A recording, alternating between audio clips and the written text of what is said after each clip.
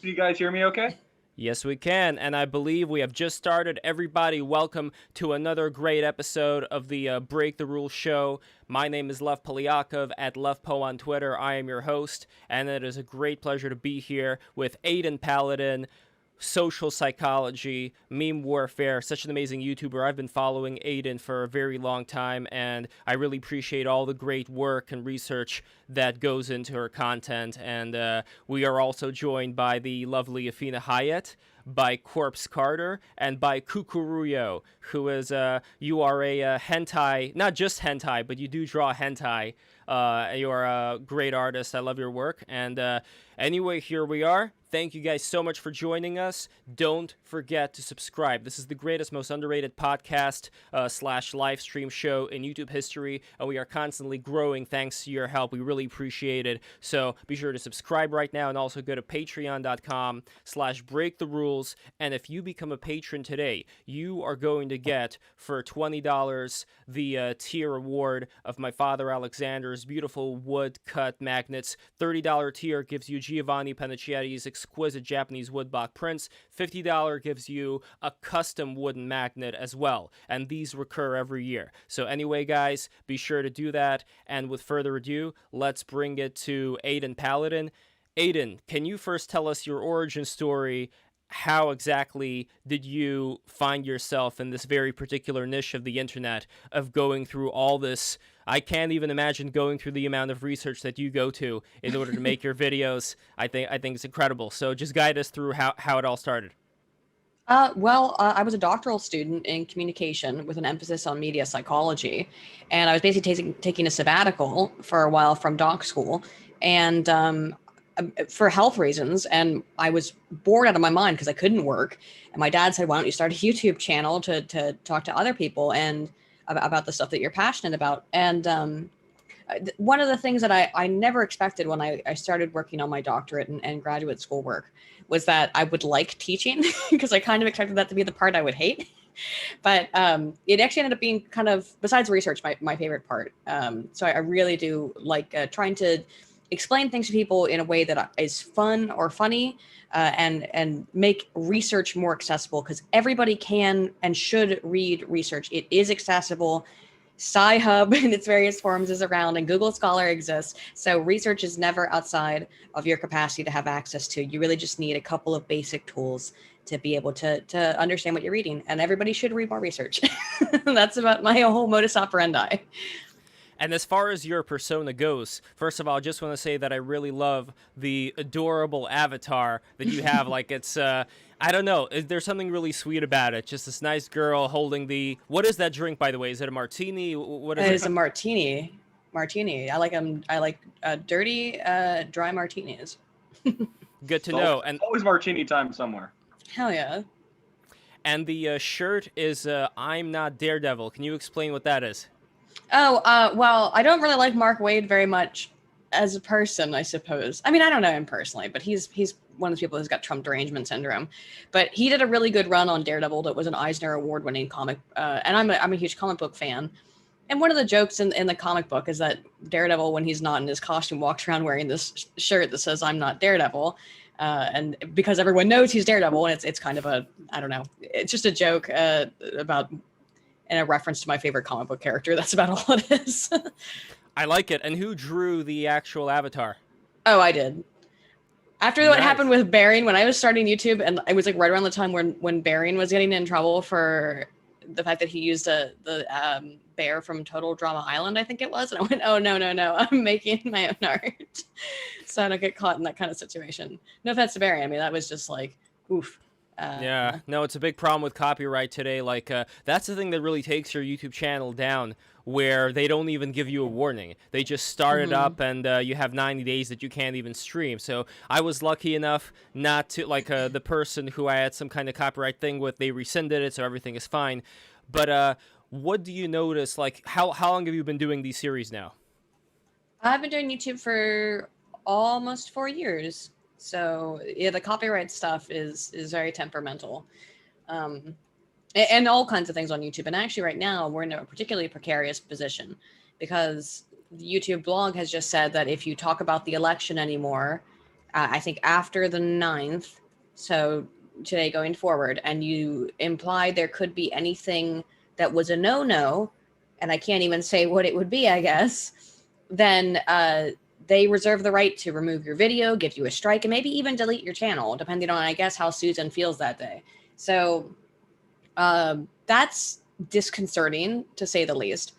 But particularly because my next video is about it too. But whatever, you know. I mean, look, I don't say anything how are you gonna do bad. that? Goes that deep.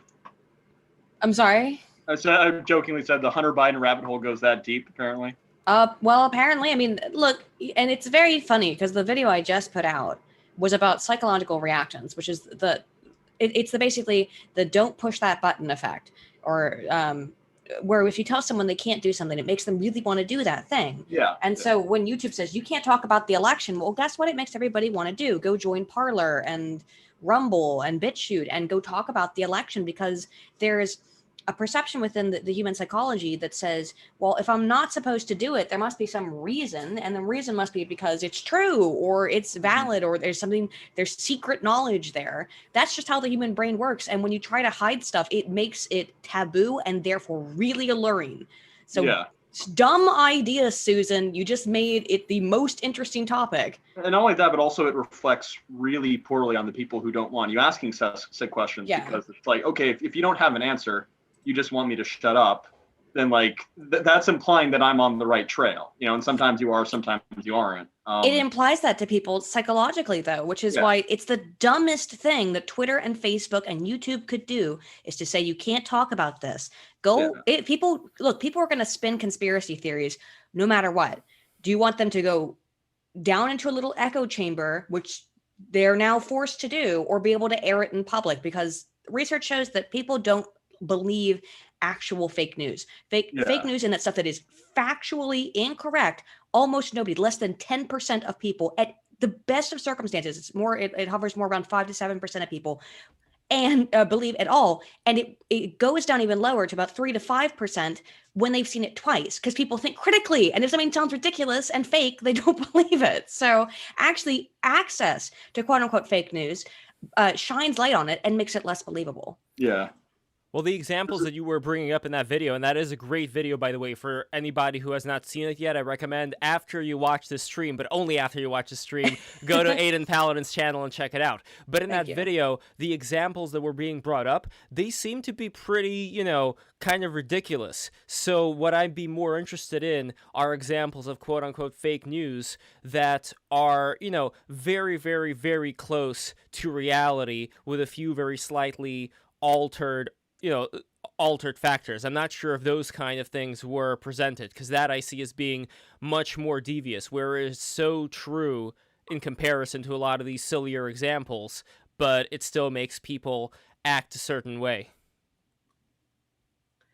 Well, I would also just say that it's clearly unidirectional in terms of partisanship, in that, for example, there's been this myth going around that Trump has lost 59 lawsuits over the election, and that's just not true. Those lawsuits that were lost were filed by random people on Trump's behest, not by the Trump team. That is factually incorrect, and yet I have seen it published in major news outlets. I've seen it on many YouTube videos. There's just this fact-checking stuff. It, in my opinion, on social media websites, on these big tech oligarch conglomerates, it is pretty much exclusively the right that gets censored. And that does have long-term effects in terms of how people perceive media accuracy, and whether or not they see themselves as victims, and whether or not they ever trust the media ever again. And I just don't see that as happening anytime soon. I think people on the right in particular are done trusting the media.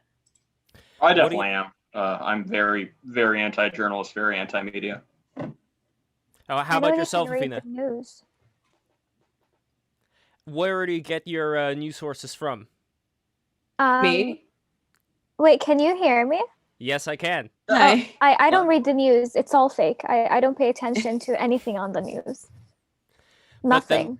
But then when you go about your day, do you subscribe to any YouTubers or any, do you watch anything that would make you informed about anything that goes on, or you just skip all of it entirely and just watch BTR? Well, I do watch BTR a lot, but I would say that I get, like, I don't trust a single media or news outlet. I would say that I just get all of my news on Twitter through my friends or family. Like, I don't read the news. It's there to make you feel dread. So both me and my fiance have that mindset. But Hey, it's Gio. almost like a rule where we don't read the news or look at it ever. Because all the time you look at the news, it's like, oh, like 100,000 people dying of coronavirus. The world is ending. A meteor is hitting the earth. So it's just, I don't know. It's futile. I think news is useless and you don't need it in your life. It reminds me of that episode of The Simpsons after they experienced that scare of the meteor falling down, and then they destroyed the observatory so that nobody will ever know whether a meteor is going to fall down at all. I mean, not that I'm comparing the two fully, because I definitely see your point, but at a certain point, unfortunately or fortunately, depending on how you look at it, people have the ability to vote people in. And if they're totally not informed about it all, what's going on, then the people who, do happen to give a shit whether, again, they're informed or whether they're just pumped full of this information like some puppet, they're still going to give a shit and they're still going to vote, and that's going to affect the lives of the people who have been totally out of the loop. So that is my other concern here. Like, do you find, Aydin, that more people, like, I don't know if you've seen the difference between 2016 to 2020, do you think more people have become weaponized, or more people have started to drop out of getting news entirely like Athena, and, instead just, as I believe Mencius Moldbug talked about, are taking the grill pill, if you know about the whole grill pill thing? Yeah. I think that I like Moldbug and I'm familiar with the grill pill, but I would say that there's a two-pronged sort of answer to that. First of all, what Athena mentioned is a well-studied thing actually called, it's a function of terror management theory called mortality salience. What mortality salience is thinking that you're mortal. And when you're reminded that you're going to die someday, people have some various different ways of responding to that kind of information. For the most part, we don't like it because it's psychologically uncomfortable. The way that people tend to respond to that then, particularly to the way this has been studied the most in the way that produces this effect, is, do you know, like those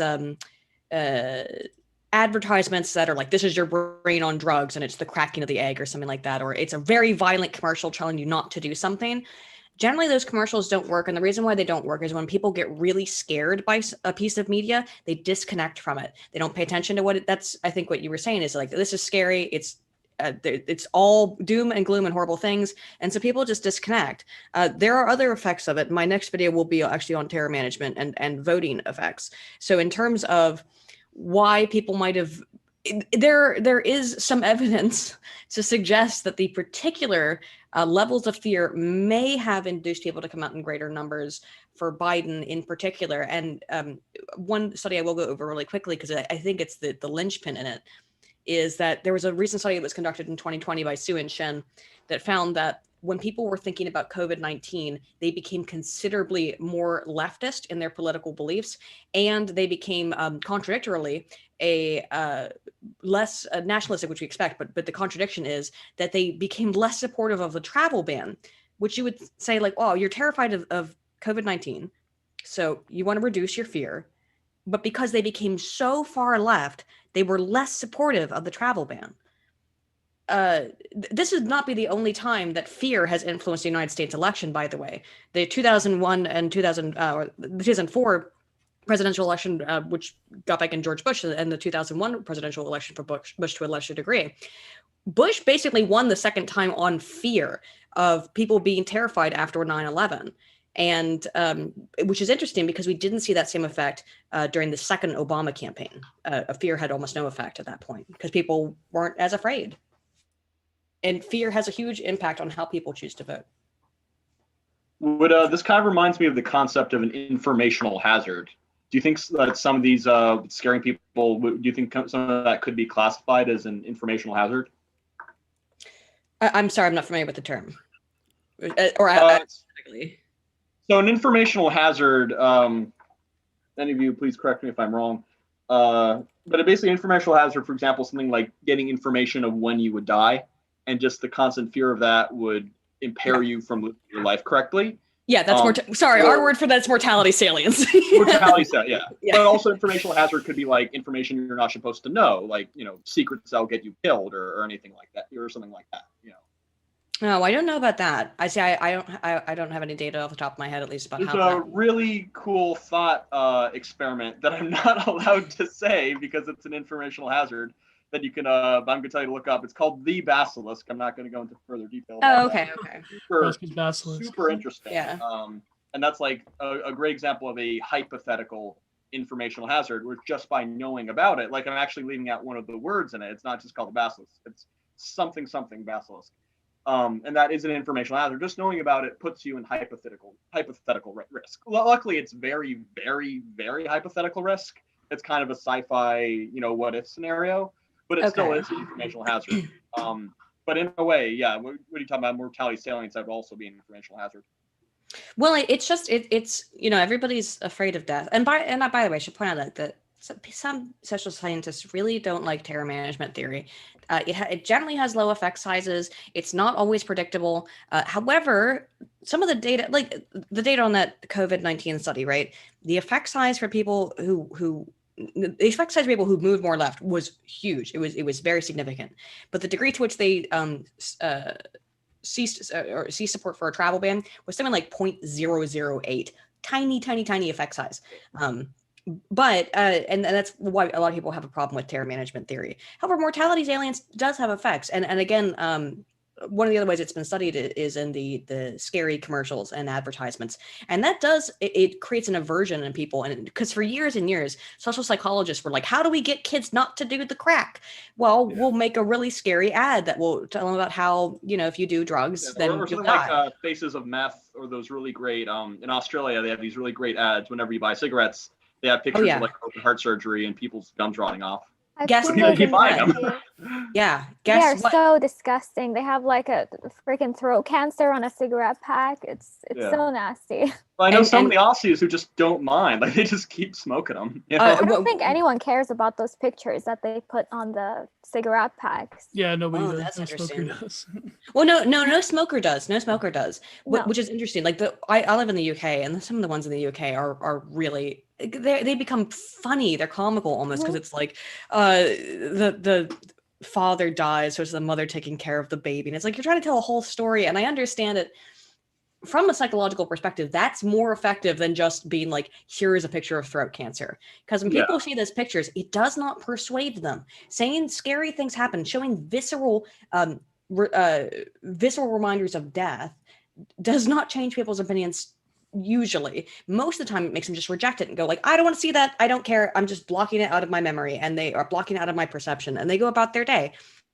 There was an interesting study with the effects of 9/11, because 9/11 was found to maybe cause people who actually were there in New York in the buildings became more conservative after the fact, but it only lasted for 18 months.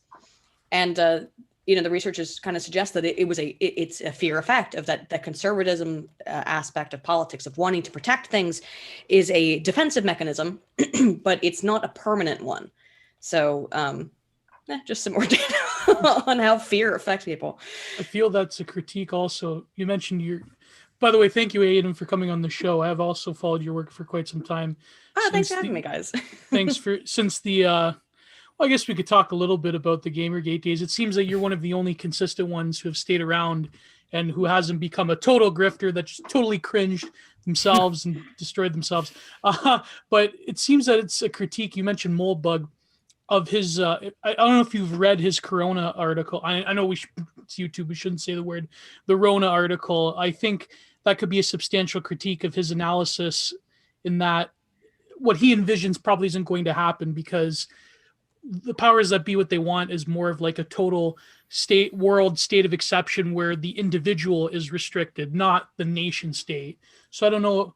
And plus, like info hazard, I guess the info hazard thing is also another, as Corpse mentioned, to me, it seems like a justification to suppress information, because now if you let normies know that certain things are happening, or if you let them go down certain paths and information holes, then it's like, oh, the scary, they'll know too much and they'll Yeah, start and in a doing way, it is a this. threat. It's like, oh, you know too much. I'll send, Yeah. I'll do something to you. You know, it's a bit like there was a bit of like implicit threat if certain Americans voted a certain way. You know, it's like, oh, we're not advocating that someone do anything, but if it happens, it's like that kind of way of threatening. But it seems that the control of information ever since the national state of exception, international with the pandemic, it seems that that's even more, it's become even hyper accelerated because now people think that information is life and death and we can all question the validity of it, So I don't know. I think that this will continue, but what do you think, Aydin? What do you see the state of the control of information in general?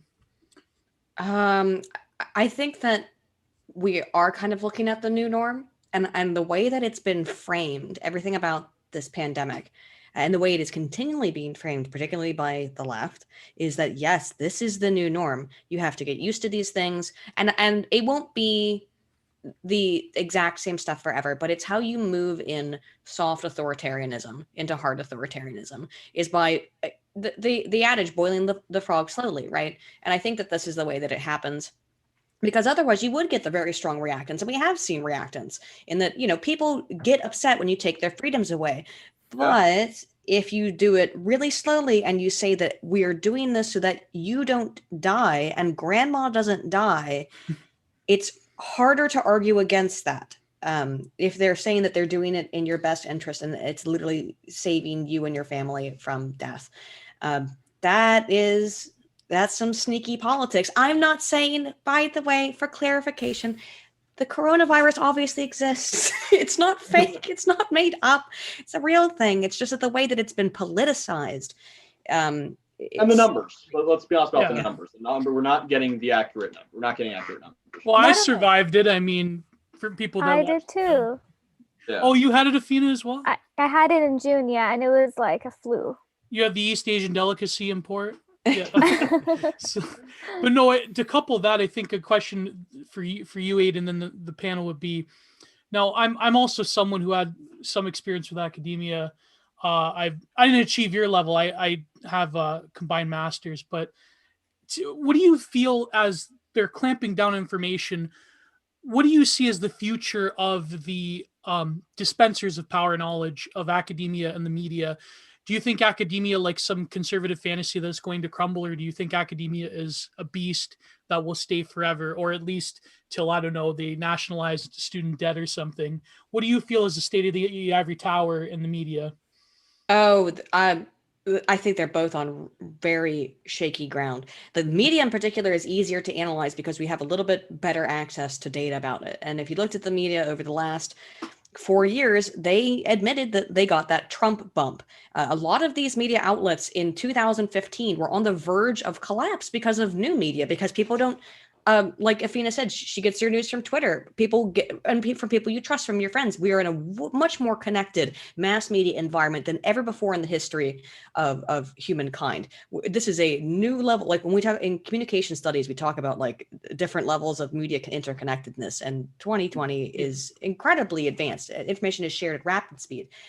And I don't think, for the most part, people want or even really need the big mainstream media outlets anymore. When you have independent journalists who will go do this stuff, when you have people who are modern muckrakers and will dig up stuff and will release it, like, who will go out and find and publish the truth. That happens on its own. And the media at this point, the mainstream media and its allies seem to want to stifle that. For example, YouTube banned One American News Network, which is a fairly major news outlet, but not on par with Fox News and CNN. And YouTube just banned them over the Hunter Biden stuff. That is the biggest problem or limitation into where this happens, is if censorship becomes so pervasive that people cannot interact in the digital public square. therefore you can only get media messages from the approved of sources. And I think that's where they're headed. I really do. Unless something happens with 230, and I, by the way, am very pro 230, section 230 of the Communications Decency Act, which basically says that, if you are familiar, does everyone here know what 230 is, or should I explain? I do not, actually. I don't know what 230 is. Okay. I've heard of it, yeah. So section 230 of the Communications Decency Act basically says that platforms on the internet that host people's opinion have a special protection in that the platform hoster cannot be sued in civil litigation for the actions or words of people who post or add content on that platform. Mm-hmm. However, it makes sense, yeah. And that's what allows Facebook and Twitter and 4chan and everything to exist. Oh God, people can go 4chan. Well, right, but it's that section 230 is what allows all of these websites to exist, because otherwise, if they are a publisher of information and like a newspaper, and they publish and they are publishing the things that these people are saying, then they can be sued in civil litigation without the protection of 230 for publishing lies and slander and whatever else that if they don't have the 230 protection, they can be sued for all of that stuff. Otherwise, the way it is currently is that if somebody lies about you on Twitter, you have to sue that person who lied about you. Without 230, you could sue Twitter and get some of Jack Dorsey's money, right? So Ted Cruz right now is trying to take them to task in part over the Hunter Biden story. Cruise missile. The cruise missile, basically saying, like, you guys, you acted like publishers both over the Hunter Biden thing and over the 2020 election. You acted as publishers by saying this is information that is true, this is information that is not true. When you put fact check warnings on stuff like that, you are acting as a publisher, not as a platform. And I would be prone to agree. However, I'm very afraid, because if we lose that 230 protection, it means that little web forums where people go to talk about stuff can't exist. So it's a very, very dangerous. They've tried this. I mean, they've done this. So people can essentially go to court for saying, like, I don't know, so-and-so is a fucking loser online. Like some anonymous guy could just get in serious trouble for saying something like that. Something innocent like that. What happened with Kiwi Farms? The federal government tried to shut Null down. That's an example. But Null was protected under Section 230. The problem is that, again, so right now, you can sue someone who, if they call you a big meanie doo-doo head, and you can prove in some way that caused damage to yourself. If you can prove that them calling you a doo-doo head caused damage to yourself or your business in some measurable way, you can sue the person who said it. Without 230, you can go sue the person who hosts the website where that statement was made. And that's why Section 230 is a very important part of the Communications Decency Act. Because now, as much as I hate Twitter and Facebook and YouTube too, I think you have a farms thread, if I recall. Oh yeah, everyone does. You're not defending the people in charge of the companies. You're defending the little guy. You're defending the people who use those. Like those websites, basically without 233, we wouldn't be able to use those websites. And just like whether we're trying to say something, whether we're trying to report on the truth, or whether we're just shit posting, all that would be under scrutiny. So we're all at risk. Right. Removing 230 would be the end of free speech as we know it on the internet, because you would have to everyone would basically have to host their own websites. We'd go back to 1995, where everyone had their own web zones. That would be good, though. I mean, if it means 1.1 will commence again, I guess. But you couldn't do something like free webs or something like that, because then if you hosted on a video hosting site, still you could drag it up the ladder and say, well, now free webs or whatever, or GeoCities can be sued because they're hosting your content and therefore they're responsible for what you say. An end to Section 230. There are maybe revisions that can be made to it, but an end to Section 230 would be an end to the internet as we know it. Yeah. And the part about academia, where do you see that headed? Oh, sorry. Yeah, I know that was. I got off on a tangent. In terms of academia, it's more well established, but it's not without the capacity for change. Academia always changes. The thing is that after the 1920s, the communists went out of the streets and into the academy, and that's basically where they have fermented their ideas for years until they have become unquestionable. And critical race theory is a perfect example of that, of how they have really warped the way that quote unquote science is conducted, into the fact that we have to even question if 2 + 2 equals 4 or 5 now, because if a Black person gets a different answer than a white person, well, then there's critical race theory would say the reason why they got a different answer is due to systematic injustice. Yeah. And that's not science. Yeah, your videos on the topic have been really, really great. Those have been some really good videos. Thank you. Yeah, I wasn't familiar with your work at all until Lev sent me a link to your channel, and I binge watched your videos last night, and I enjoyed them. Thank you so much. The 2 + 2 = 5 stuff, though, and critical theory is the example of how the academy has been poisoned. The problems with the academy are endemic, in that the way that it works is based on the system of tenure. So once someone gets tenured, it's basically impossible to get rid of them. They can do anything they want for the most part and get away with it. And so the academy is salvageable, but it will take a lot of concerted effort to get rid of nonsense. And it can't actually just originate from the university itself. And the reason why is because, for example, people who want college debt loan to all be forgiven are also probably people who have degrees in feminist critical theory and feminist dance studies and stuff. And when you pay people to do that as professors, and you give them money and you give them a job, then you can't fire them because they're tenured, and then you promulgate those ideas further for more people. And if it all becomes free, there's no meritocracy there whatsoever, and so it's never the merit of those ideas is never put to test, and therefore they exist without question within the zeitgeist. That's my fear for the academy.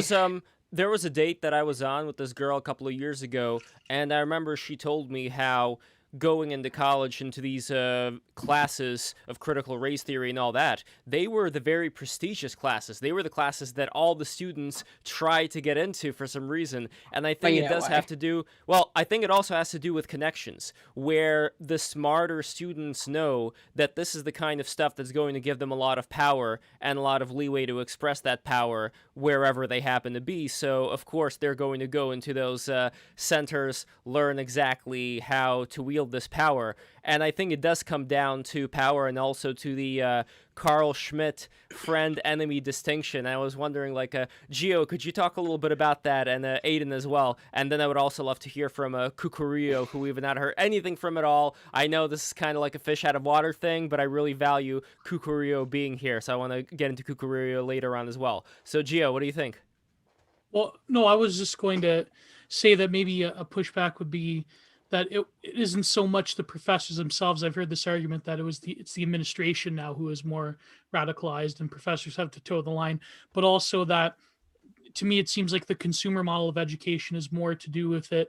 I mean, there is explicit ideological censorship, but I think the censorship in academia, it's different than, what the IDW people think. It's more of like they select for certain people and a certain phenotype and a certain people who have a personality of deference.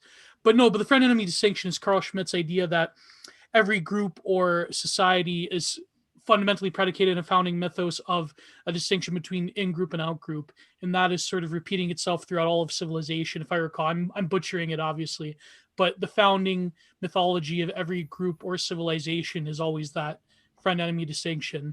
And people like to deny it, and they like to confuse it with jargon, but really, at the end of the day, it motivates us for almost every political motivation comes down to it. That's what Schmitt believed. But of course, he was a Nazi, so don't listen to him, right? Yeah. Well, let me tell you what. I didn't know that.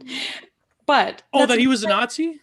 No, I didn't know about this philosophy. I didn't know he was a Nazi. I really know very little about the man, but I do know this. Okay. That's actually my primary or maybe secondary form of area of research in social psychology is group psychology, where we have the exact same terms, in group and out group. And social psychology and all of its research is predicated on the same beliefs, that every single thing that we're involved in socially is a combination of in groups and out groups. And we are basically inherently made to believe that the in group is good and the out group is bad. In some way, we hate the out group, but it means we really prefer in group, and we probably distrust or don't want to associate with the out group. That is, and by the way, so if he was a Nazi or whatever, that research is solid. It has been verified over and over again with research for the last 100 years that is how people construct reality, is via social psychology, via group psychology. I know in political science he's having somewhat of a rebirth. Like, people are more willing to talk about Schmidt because of the ideas of post-liberalism. So like Patrick Deneen and other, not too based people like Adrian Vermeule, but even though he's like that weird space as Martin Heidegger is, where yes, he was a Nazi, but academics will still read him because of his immense importance. So that's interesting. Because I really don't know him, and it's just so interesting to me, because I come at things from a research communication psychology perspective, and then it's like to hear philosophers and political scientists say the same stuff. Academics often talk past each other. A lot of times we'll be because we're in different rooms, coming up with the same freaking ideas and testing them in our own labs, and then just not communicating. It's interesting. Well, Paul Sitting Shows in the chat says, just got here, Aydin's going to read CCRU writings. Maybe. I mean, Aydin, have you heard of Nick Land? Maybe. Aydin? You're muted right Sorry. There we go. Sorry, 1 second. I had to take my sweater off. I'm sorry, could you repeat it? Yeah, so Paul Singh Chow says Aydin's going to read Cybernetic Culture Research Unit writings. Have you heard of Nick Land? No. Oh, okay. We're not going to go down that rabbit hole. Don't worry about it. But you've heard of accelerationism and yeah. I've been an outspoken opponent of accelerationism. I don't believe it's a good idea. No, because look, if we believe the idea or the supposition that society does work in stages and that it happens cyclically all throughout history, I don't see the purpose in accelerating it if it's going to happen inevitably anyway and make things worse, perhaps without needing to. I think accelerationism as an idea probably leads to bad stuff. Well, then, yeah, maybe. Well, Nick Land, that's kind of a bit too heavy for anyone. But yeah, no, it seems that you would enjoy Carl Schmidt if you're talking about the cyclical history too. But not to turn this into a Nick Land thing, but can you say why exactly Nick Land is in favor of accelerationism unless it's too long to go through? It's way too long. It goes into some very esoteric rabbit holes. But this could be an interesting episode for you, Aydin, if you ever want to do a Nick Land episode. Maybe a relevance to the topic to the discussion would be. Well, Aydin, what do you think? Now that we're talking about this, because Nick Land talks about information technology and so forth. What do you think of the idea that when it comes to digital technology and the internet, that algorithms themselves, we know they're influencing human behavior, but I mean, it's quite a leap to say that the AI will come and we'll all become human batteries. But what do you think of this theory that's even in the social sciences very popular and in vogue, that information technology is fundamentally altering human behavior and the algorithms are going to make us into wire-headed pleasure machines, I guess, or something like that? Evolution works very slowly. For example, something that everybody utilizes every day for the most part is something called a cognitive heuristic. What a cognitive heuristic is that when you see a stick in the grass, you go and jump and jump backwards because you think it might be a snake. It's a basic function of our evolutionary psychology. Well, in the modern day, it's very unlikely that you're going to find a snake in your house, but you might see a cord on the ground and still think snake, because psychology is still very much based in these evolutionary practices. And that means that stuff does change very slowly. So the idea that all of a sudden within the course of 1 or 2 generations, human psychology will fundamentally change because of access to the internet is, I don't think just unlikely, but nigh impossible, because these things do not change within individual psychology. I mean, it can affect an individual person, right? It can make someone more neurotic, can make someone more psychotic to have access to this stuff.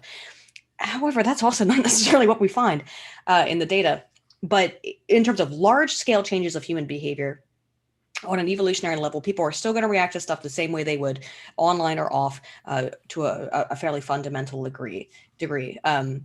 For example, right, like the way that people form relationships online is accelerated. It's because people share information more quickly.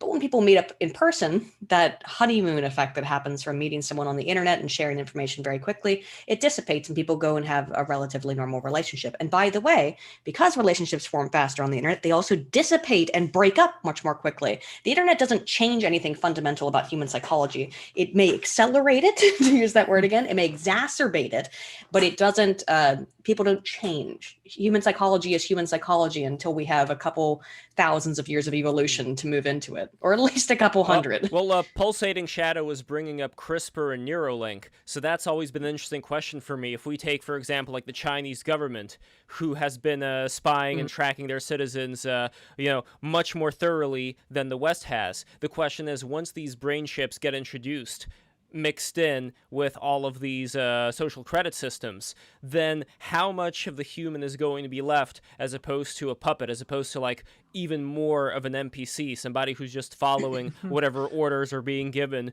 through the little microchip headset, and they get like some cookies or some stars as rewards for doing certain actions. Like that's a big thing for me. That is actually where it gets scary. If they can hook you up to a dopaminergic activator, that would start to be where you get it supersedes evolution. Because if they can start now, hang on, there is an upside. There's an upside because the human body develops resistance to dopamine over time. So the more dopamine is injected into the body, the more resilient it becomes towards it, and therefore every hit is less and less effective. If you were to give someone a dopamine hit every time they did something that was socially acceptable or something like that, that effect would eventually wear off in terms of its potency.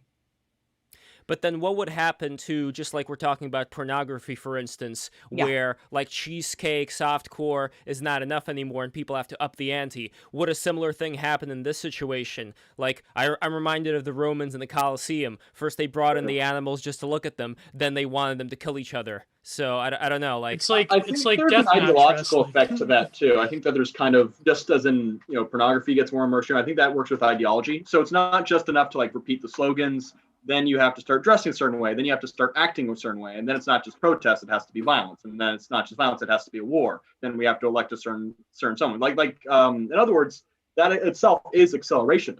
We keep accusing each other. Oh, we're not doing enough for the cause or the movement. So we go further and further and further.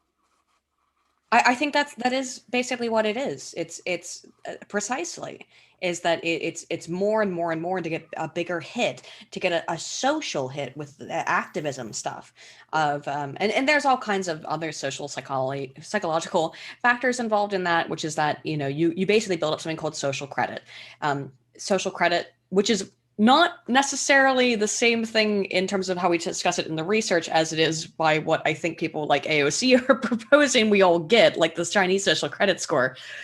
Social credit in the research sense is that you earn good boy points by doing things for people by being nice, by being a decent human being. And so I think that you earn and it can be inter and intra-group, particularly inter-group, meaning if you get good boy leftist points for having a BLM sign, you get more points for going to a protest, you get more points for throwing a Molotov at a business, and so on and so on and so on. And social media is a major vector of this because it provides a digital footprint of the manifestations of your good boy points towards your intergroup. So it's like virtue signaling? Yes. Well, virtue signaling is a form of gaining social credit within your in-group. It actually provides some sort of value. You get some people think you're a better person, and then they might treat you more nicely. Maybe they'll buy something from you. That's how social credit works. They'll do something from you. The way that we talk about it classically in research is that, like, your friend needs you to help him move out of his house and you don't want to do it, but you do help him move because one day you will need something back from him. And that's how the social contract generally works.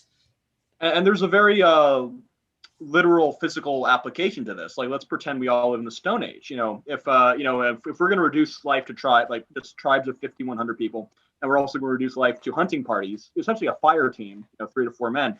I don't want a guy who's going to run and hide. I want a guy who's going to, have my back with a spear. And then I want more than that. I want a guy who can take down a mastodon with one spear. I want a guy who's going to risk his life. And he wants the same thing of me, And obviously life's a bit more gentle than that. So maybe we don't need to go that far. But I'm sure that, if we did live in the Stone Age or a similar kind of like post-apocalyptic sort of environment, we wouldn't want guys doing like half-assing. We don't want 50%. We want 110%. I mean, if you play a sport, it's like that. I don't. If I were to play, I used to play hockey, and it's always about more and more and more. Like one goal isn't enough. You got to do a hat trick, and you got two hat tricks, 3 hat tricks.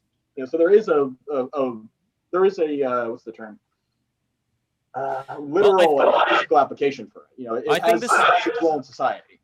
This may be why people are not that big fans of the soy boy, as they're called. Because oh yeah, no, definitely. That's actually my problem with that. I would much rather have someone who is passionate about doing what they love as a friend than someone who wasn't. Obviously, I wouldn't want a crazy person, but it's much cooler to have a friend who's like, yeah, let's go outside and do something cool today instead of like, oh, let's just watch TV. Yeah, but about the crazy people, it is interesting how the political left has managed to utilize and weaponize the absolute like refuse lumpenproll of society. When you look at these Antifa mugshots, I mean, I'm not saying this is at all a good thing. I think that can go into a bad thing, but like what it reminds me of right now is the Imperial Japanese, of how Imperial Japanese were. They taught them young in colleges. A lot of the people who would fight in the 40s were college students in the 30s.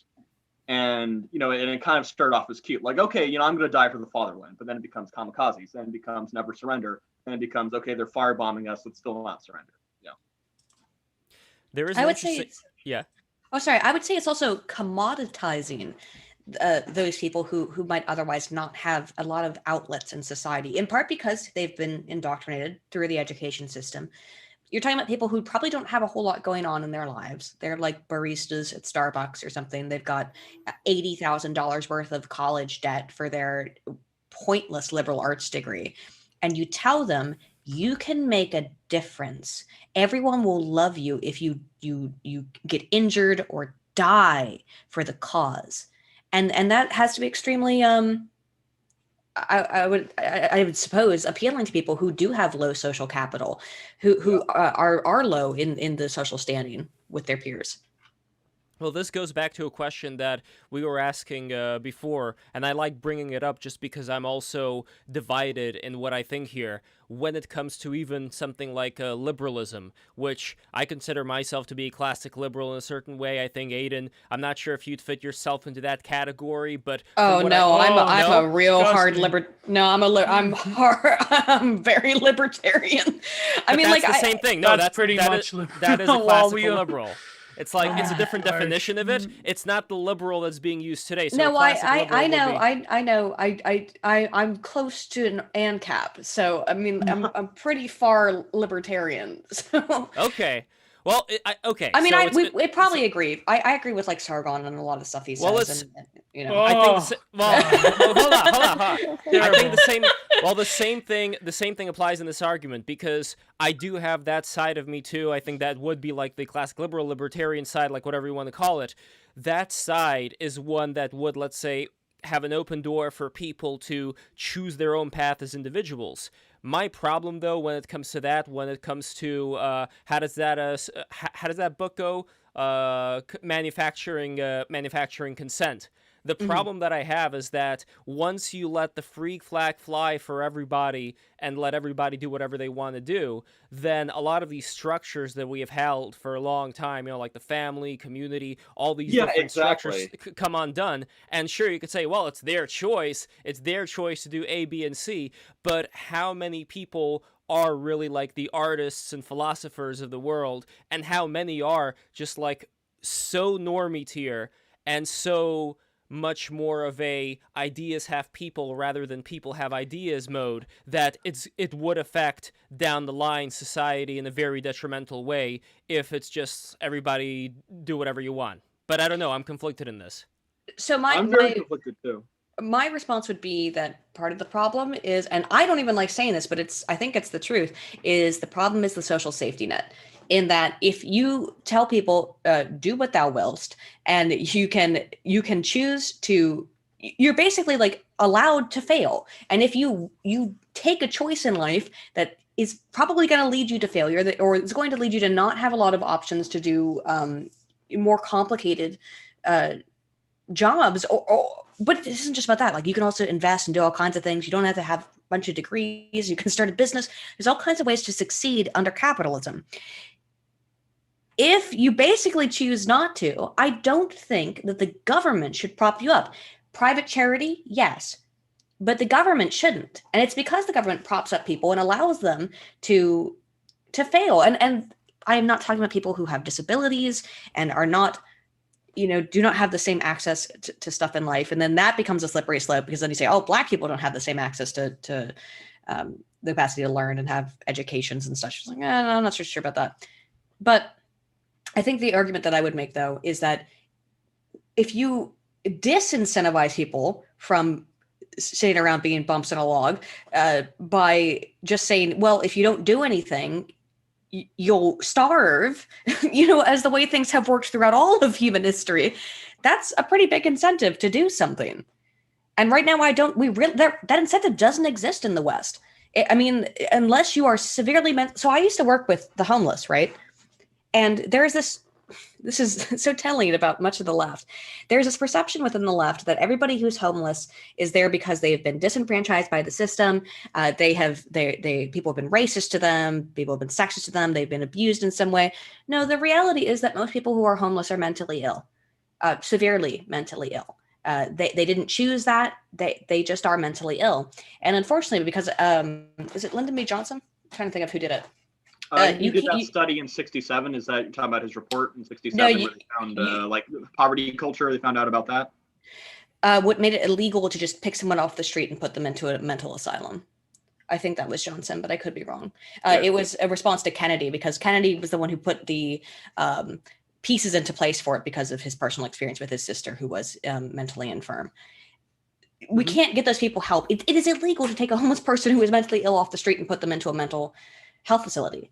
So we can't help those people with that. I've gone off on a tangent here, but the reality is that I think removing the crutches from society is probably a good way to get people to be incentivized to work.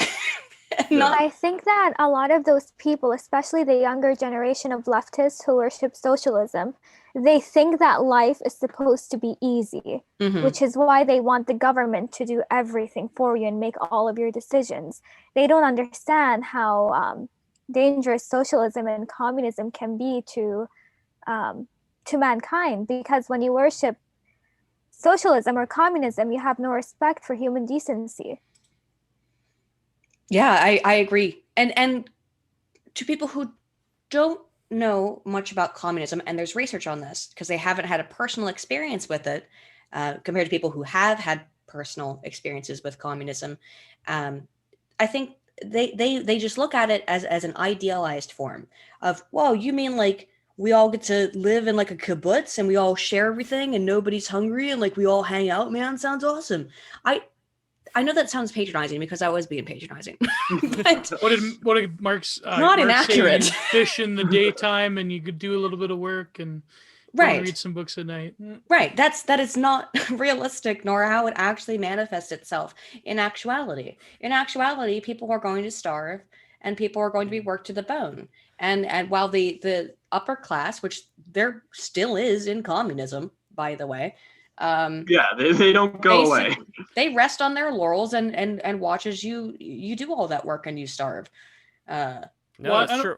I don't Which is what is disagree. happening in North Korea, essentially. Yeah. Right. And by the way, Aydin, I don't know if you know this or not, but I'm originally from Russia, from St. Petersburg, and my parents are from Russia. And when you were talking about the mental homes, they were sending people to mental homes. They were like friends of my family when they said something bad about the Russian government.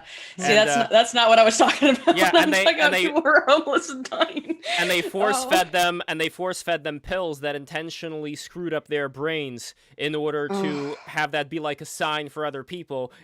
Don't better think twice before you read that book or before you talk about A and B. But the interesting thing for me though is that while I am very much aware of the dangers of communism and the system like that, the other danger that I think has gone a little bit absent in a lot of libertarian discussions has been with these free market corporations, all these companies, like the things they're doing right now. Well, that's what I was going to say. Lev. Yeah. Like that's my pushback. I think that the problem with a lot of this discourse that has I don't know if it's popular anymore. I know back in the YouTube, back in the heydays, I mean, I know all of them got banned and censored, and now BreadTube is ruling the roost. But I think the problem, Breadline too. The problem is that I feel that late capitalism is more responsible nowadays for the current destruction and dissolution of previous orders and values, and also the social what would you say, milieu has been torn asunder by these forces of capital. Specifically, the woke capitalism is the current orthodoxy of the day. And I think when a lot of the anti-SJWs go off about communism and cultural Marxism, which is a misnomer in my opinion, I feel that they're not focusing more on the source of how is it that capital but rather enabled a lot of these discourses to flourish, and why is it beneficial for people to be rootless cogs, living in pods and eating bugs, and not having relationships and so forth. Like, I feel like that's kind of missing from a lot of anti-SJW libertarian discourse. And of course, I'm, a terrible fascist reaction, not fascist, but what I mean, terrible reactionary. Well, I guess, the label is dead, but I feel that, I don't know. I think a lot of the social safety net could work, but we have societies of tens of millions of people that don't share common cultural or ethnic, or religious understanding. Well, and also it's important that our leaders should have skin in the game. We have a breakaway political class, so there's like and I want to ask something because I feel a lot like Lev. I'm very, very conflicted. There's a part of me that really just wants liberty, and then there's another part of me kind of inspired by personal experiences and people I know. Because I really can't handle it. I really want people to be free and live their best lives by being free. But stuff like a lot of what we call traditions, like the family, marriage, having kids. I know a lot of people who they were not lucky enough to have a nice family that was together, or a family at all, and they are not free. Like that did not like they can't just drift or wander. Like they are not more free because of that. They're actually less free. I think that in my experience, people who had very loving families who were together, like after they got out of the household, they could really explore themselves. They could really do brand new, great new things. Well, even in Aydin's video with like the pill is really was. Oh, that was a great video. That was a really great video, and that is I guess it does kind of remind me of that because but obviously I'm not saying. Let's not forcibly breed people. No one's saying that. That's the whole. No forceful impregnation. So I wonder what Kukuri. Notice how as society collapses and as people has less children, that becomes a porno fetish as well. Notice that. That's pathology that I wanted to write about. Not advocating forceful breed, but I am saying that I just see a lot of people ironically have more freedom the more traditional family they come from, as opposed to a lot of people I know who have very untraditional families, where like the parents are constantly cheating on each other. Well, even the now you have kids growing up in polycules soon, so we'll see what happens with that. They are less free. They are less free. They have a lot of problems. What's a polycule? Oh no! What is a polycule? Aydin, do you want to take this one? Polycule.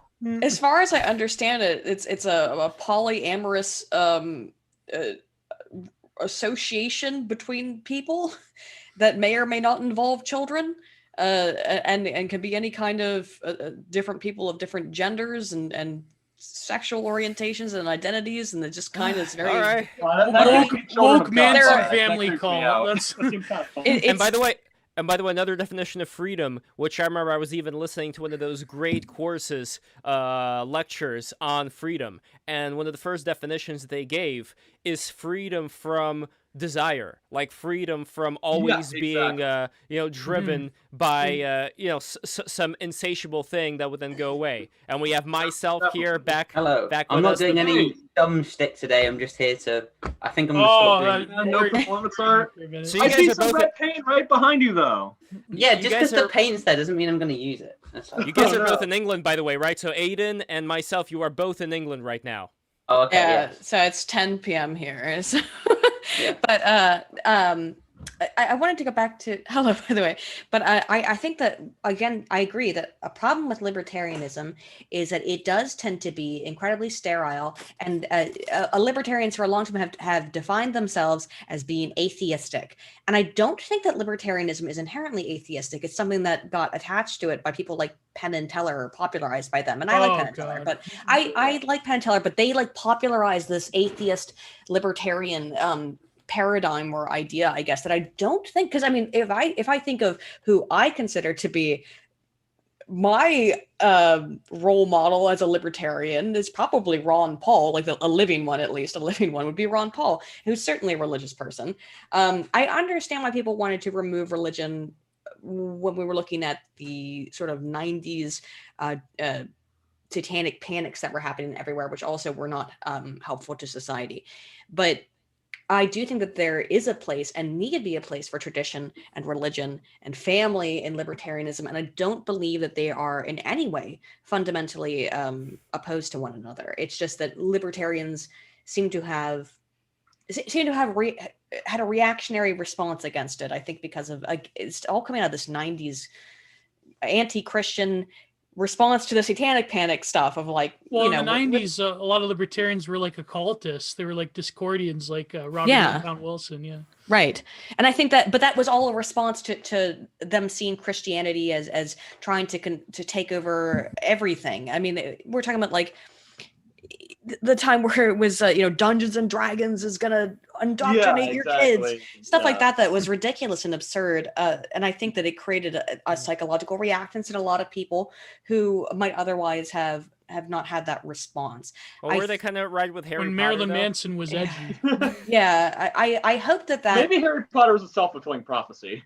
Yeah, I do hope that changes, though. I do hope that libertarians in general come to be a little bit more accepting and welcoming of religiosity. And well, you have guys like G.K. Chesterton, who was this huge Catholic thinker, and he was very, very critical on socialism, and he wrote a lot of great critiques on socialism, but he was also very Catholic. I don't think that they are in any way opposed to one another. And I think that it is a product of a sort of modern meme nature of libertarianism. Who was that idiot who got up on stage, I think in 2012, or was it 16? I don't remember. Who got up on stage at the libertarian? The naked guy who oh my God. The big iron cross tattoo. Well, I don't know if he cross-dressed, but he got on stage and stripped. Iron cross tattoo. He had an iron cross. I just that's Did he really? Ginger, bearded, iron cross, and he was like huge and fat. And he was he was a big chubby guy. Big chubby guy. He had. I didn't notice the iron cross, but I did. Well, I could not notice him stripping on stage. Yeah. At the Libertarian Convention. Yeah, that wasn't me accusing him of being like this or that reactionary. I'm just saying that's all I remember about him is ginger, tattoo, and huge freaking fat.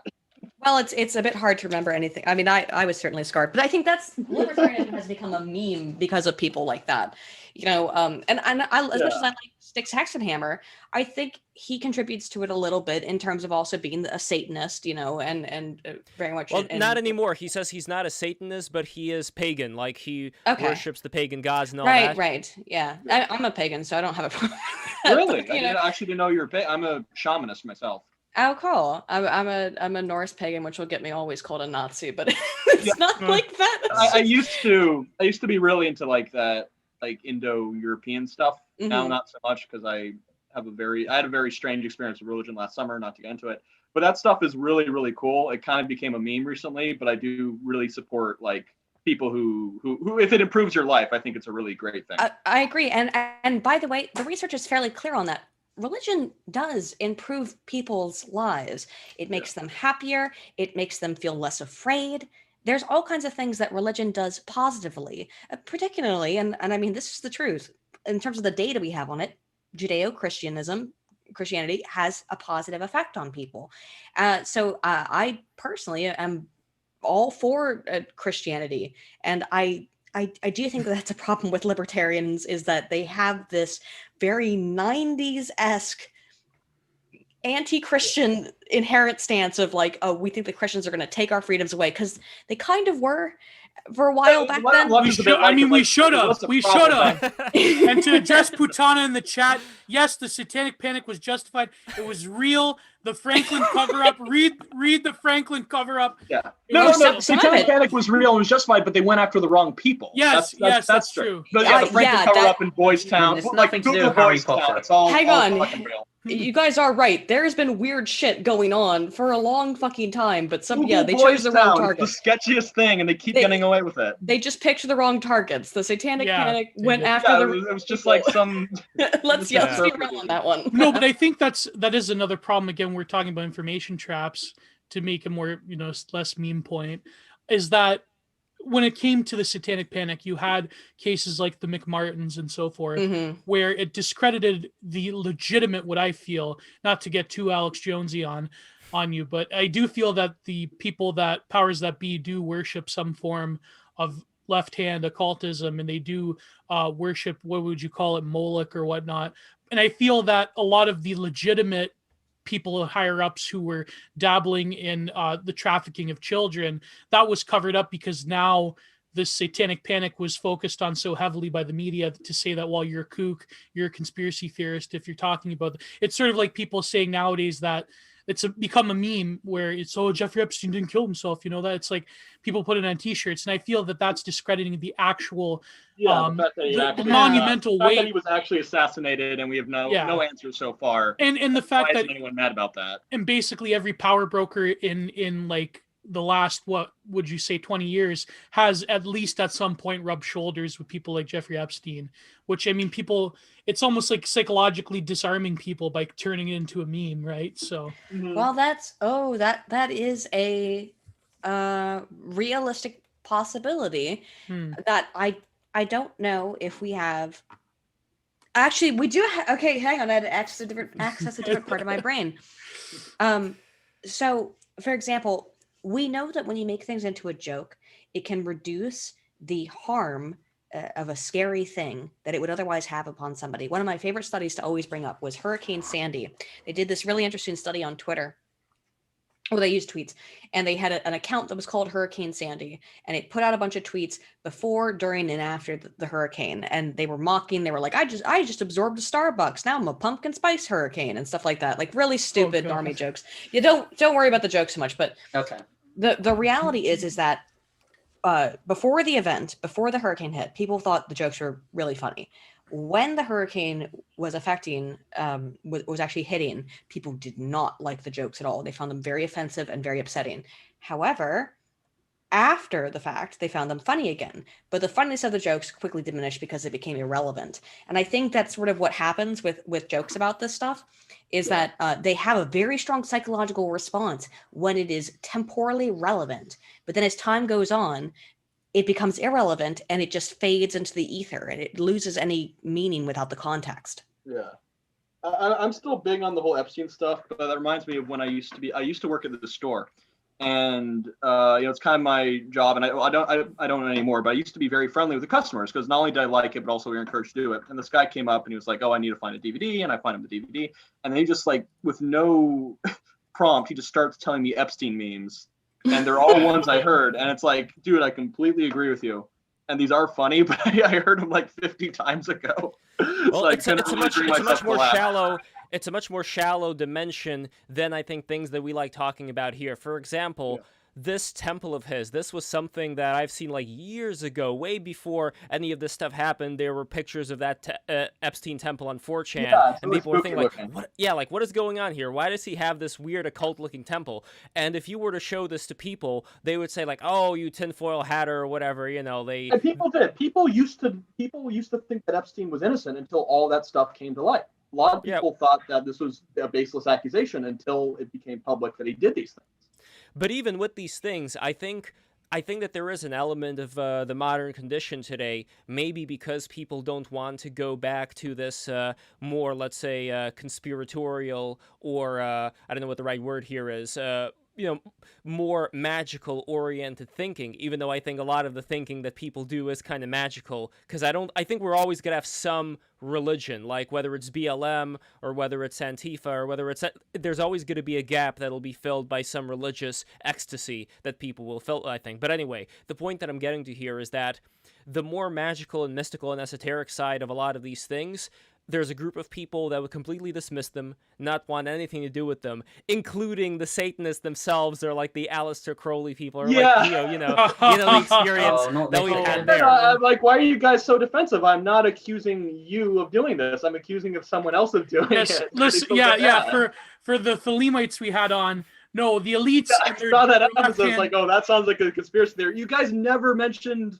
the Jays at all. How did she come to that conclusion? Yeah, well, apparently all conspiracy theory has to do with anti-Semitism, according to some people. It has nothing to do with it. It's like, which is another thing I wanted to bring up with Aydin. But yeah, to the Thelemites, let me say, yes, it's true. The elites, they're not using magic, and it's totally irrelevant. But their hot topic magic is the real magic. So that's. But Aydin, what do you think? Now that we're talking about this, what do you think? Because we were talking about censorship before. I don't know if you've been following it, but apparently they're trying to counter the narrative because the nephew, Hassan Piker, I don't know, his video got restricted or something. And like literally within 15 minutes, YouTube groveled and reversed it. And ContraPoints is out there saying that, oh, look, see, the left gets censored too. But what do you think of when it comes to this type of stuff? What do you think and I know even just saying it makes me cringe. What do you think of the radicalization narrative they've been trying to push for the better part of a year or so now, 2 years? The YouTube rabbit hole thing. I know you directly. I think you had a video on it, if I recall, or something. I did, and I also read the Trump Accountability Project research, and I actually spoke to the guy, one of the researchers behind it. Seems like a pleasant enough guy. He was also on PSA Sitch and Adam Friendage show. I don't think he defended himself very well, but at least in private conversation, he was friendly to me. I don't think he's. Let me explain what it is first. I don't think this guy has bad, evil intentions. If you don't know what the Trump Accountability Project is, it's very similar to other things that have happened in the past, where it basically. Oh no, the Trump Accountability Project. That's something else. I'm sorry. This is the YouTube. Sorry. It's like a YouTube accountability project. I'm getting the two things confused now because there's so much stuff that's happened. I'm so very sorry. What was this called? It's a new YouTube thing that's come out that categorizes people's political like a political compass. It tries to get it. It was like a web of relations, like it's a relationship web. It's not the Trump Accountability Project. That's AOC stuff. I'm sorry about that. I remember. Everyone was in it. I was in it. Let me see if I can find it really quick, but I'll go ahead and describe what it was. What do you mean by everyone?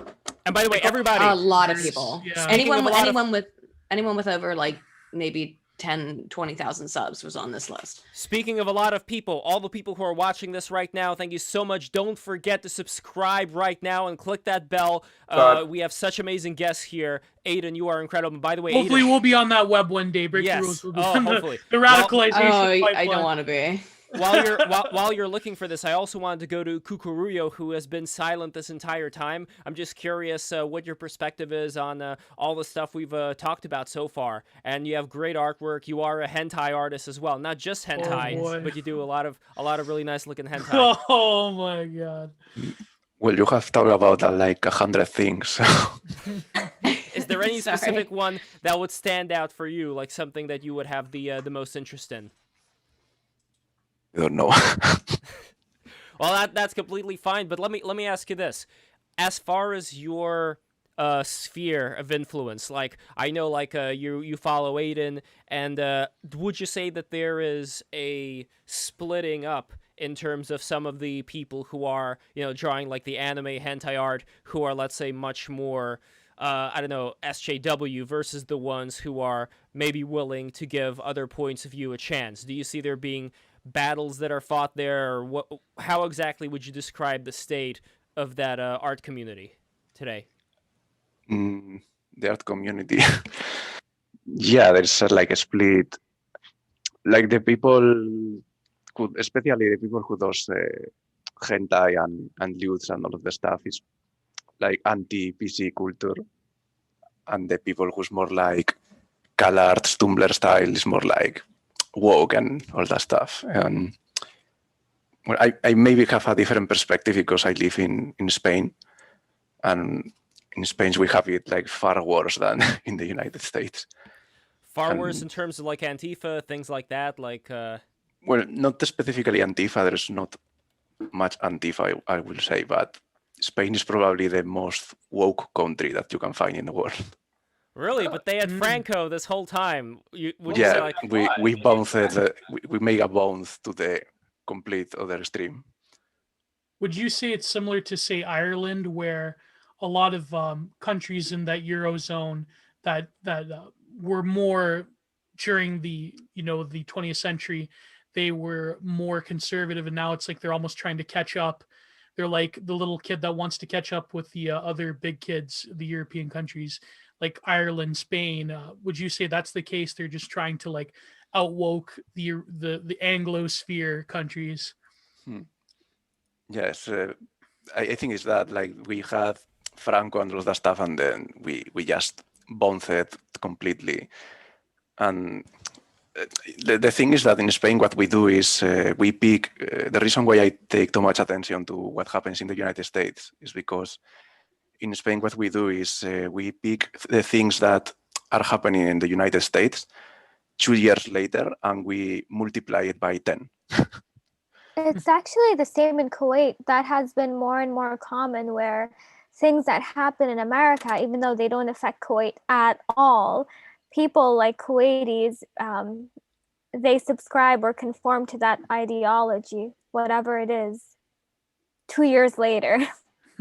Seems like everywhere seems to have this big thing of like trying to copy America, because I think the UK is especially bad for this. The whole like George Floyd shit, where it's just like, oh god, there's like so much of that like graffiti everywhere and shit of Well, that's ridiculous. I wanted to bring up with everybody, especially Aydin, is that there was a story I saw in Ireland. There was a young white man who got very young, like a teenager, who got beaten up by some gang members, and the Irish courts wanted that video scrubbed offline. They just wanted to get it completely rid. Well, it's American political colonialism in a lot of ways. But also I just think that's a really scary form of information destruction, which has happened there. Or like in New Zealand, where they just wanted to put people in jail. I mean, that's kind of a different, because that's pretty touchy. But the New Zealand shooter, they wanted like put people in jail for just I like sharing that the video.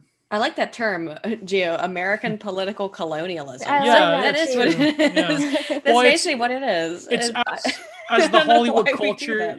Well, I think it has to do with the Hollywood culture industry, because globalization really is Americanization. And as Hollywood has colonized the imaginations of people through the culture industry throughout the world, now the American political ideological, the political industrial complex, now it's like this weird form of American political colonialism, where now the whole world has Japan, from Tokyo to Jakarta to Riyadh. They all have to have George Floyd touring projection screens of George Floyd. Big golden coffin funeral march. Yeah. So it's fascinating. First of all, I wanted to be clear and fix a mistake I made earlier. When I'm covering a lot of things, I mix names up sometimes. I was not talking about Trump Accountability Project. I was talking about Transparency Tube, which I've posted in the chat. If you guys want to check it out, This is the thing I was talking about, where I spoke to the researcher on this, and I do not think he has malintent behind this. But if you'll notice, people like Tim Pool are like far right and stuff. It's quite odd. Hold on. Apparently he's a fascist. He's a Nazi, according to. Yes, I also read their study on how they collected these data, and I have problems with it, but that's for another time. I think that it is interesting, though, to think about how America seems upstream from global politic culture. In that, yeah, like the BLM stuff starts in the United States. It really started 4 or 5 years ago, and it's okay. So the impetus behind all of the, let's be real, riots this year was George Floyd for the most part, and then when we saw the same things happening in the UK, it was like, what? Is this happening in the UK? And it was just, it's very bizarre to see the power of American politics globally like that. I don't know what that's about. But also, is it the working class or the upper class? Because one thing we noticed with the Extinction Rebellion protests is that a lot of these people were the upper class British people. And I remember there was even a video of they call the middle class there. That's what they call it. They're middle class. Well, the working class was basically rallying against them because they were disrupting their work. They were disrupting them being able to get onto the train. I don't know, Aydin, if you were there at the time, like what exactly was going down related to that. But yeah, let me know. Wait, what specifically? The Extinction Rebellion protests that were going down in England. And then later the BLM ones, yeah. Yeah, I paid somewhat attention to them. Like, where I live is very, in the country, so none of it, I didn't get any of it here. But I saw it on TV a little bit. I didn't pay too much attention to it because, again, it seemed like a runoff from the stuff that was happening in America and therefore not organic, right? It was faux outrage, or maybe not faux outrage, because the way psychology can be a mind virus, right? It literally can, in that ideas can spread in a viral nature, and it can be that, well, because you saw these grievances online, then you took them up for yourself, and particularly if you ruminate upon certain ideas for a long enough amount of time, it can feel very real for you, as if you experience that pain or suffering or whatever.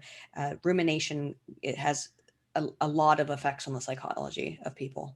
And I think that's what a lot of stuff is, particularly when people are inside all the time and have nothing to do but look at their screens, and they ruminate about stuff, and it makes all of these things way exacerbated in their minds. So, and particularly, I think also if they have a lot more money, I think that also factors in, not all the time, but I even remember I was at the National Arts Club where I run the Art and Technology Committee in New York City at Gramercy Park, and we had a guest speaker who's also, in these, not exactly Antifa, but Antifa-adjacent anarchist groups, and there was this lady who was like the daughter of some billionaire who, as soon as this guy went outside, she threw food at him, and like her boyfriend punched him out. And it was because, like, he kicked her out of his apartment that she was staying at and partying all the time. So you'd think, like, people like that, they have better things to do, but not really. Like, they have everything that they ever wanted to given them on the silver platter. And because, I don't know why, like, I guess not everybody's going to be like Buddha or Alexander the Great. Alexander the Great had a really prosperous father who, was already at a high point. Somebody. Also, if everyone's doing it, why not? And it doesn't matter how much money you make. A lot of people want to be part of the pack. I just don't think they have that much else to work on. If you don't have that much else to work on, well, that's true, because if you have a lot of money, you have to worry about less. This isn't me saying that people shouldn't have more money than other people, or saying that people who have a lot of money don't work hard for it. But like a fine, if a fine is $500, the guy who earns $500 per year, the guy who earns $5,000 per year, and the guy who earns $50,000 per year are all going to interact with that fine differently. They're all going to have a different opinion on whether or not they should break it or how they should break it, if at all. I agree with that. Yeah. So if you got parents who could just give you bail, like, that's very different than going out and doing whatever you want. Knowing you have bail on arrival is very different than, like, knowing it'll take a few years, or knowing you won't get it at all. Knowing you'll just go to prison. They don't even need to know their parents will bail them out because clearly these big in terms of the United States. Yeah, and the Minnesota Freedom Fund, which is funded by all these fucking celebrities, Seth Rogen, all those types. Celebrities and celebrity Democrats will bail you out if you fly the right flag. Then they will bail you out and you won't face any consequences. But that kind of stuff is down, then fuck horrifying. You. Yeah, that's the kind of stuff's horrifying. Oh my god, the level of just sheer. I can't describe it as anything but malice and vileness when they were bailing out all these people who had set fire to the buildings and then said to the business owners, well, you have insurance, right? Yeah, that is excuse me. Fucked. And also, again, it's this belief that anyone with and that's the other problem is that if you're a target, if I own the Target company and I can sacrifice one mall. So that way I get all this fucking support and everyone, fucking likes me. But if I have one store that I spent 30 years of my life on, and I'm not even breaking even, because that's what a lot of people replace it really with money. Yeah, a lot of business. Just fucking own business. Just because you own a business does not necessarily mean you have a lot of money or the insurance to cover that. No, especially in low income areas. Sorry.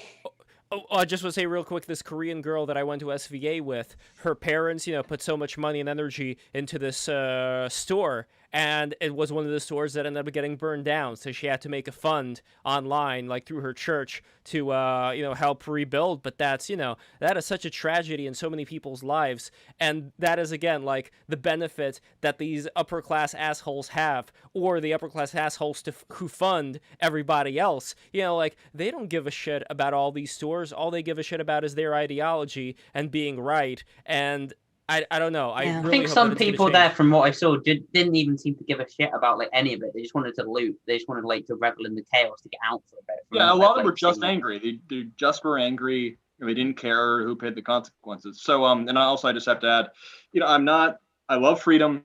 We've just talked about how pro freedom I am. I really am, but I really want a working class movement. Not necessarily. I don't think Marxism is the solution at all. I don't like Marxism, but when events like this happens, there needs someone to vouch for working class people, and there needs to be some kind of movement for the working class, because I don't see that anywhere. Well, unions used to be reasonable. I don't even think the left, for the most part in the United States, is really pro-union that much anymore. I think they're actually very anti-union. It's so bizarre. It's like the unions. Now, let's be real. Unions are very often corrupt.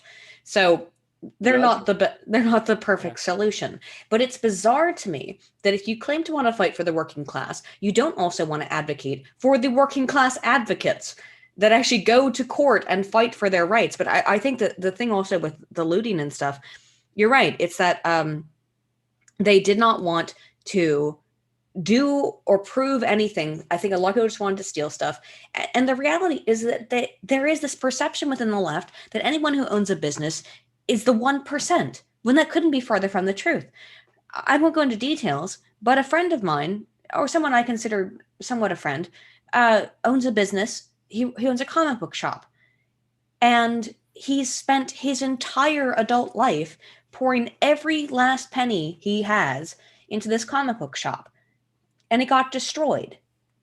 Yeah, so how can you say, because people say a physical life wasn't lost. Well, maybe, but maybe nobody died. But that's why his children, his children have no Christmas now. How about that for sure? Exactly. Like that is there's a human casualty to this.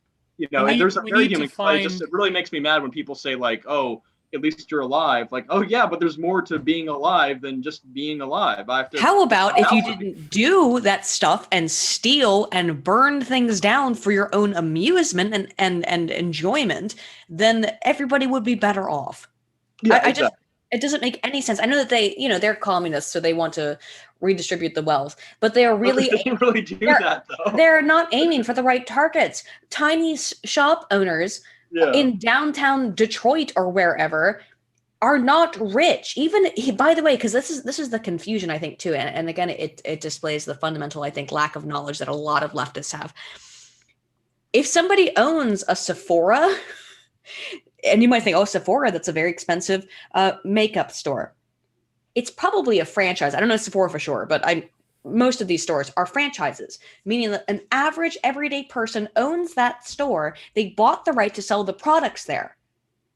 They had to pay into it, so they have the right to sell the products. But they are not Sephora. They are not, I don't know. Exactly. No, right? you're completely right. Also, because if there's a threat of physical violence, like this is something that really pisses me off that people forget. If you break a window, a big glass window, you need to be aware there's a risk of someone being blinded just by being in the vicinity. Yeah. If you're with your friends, if there's like 3 guys and you all agreed to break a window and you're the only ones around, go for it. But if you don't, like if there's other people around, you're putting them at risk. So when you do shit at a store, there's the cashiers, there's the clerks, there's everyone who works there. And guess what? The company doesn't give a shit about them. They're not getting the healthcare benefits that could really help someone if they get really fucking blinded by a shard of glass. And it's funny because Target essentially set them up. Target was okay with their mall getting burned down, but they did not give a shit about the people in that mall who had to work for them or else they would get fired.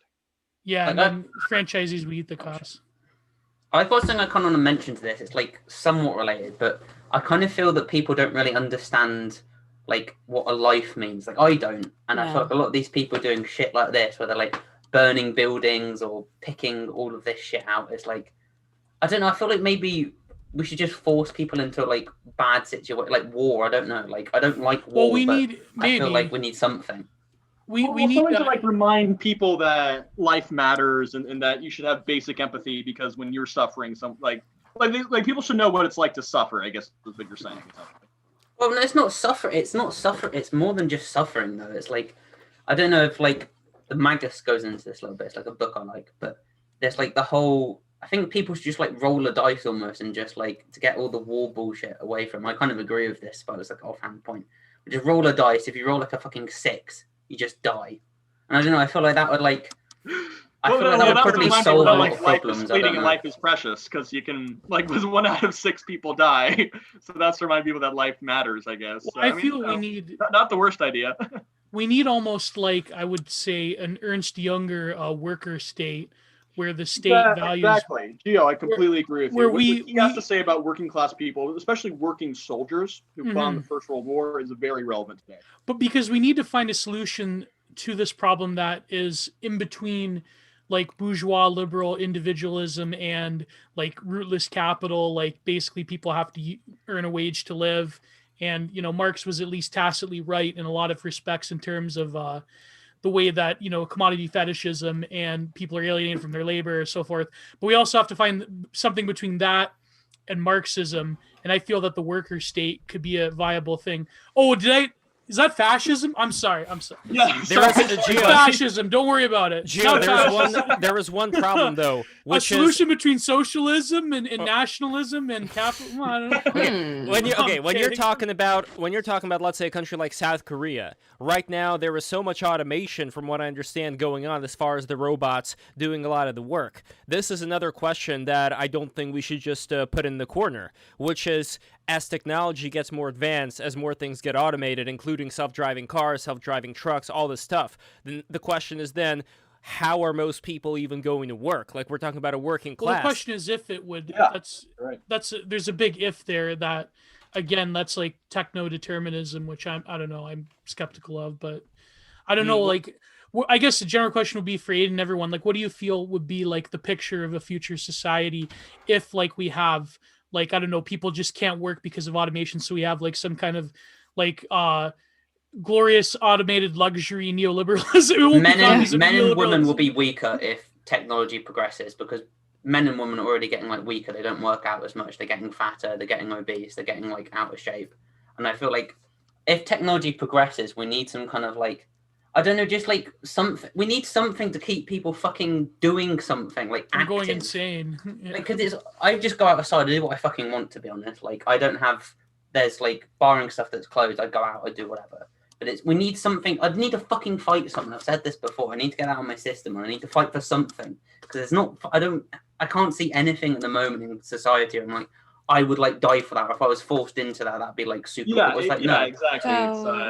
Why would you die for anything?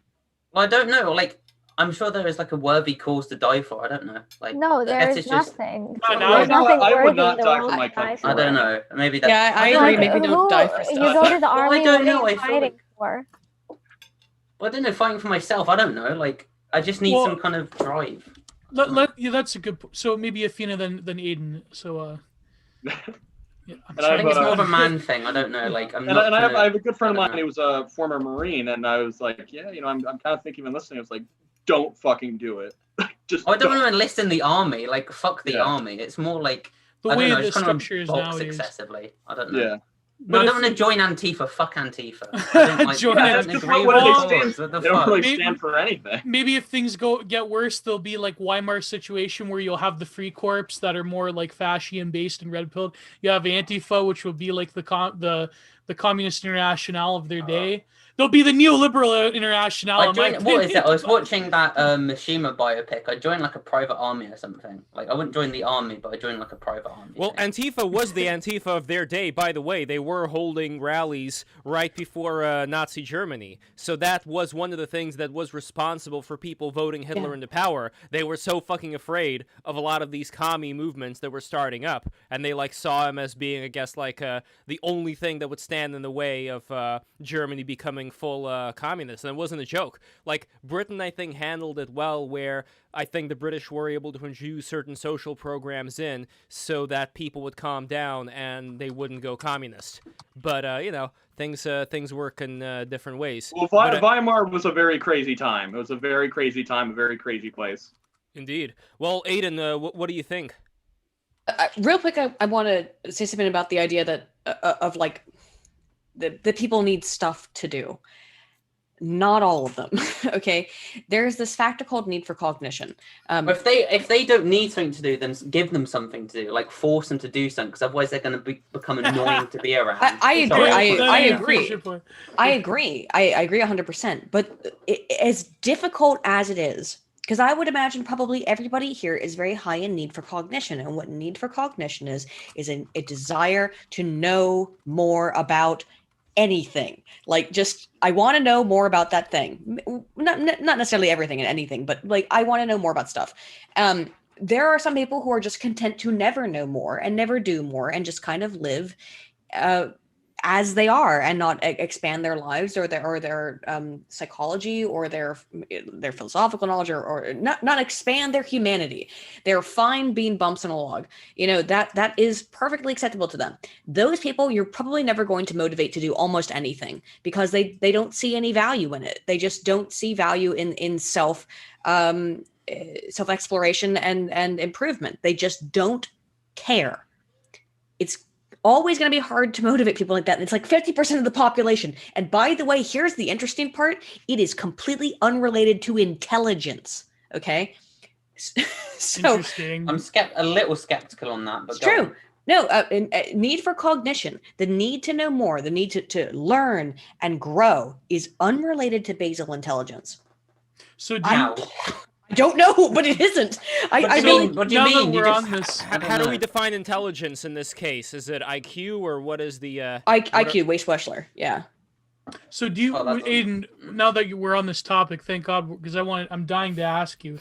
Do you agree with the distinction created by our good friends at Polyakov former? Do you agree that there is a relationship between high wits and low wits versus midwits? Do you agree with that? So I'm very new to the term midwit, and what I would have always called them would be just low information. Yeah, suits. Yeah. The midwit is an interesting term, but what is the relationship proposed between high wits and low wits? Exactly? Yeah. The relationship, it proposes that high wits and low wits share a lot of common assumptions and opinions about the nature of reality and nature of various heuristics towards what is innately true. And basically high wits and low wits have this capacity to view things like traditional sources of knowledge and gut instincts with more of a forgiving lens than, for example, midwits that believe in Reddit. Give me the paper, but I don't really know how to read the paper. Oh, absolutely. Yeah. The debunker in the chat right now. Yeah, exactly. Oh, boy. I'm going to debunk. I'm debunking. Oh God. One thing that I tell people all the time, and it is usually the truth, is that if you're looking at something in human behavior and you go, whoa, why do people do that?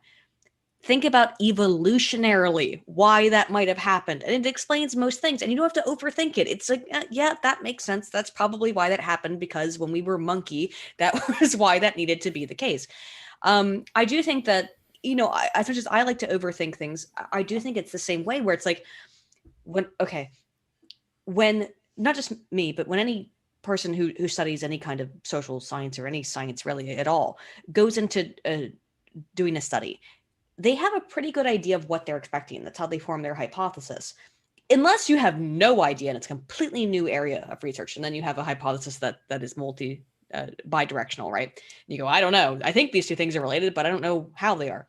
Typically, we have a directional hypothesis. I think this thing is related to this thing in a positive or negative manner. I think that is kind of a product of intelligence, but that is essentially also just instinct, which is also what low intelligence people are relying on, is instinct. It's just that the high wit or whatever, I wouldn't even call myself that. I think I'm probably a midwit, but the high intelligence people are just relying on instinct that is supported by data. That's it. It's still instinct. I think that's completely correct. Whereas I believe that like people who are the midwits, they want to study to tell them everything. They want to be told how to think to a different degree rather than being intuitive. But also, it's and easier to be intuitive used by is good. authorities for that. Yes, Like and your intuition is a good thing, guys. It is a good thing to follow. But also, I would say that right now. Yeah, but also I would say the midwit, I think, if we're talking about the Reddit phenomenon, the midwit is also, I would say, the ones who look at, in terms of social dynamics, intelligence really is social currency. It is the hipster glasses that you wear even though you have no eye problems. Yeah. It's that same level, I think, of signaling where it seems, but at the same time, it's an intelligence that is grafted to over socialization immensely. Like the midwit is in general the more sort of over socialized out of all the populations, because when you have, I would think, the attention economy and things of that nature, nowadays people are very much reliant on like hyper specificity. Oh God, tongue tie. Hyper compartmentalization. Specificity. I feel like a lot of people as well, when they're like, I don't want to like go into like a whole midwit rant, but I feel like a lot of people go, oh yeah, the dopamine in the brain and shit like that. It's just like they will like go into specifics about chemicals. They know nothing about it. They know don't know how to explain it, but say, oh, the dopamine goes to your brain, or the hunter-gatherer. I'm fucking sick of it. Just I don't know. But that is also, I mean, to push back a bit. What I do.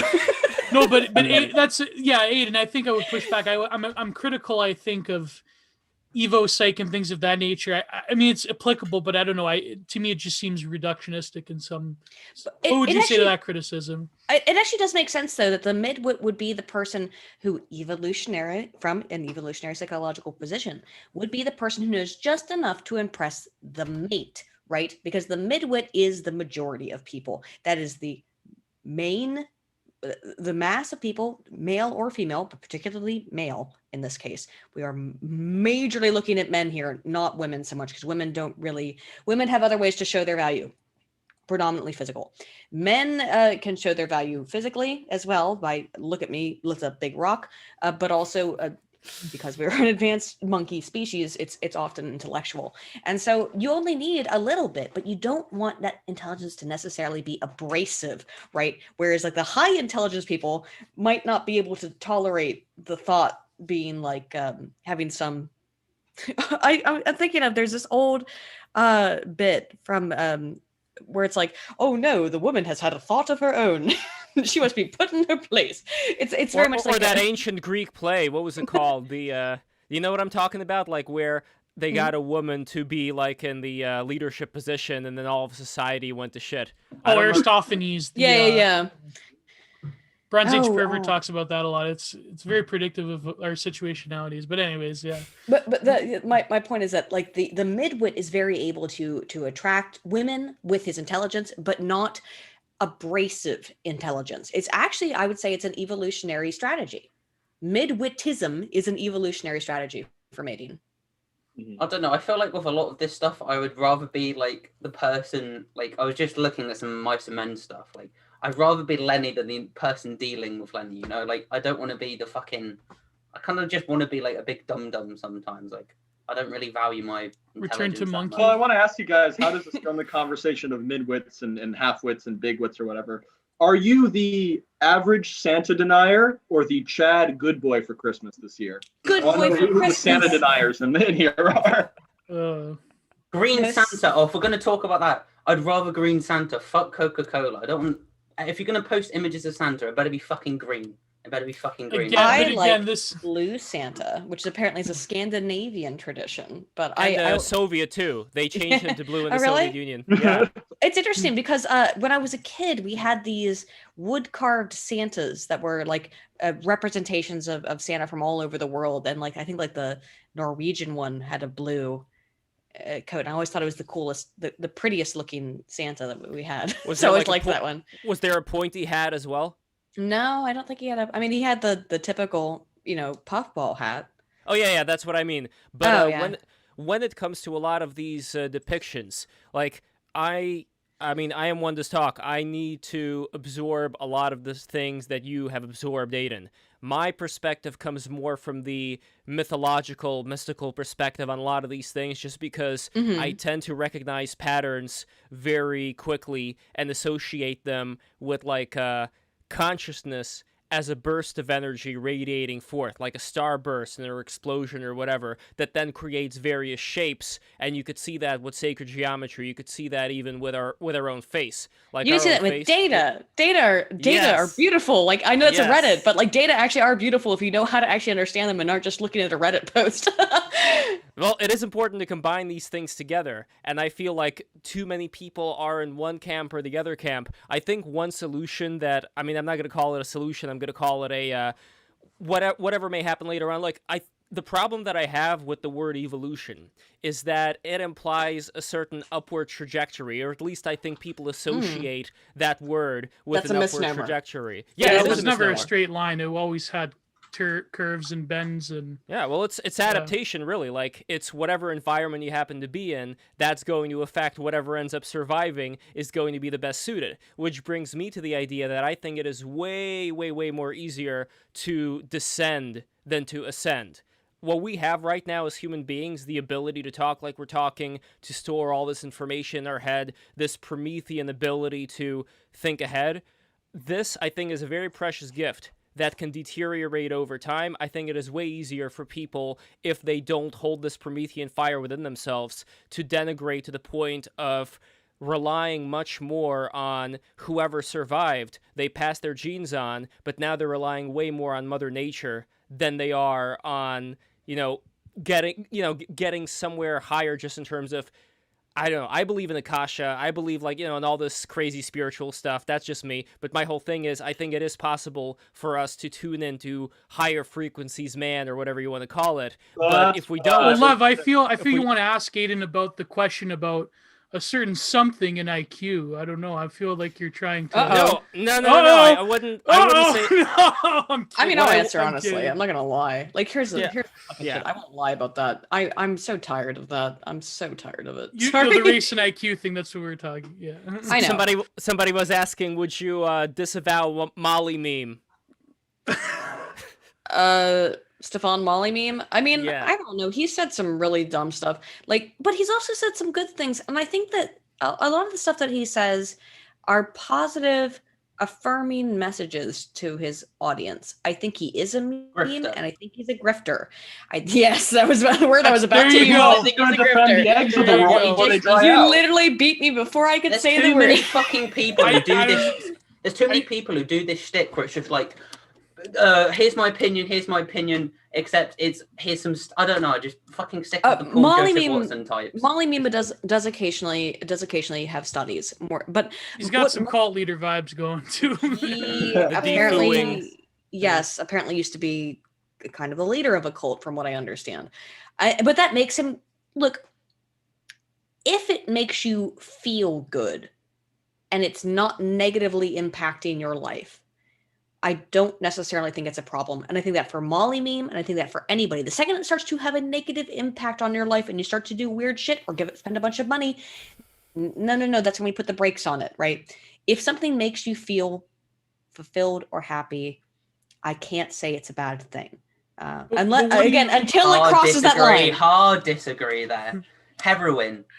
Oh, heroin makes you feel No, happy. because that crosses the line. That's taking your I'm money religious. yourself. So many shit, Guys, one at a time. Well, I'll elaborate. No, if heroin makes you happy and you're willing to sacrifice your life to do it, I believe you should have the right to do that. It's gonna fuck you up. I'm a libertarian. I really am. Okay, like I'm a pretty libertarian. But I think what would be the argument? So would you say that people have made this argument that people like Molyneux and people like Alex Jones. Now, by the way, I have to admit, I've listened to Alex Jones for probably almost 12, 15 years. Yeah, I've been listening to Alex Jones for and Molyneux for years. Yeah, well, I remember when he was on the YouTube sidebar. Like, my God, when that used to matter. But what is the argument? What would your response be to people that say that these people are dangerous, there's misinformation, and even let's go edgier, not Alex Jones or Molyneux. Let's go fucking Andrew Anglin, Daily Stormer. What do you say to people that say they have a right, like it's the right of these tech companies to totally just purge them from their service providers in the internet, and they're like, oh well, they're hurting people and they're evil racist Nazis? And what would you say to that? Like, well, I went over the data earlier, and I stand by it, which is that when you silence them, you make their voices 10,000 times more alluring, because people wonder, why can't I hear what Andrew Anglin has to say? Why can't I hear what stupid shit Richard Spencer has to spew? And then you have made it a commodity. You have made it valuable by restricting it from people. Anything that is restricted. Why is gold valuable, right? Why is gold valuable? Why are diamonds valuable? It's the flesh of the gods. Because they're rare. That's why. Well, diamonds are artificially. Diamonds are artificially rare, but you know what I mean. Understand, yeah. In theory, like these things are valuable because they are rare. They're hard to come by. Things that are difficult to obtain gain value via social capital, right? The value that we put on things. So when you ban someone's speech, you apply value to it. Therein is the conundrum and the contradictory nature of social media sites banning people. I don't know. I feel like you're giving too much precedent to the Barbra Streisand effect. I don't think Streisand effect is real. No, I know it's real, but what I'm saying is like, you're thinking that when they're banning, I don't agree with the banning, but when they ban this shit, I feel like you're thinking, oh, then that's actually going to promote them, and that just isn't the case. I don't know. It's just like, it depends. I mean, it's an imperfect sort of social. Yeah. Phenomenon. I think the data are actually slightly more in support of that. So, for example, let me bring up a study. Right, there was a study that I have to bring a study. Okay, vouch with your studies. I want to hear your opinion. I want to hear your opinion, Rob. I value opinions about women's studies. Do you think these people? Well, studies are just opinions. I don't have all of my opinions generally are based on research. So let me just explain it real quick. For the most part, yeah. I'm a social scientist. That's pretty much all. I guess that makes sense, but still. If I don't have data for something that I can't make a definitive. Okay, how far does this go? Hold on, how far does this go? Do you go to a restaurant and then do you I don't want to order this from McDonald's or some restaurant or something? Yeah. In terms if it was from McDonald's, yeah. How do I get a PhD in McDonald's studies? You can't just go somewhere. There are people that do study McDonald's in a scientific, obviously. But Athena has to go, so Athena, final thoughts before you have to go. Thank you. You've been so lovely as always, Athena. Friend of the show. I'm sorry we all spoke you on. Thank you so much. It's okay. This was just so interesting to me because I don't delve into these topics often. So this was very interesting to be a part of. And please go to Instagram and Twitter and subscribe to Athena's accounts. She is a fashion icon. Yeah. Go subscribe nice to talk to you, Athena. Again, I'm sorry. Trad fashion icon. Right now. Yep. Yes, Thank you, everyone. You're too lovely. Everyone go do that. Athena's too lovely. Great having you on. And everybody subscribe right now for Athena's sake. Athena is wonderful. She's a friend of the show, and she is lovely. And like was said before, a great fashion icon. Subscribe for the sake of Athena right now. Everybody who is watching it. She's not like those other Instagram. She is She's about a few million leagues above the Instagram baddies and Hell yeah. art ho influencers. She is not your average art ho. So that's there you go. Thank you so much. She's very smart. She's. awesome I having feel you bad on. even talking over now because Athena's very nice. I wish she had more to say. But... Well, I have to go have dinner. I hope you all have a wonderful night. You Thank too. you. Happy Thank holidays. you so much. Thanks. Happy holidays. Take care. Happy Merry holidays. Christmas. Bye. Bye-bye. Bye. So yeah, and everybody subscribe, and also go to patreon.com/breaktherules. I do not promote this enough. Go to patreon.com/breaktherules right now, and some of the things that you end up getting: $20 tier gets you original beautiful magnets that my father Alexander Polyakov created. $30 tier gets you Giovanni Panichetti's beautiful Japanese woodblock prints. $50 tier gets you a custom wooden magnet, including the first two things as well. There we go. Go to patreon.com/breaktherules right now. I'm going to post a link shortly in the chat, and again, subscribe, and click the bell. One thing I wanted to also make a slight correction on is that my personal view when it comes to consciousness and all that, I think like everything else, everything that exists is in a way conscious. You could call it panpsychism or whatever, but also the door to Akasha is open to anybody regardless of wherever they were born, wherever they come from. I don't think that limits us in any way. What I would say though is that I think human beings No, in Lev, general, no, not lower Yes. caste. Lower caste Yes. cannot do it. No, well, I disagree. I think people could You become need lower. you need eye color that is No. either Oh, you need an eye man. color that is either blue or green. Nothing else. Don't worry. Oh, I have neither. My eyes is brown. Yeah, I'm Oh, a then you cannot designated enter, Lev. worker No, I soldier caste for life because I'm a green brown, so that means I'm designated just be a soldier of labor for life. Oops. Exactly. Yes.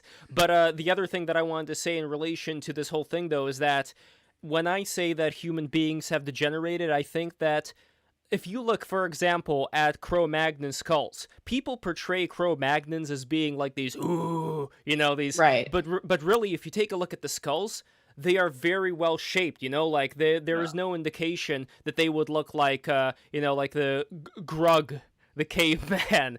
And that's something very interesting to me to think about. Like, people assume that there is this upward trajectory of modernization, while, like I said before, I think it is way easier to denigrate over time if you don't work on yourself. And it brings me to the idea that Socrates had when he was talking about the advent of writing, how he was lamenting it because now people can't remember as many things.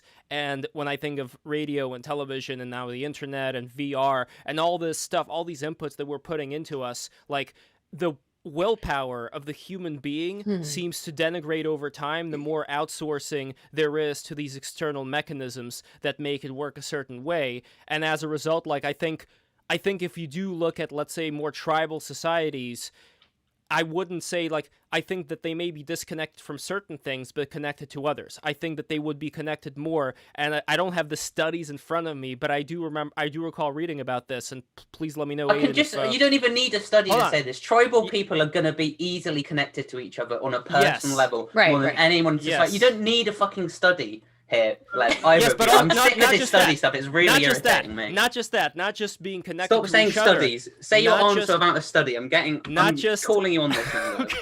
I mean, you can call me on it, but no, I'm talking to Lev now as well. But I guess an extension would be that to further you and myself's point is that science itself, I feel, is also another product of power, knowledge, and ideology, and it's not a neutral.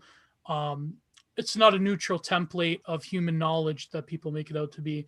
And so when you see people like Vaush who talk about studies all the time and they cherry pick various politically nuclear sources and going on about, well, this study that you're citing actually has not supported, to me it just seems very very cretinous to use that level of midwittery in political debates. I feel that politics, to me, has more to do with someone's gut fauna and instincts than it does with whatever knowledge that you're retaining in the moment. I don't know. I could be wrong about that. But oh, by the way, another quick. I know I'm thing. Aydin. I'm sorry. I'm kneecapping your profession, but I'm trying to think of what to even respond to at this point.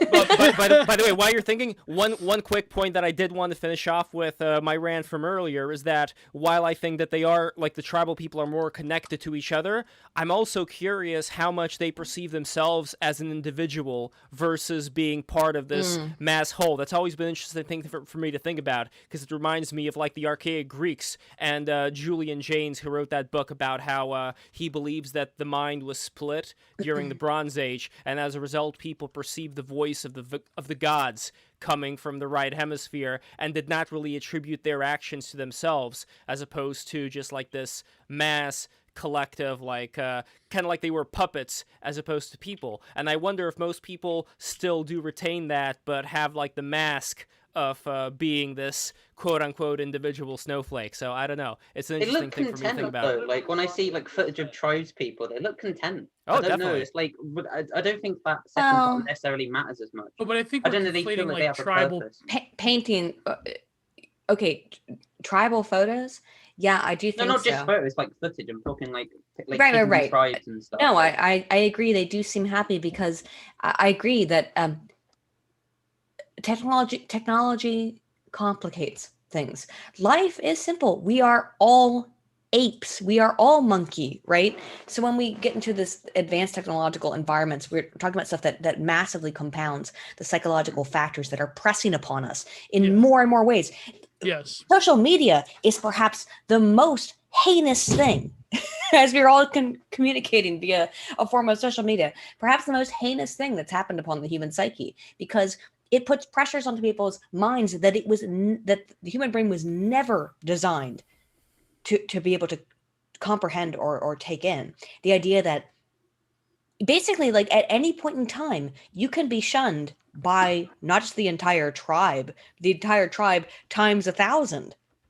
And again, why I say that we should pay attention to evolutionary psychology when we look at things that happen and why things affect people is because there's usually an evolutionary psychological reason behind why things happen in human psyche, if not always. So yeah, why do people get upset when stuff happens on the internet? It's very easy to say, oh, just brush it off. Just don't pay attention to it.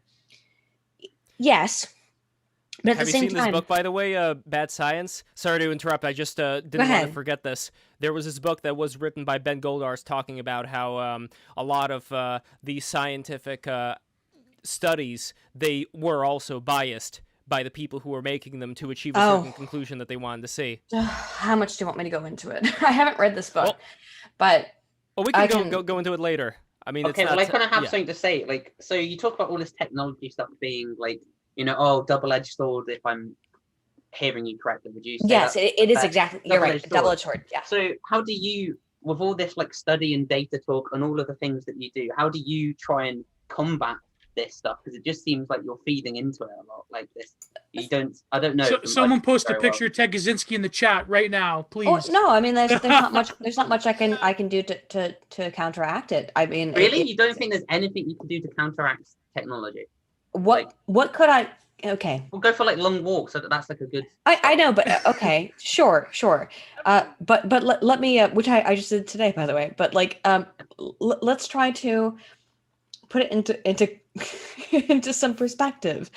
What I have chosen to do as a profession, so much as it is one, is that I chose to leave the academy because for a lot of reasons, but ultimately I am going back and finishing my PhD.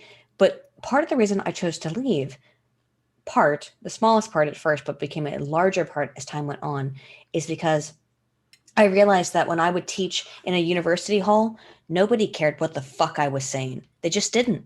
They cared enough to know how to pass a test. Yeah, when I go on YouTube and I make a video and I say, here's what the data say, here's what this research indicate, people listen and they take it in because they are doing it via their own volition, not because it is a part of a university course that is saying you must take and pass this course in order for you to get a stupid degree that isn't worth anything in the long run. And I'm saying that about my own goddamn field. Like, have you? That's the Aydin, truth. That's a good point. Have you heard of Justin Murphy? No, sorry. You don't know about Justin? Yeah, he was also an academic. He was a political science researcher, and he left. And I know James Lindsay and all of them. We talk occasionally, but I don't. I'm sorry, I don't know him. You should look I up should. Mr. Murphy. He also came him on the out. show. He got into some political controversy, but he left, and he's all about creating alternative institutions. And That's what we have to do. and he has several different projects that are designed to help. Whether or not they're grifts or not, he's a friend of mine, so I want to be charitable. But he has several projects designed to help alternative, what he calls indie thinkers, to fulfill their potential outside of a university setting. Now, Also, arranged marriage, right? Isn't he? Yeah, he's got an arranged marriage site now, so Twitter incels can find love now. Well, I actually fundamentally agree with the concept. Solution, tribe building. We need to make our own tribes, because anything can be a tribe. A tribe isn't necessarily a nation or a group. A tribe can just be you and your friends going your own way, and that's what I completely support. You know, that's what I think is the solution. And a bit of it, I mean, I know not everyone can do this. I can't do this right now with my income, but go off the grid, homestead. Learn to build your own stuff. The thing I recommend the most is just working out. I think if you work out with your friends, I think that's There's all kinds of other research on how working out is good for your psyche in general. So I suggest everybody work out just a little bit, lift a weight once a day. There you go. No, but you had a bigger point of you can do calisthenics. Calisthenics, anything. Yeah, I was being facetious, but no, yeah. I know. I'm trying to well, not just working out, but also meditating. And again, I can only take. I don't want to be this weird hippie guy in the conversation all the time, but I do want to say that without using any drugs whatsoever, just trust me on this, Aydin, as far as my own personal experiences. Yeah. You can get to the point through breathing techniques where when you close your eyes, you would be able to see a shining white light in the center that can turn into a star, like a 5-pointed star, into a triangle, into a DNA helix. I mean, I don't know about any of that, but awesome, man. Try it out. I guarantee. But anyways, so many we're things getting way off. I think that's absolutely on. Show. I think that's absolutely on topic, because what we're talking about here, Gio, is that we're trying to see what exactly are the limits of what can be seen through studies, and if there are certain things that we've just been ignoring because they haven't really been part of the curriculum that maybe studies could be applied to. No, I think meditation is a good thing. And one of my favorite classes I ever had as an undergrad was our professor had us every day. We would come into class and he'd say, we're going to meditate for 5 minutes. We're just going to sit in silence and just think. And that was actually helpful to collect my thoughts before the class. It was because we talked about, it was a philosophy class. So, that was helpful to think about stuff before the class. And I think that it can be useful to meditate. I do think that, and I'm saying this based on science and data, science and data, lifting and cardio and doing things with your body that activate your body, they are good for you. They make you feel better. Do that kind of stuff. It actually will make you psychologically feel better if you're physically active. That's true. Data are fairly consistent on that. People you like, because that's what I'm adamant about. Is that could you speak a little bit louder? Sorry. Friends, really form a group of people you like and do cool stuff with them. I think that's the solution. If you don't have like that, you're just going to go with the pack. You're going to go. Think of all these rioters. Do they know the people they're riding with? But no, it doesn't matter, because we all agree at the same fucking message. Oh, well, there's a theory behind that. Yeah, but I see this phenomena where people care about people who don't give a shit about them, when you should be focusing on. So some people don't have the best family lives. So if your family doesn't treat you well, make your own tribe without them. But if they do, you hold on to that shit. Family and friends. And that's why I recommend. I just talked about working out just now. Maybe it was a little bit off topic, but I think that's a good tribe building thing to do. When you can, especially amongst men. I think all genders, but especially amongst men. Really quickly, what that's called is a social identity model of de-individuation effects. And I'm sorry that I got really excited to talk about it, but oh, go ahead. I never heard of that. What is it? A social identity model of de-individuation effects is a combined communication and a media psychology theory. What it finds is that people who are pseudonymous, or which is not quite anonymous, but kind of anonymous, such as you would find in a riot or a protest, are very quick to form instantaneous group identifications with other people. It bolsters their self-opinion. It bolsters their emotional state, makes them feel better, makes them feel great when they're a part of this instantaneously formed group. Other things about this group that are true is that they, as a process of forming the group instantaneously, develop norms without and laws without any kind of things being laid out. So we can kick people out of the group as we feel willy-nilly because they violated a rule that we haven't even made established. There's a Facebook page I really like. I recommend you guys check it out, called Primeval Initiative. If any of you guys know like the esoteric bodybuilder kind of barbarian sphere of Facebook online sphere, whatever, I think they used to go as Rune Goon. Great page, and this was a quote I really like, where they describe, quote, "A tribe is based on mutual respect, a community of shared power where all are supported within and pushed to be better. Whereas a cult isn't based around mutual respect. It's for the benefit of a select few. It is a shepherd leading you to slaughter." And I really agree with that sentiment. And I think that we have a lot more cults and a lot fewer tribes. And that's probably a problem. I think it probably contributes to depression too, you know. I would suggest it probably does lead you. Yeah, I mean, because I think that a good portion of the human population is essentially suffering an unrequited love for people who will never know that, because these people are the CEOs of the companies they work for. These people are on social media. You know, it's what's that? Oh no, the social media stuff, it does create a perceived perception of love, and it is not, by the way, the same thing. It's a perception of it, but it's not the same thing. And we discussed before, you know, like, what is there to die for? Like what can we die for? So there's so few that probably people would consider worthy to die for, maybe compared to antiquity or in the past. And that goes into it. I wouldn't die for Jeff Bezos. The fact that I was working for him very recently. But you know, but my friend, a girlfriend, a parent, like, definitely I'd die for that. Yeah, Aydin is a good faith poster. But Caustic, subscriber, Patreon of ours. But yes. Aydin, and I'm gonna read Caustic's thing as well after this. And by the way, the full message is for everybody who's counter signaling Aydin. Understand that she's a good faith poster, like Short Fat Otaku. And while they may not agree with us on everything, she cares more about helping people than being right. Fuck yeah. Fuck yeah. Look, also because me and Gio are like reactionaries, and we're having a pretty good conversation with the libertarians, so that's how you know it's good faith. But that's a good point that the Corpse brought up. I wanted Aydin to get your opinion on. It is not the same, but what do you think of as the future of e-relationships and e-networks and the netizen, as a friend of the show Alexander Bard calls it? What do you feel of the? I'm starting to work on a paper on this, on an essay, but when it comes to moving from a reality of the internet not being taken that seriously to now the internet, because of various reasons, it seems that hyperreality of the internet is taking over meat space, and meat space just becomes fuel for what happens online in terms of politics and culture. So what do you think of the idea that we're entering maybe a sort of an e-maturity where people say that, well, the relations I have around me are so fundamentally fucked up. The nation I live around me is so alien to my values. And I mean, I come from Canada, so say no more. What do you think of the idea that the only relations we have that are meaningful and deep are online relationships, and we're just going to have to like find ways to make them more meaningful? Like, what do you feel?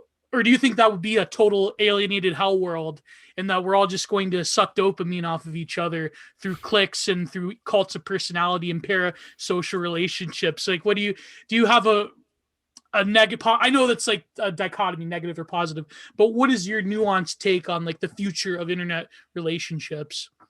I actually think that they have become a bit more desensitized as to where they were maybe 10 or 15 years ago, in that there's this hyper fast nature via which internet relationships occur. I spoke about this earlier, but the reality is that the way that people communicate on the internet is not the way that people communicate in real life, because we do not have the typical, even if you were talking to someone via video.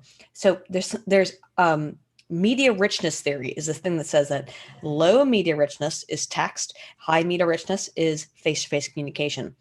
How much information you're willing to tell somebody is dependent in part on media richness and a bunch of other factors.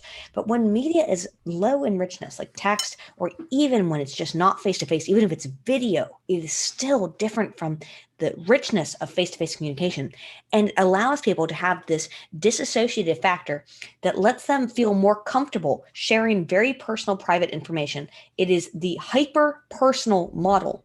That's what we call it, hyper-personal model of interpersonal communication. Yeah, it's face to face, unless we have some kind of weird existence VR. It is true that when you're face to face with someone, it's a different, like having met people that have followed me for years on Twitter, in real life, it's just a totally different dynamic. It's like that relationship is much more meaningful because you met that person in real life. So yes, and let me get into some of the data here. Because hyper-personal model has been around since the 1990s, when researchers were first like, what's this online dating thing about? It's not a positive necessarily. For example, people who get involved in these relationships via the hyper-personal model are more likely to cheat. They're more on their significant other. They're more likely to fall out of love with that person very quickly. These are not long-term relationships so long as they remain online. They have to have a physical, face-to-face communication aspect. They have to have this very, very important hormone connection called oxytocin that happens via skin-to-skin contact, or vasopressin in males.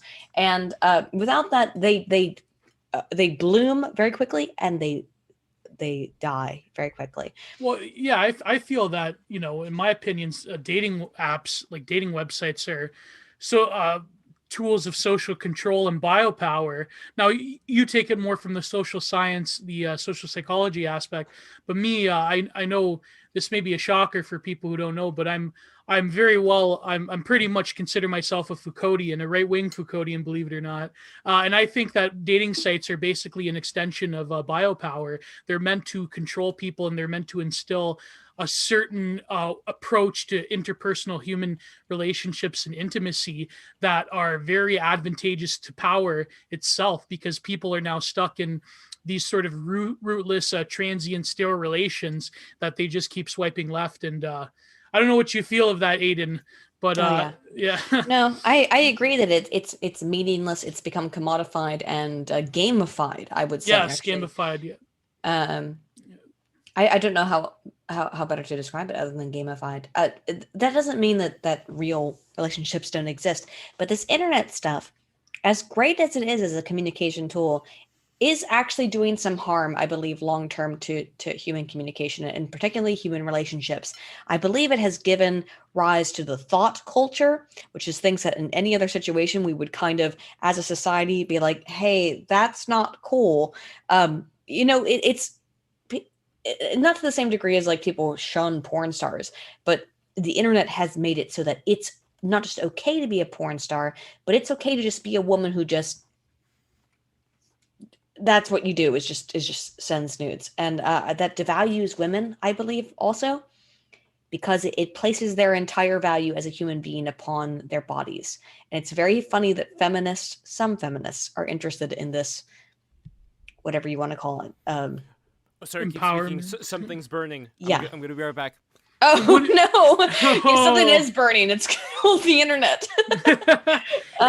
And what do you feel? I know this is like totally like manosphere, Chateau Hertis, bordering on misogyny. I've been working with the honey badgers since I started, so don't worry about it. Well, no, this is more nuanced than that stuff. But do you feel like it's true that women are uniquely susceptible to the attention economy, and once you have an environment where women are seen in terms of OnlyFans or Instagram influencers, where women have this instant dopamine pipeline of attention, that the whole manosphere logic, that eventually these women, they can't form meaningful relationships, because why would they want that from just one man when a million men are asking for nudes in the DMs?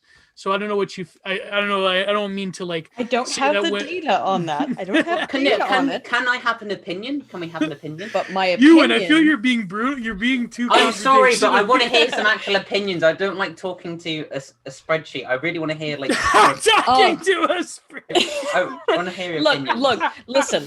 Would you approve of your daughter doing something like this, like an OnlyFans? Would you approve?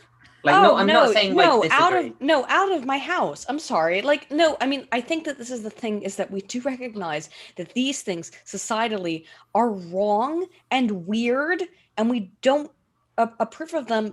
And I do think that the whole idea doesn't sound very libertarian of you. Like, are you a libertarian? I don't know. I'm sorry, I'm being so brutal. I apologize. It's just. Well, no, it's fine. Yeah, you're right. You're right. The thing is that it isn't inconsistent with libertarianism, in that if I feel that something is morally wrong, it has nothing to do with whether or not I want it to be legal or not, right? So I think that OnlyFans should be legal. I think it should be fine. I think that it's horrible at the same time, moralistically, that mothers have to watch their daughters go spread their shit for men randomly online. And yes, I do find it, I think it's going to mess up a lot of women's heads in the future psychologically. The fact that they have formed their entire sense of validation on this very small period of their lives where they were sexually at their height of attractiveness. I also feel like, I mean, I wouldn't want to see my daughter doing that. No, I wouldn't. Of course I wouldn't. In terms of like the feminist sort of revolution here, I don't know how long that's going to last, because you have to understand that as this is happening, at the same time, we are experiencing a renaissance in terms of how realistic fake women are becoming. In terms of like an AI model, a CGI model, as that stuff becomes more and more accessible, I think that women, certain women, are cashing out on their limited time left of physical value in this space, if that makes sense. They know they're on the way out. They know that they're on the way out, and that men can buy a sex doll that looks better than they could ever look in about 5 years. And they're going to hit the wall. and they will hit the wall. And they will hit the wall. Reasonable women who have any kind of intelligence, or any kind of long-term intelligence, I should say, which is real intelligence, which is the capacity to think forward thinking, will understand that showing off your titties is a short-term validation, short-term financial gain, but long-term detrimental towards your success as a mother and as a human being in general. And we'll probably, I think that this thoughterry will probably die down, probably over the next couple of years, because it will be replaced with digital thoughterry. With oh boy. Well, I have a question interesting for all the. Oh no, sorry. Go ahead. Didn't mean to cut you off. Sorry. I just wanted to say regarding the thoughterry.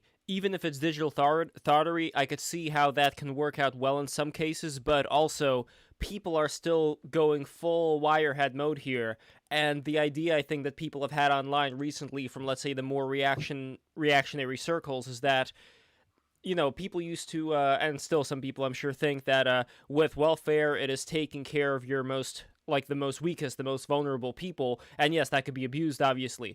But when we're talking about psychologically taking care of weak people when it comes to not having them fall for certain scams, that while these scams are legal, like whether it's advertising of certain forms, whether it's something that, again, creates this consensus among people through it being done in a certain way, like with a certain very high-level degree of propaganda, or even low-level degree of propaganda, just whatever it is that's going to hook simple-minded people in. I think the concern that people have is that in order to have a healthy society, you can't just look at all the simple-minded, low-information people and be like, oh, you know what, let them do whatever they want, it's their fault if they fall for A, B, and C. It's like, no, because... Just let them be happy! Just let them be happy! Yeah, see, that's... Yeah. I think that's the But then that creates a degradation of society as a whole. Which, I mean, we don't want to go down certain red-pilled paths, but yeah, say no more. But because that's what I want to ask all the libertarians in the room, because I don't identify as libertarian, and just from this conversation, feels like I probably have a lot of misconceptions. You're just asking Aydin. Just ask me. It's fine. I'm the only libertarian. I'm the low. You can be a low. Do you say that a part of libertarianism is like if you were to have a homestead? Part of libertarian, it would be libertarian ideologically to defend your homestead from, say, outside attackers. Because my opinion on a lot of this thought culture is it's actually grooming. It's actual grooming of children. So if someone's grooming my daughter, I'm gonna get a fucking shotgun in Minecraft and do something bad in Minecraft. Like that would make sense libertarian wise, right? That's I hadn't even thought of that proposition. No, because I That- 100% think it's brilliant. that they're invading your homestead via ideas. However, I believe the libertarian answer, and that I would agree with, is that ideas are not a gun. Ideas are not a physical force, and I therefore don't know. That's good. They're more powerful. What about money? hang on. Ideas are more I already powerful. went through at the beginning of this podcast. I went through about how ideas have a real effect on how people react to things. But I do So have I'm to ask about money. I'm because- giving you the libertarian response to that, right? What about your I'm- response? And No, let her as finish, a let her finish. libertarian, Yeah, that would be my okay, sorry. response. As a libertarian, that would be my response. I'm not sure though. However, let me be clear. Let me be clear about how strong media effects are. So there's something called agenda setting theory. Agenda setting theory. Yes. Yeah. Okay, that has been studied since the early 1900s. Agenda setting theory has found a 0.98 correlation between what the news reports on and what people think about. Now, you would think, oh my God, that means that the media affects what people believe. That is not the case. That has never been the case. In fact, the answer is that the media has a very small effect on how people think about the news. It affects what topics they think about, but not how they feel about those things. And so if you're talking about the idea that the media injects people with an idea, it's been called the hypodermic needle hypothesis, which has been disproven and also studied for about 100 That's not really what I'm talking about. I'm talking about like I'm using a physical metaphor because I'm a I know. dumb. No. Wait, Aydin, finish your point. Yeah, sorry. I didn't mean to cut you off. That was it. It's the media perceptions do not inject people with how to think or feel. That is just incorrect. Because I'm not talking about media perceptions. I'm talking about if I have a homestead and a man in the neighborhood who I have no problem with goes to my homestead, and after talking with me, he talks to my daughter and says, hey, if you want to make a little cash on the side, I think I would be defending my homestead by protecting my underage daughter from this man. And that's what I think a lot of this thought culture is, because I see, like, if you're a 17-year-old girl and all your friends are 18 and they're all getting OnlyFans, like, there's something really fucked up about that. And you talked about how male attention, and there's a lot, we know for a fact there's a lot of grooming online. That a lot of unscrupulous, not just men, but a lot of them are men, will go after young girls and women, DMs men. doing, they're doing sketchy stuff. And they're doing sketchy stuff. If you would defend your homestead from bandits or something, or from or let's say, it's about organized crime. If a mafia guy comes over and says like, oh, you should do this, or else, you'll make a lot of money out of it. That he's basically you're gonna sell your soul. In other words, sorry, let me just wrap up. Well, children libertarian to defend yourself from selling your soul, right? Children need to be protected. Yes, but I have caveats on my libertarianism, right? Children are a different beast. Children need to be protected. Okay, so children are not adults, and therefore they do not have the same freedoms as adults. That means that children shouldn't really be allowed to go online and post this kind of stuff. It really should. Okay, but sorry, what do you consider a child? Because we might be getting into some classic In libertarian. my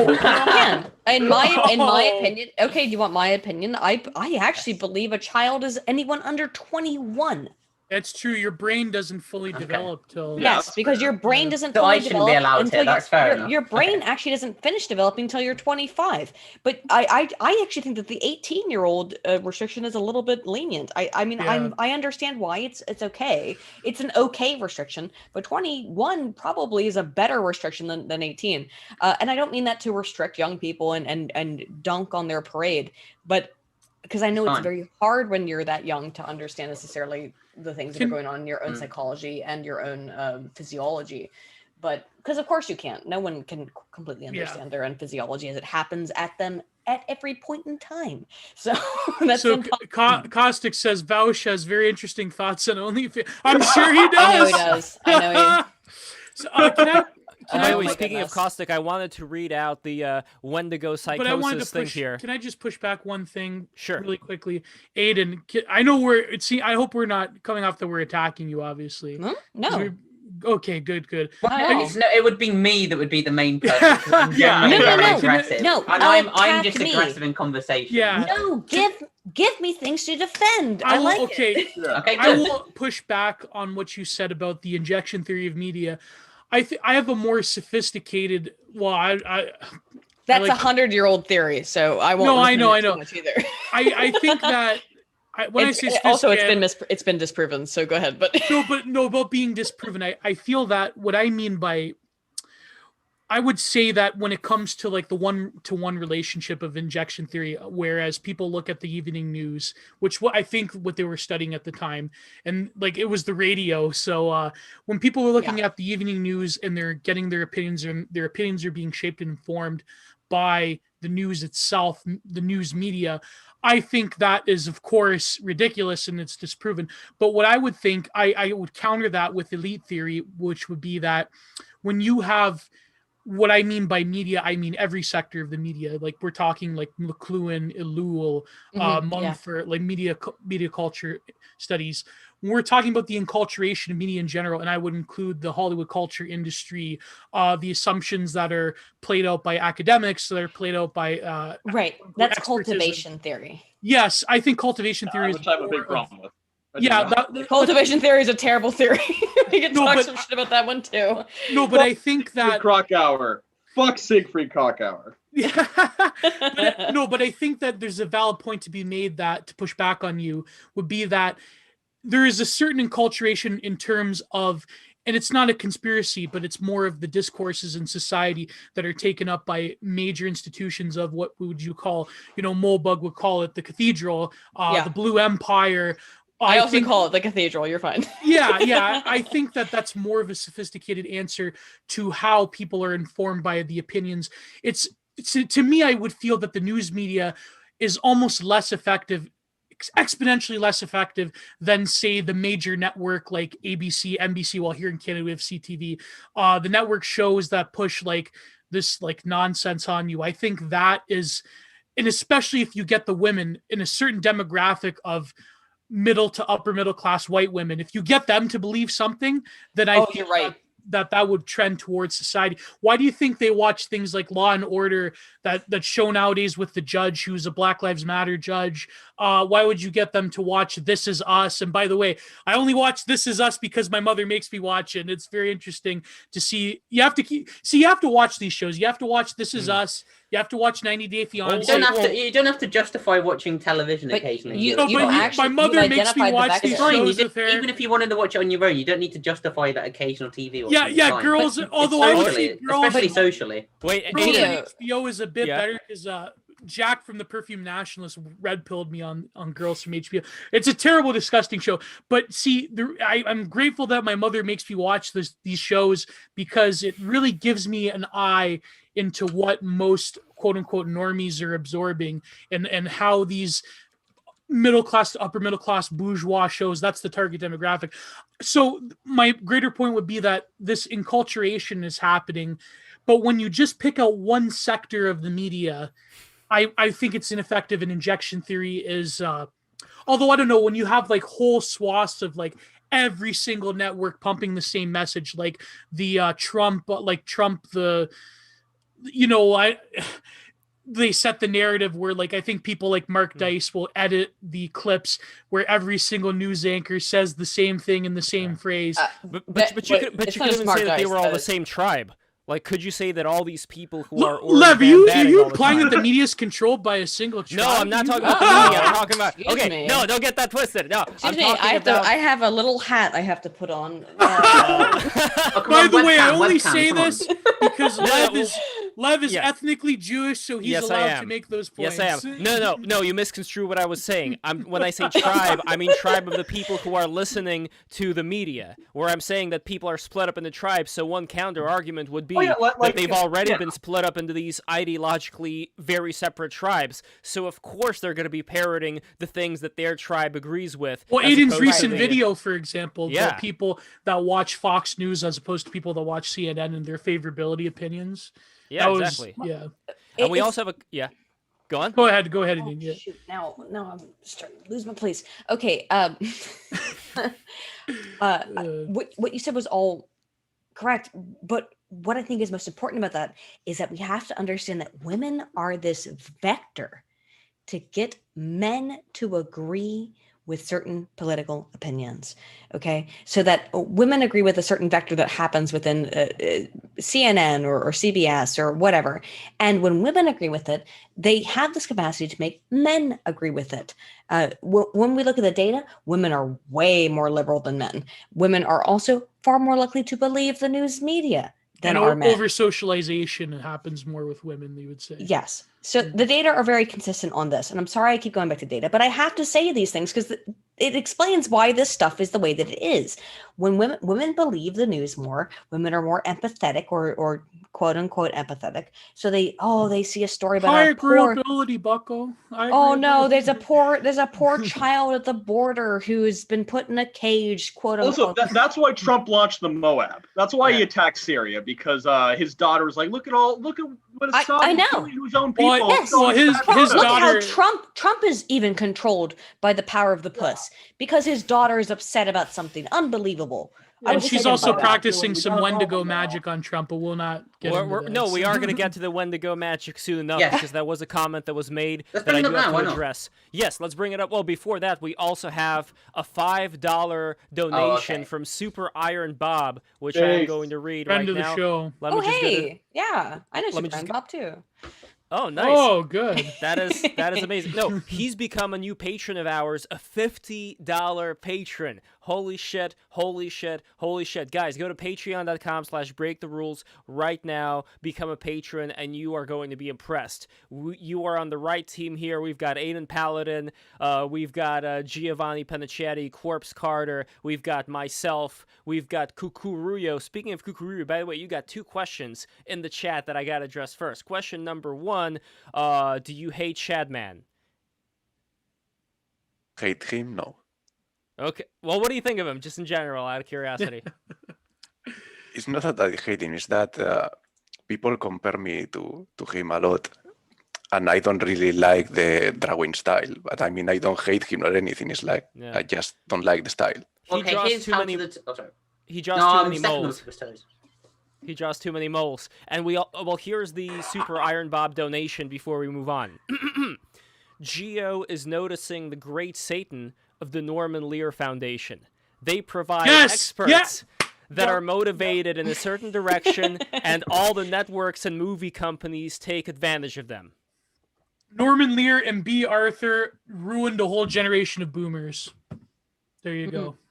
There we go. Because people don't know Norman Lear. He controlled all of the most popular 70s and 80s sitcoms, like All in the Family, Jeffersons. B. Arthur. That's a good critique, though. Yeah, I like B. Arthur, but you're not wrong. Yeah, I know. Yeah, Golden Girl. They were like the proto. I mean, nowadays the shows are just ridiculous. That's how they slipped it in. That's how they slipped that stuff right in. Well, even Archie, even All in the Family, like more so near. You're meant to hate Archie. Exactly, you know? But also the way that they would play off his relationship with what was her name? Oh, Edith. Edith, yeah, like Edith was like the empathetic one. Like they had one where like a trans person was like the first time a trans person was on TV was on like All in the Family, and like Archie's like, oh no, this F slur, but then like Edith was the one that like was like because she was. Honey, come back into the kitchen. I'll help you. You know. Yeah. So it was sort of like that dynamic, and even the way that Sanford and Son would play off certain racial relations, but it was entirely innocent at the time compared to like, especially with race. Realized it was subversion. Yeah, but the stuff they have nowadays is just like next level. It's just actually kill whitey. Yeah, it's like literally... now it's openly we hate white people. And well, my contention would be, people like Caustic and Super Iron Bob and people they know my thesis that I'm currently with my parents and watching this medical show from Australia from the early 2000s called All Saints, and I'm comparing it to medical shows from the mid 2000s, so like House, to medical shows now. Favorite. Medical shows now you have, what's the one where the guy's got autism, The Good Doctor?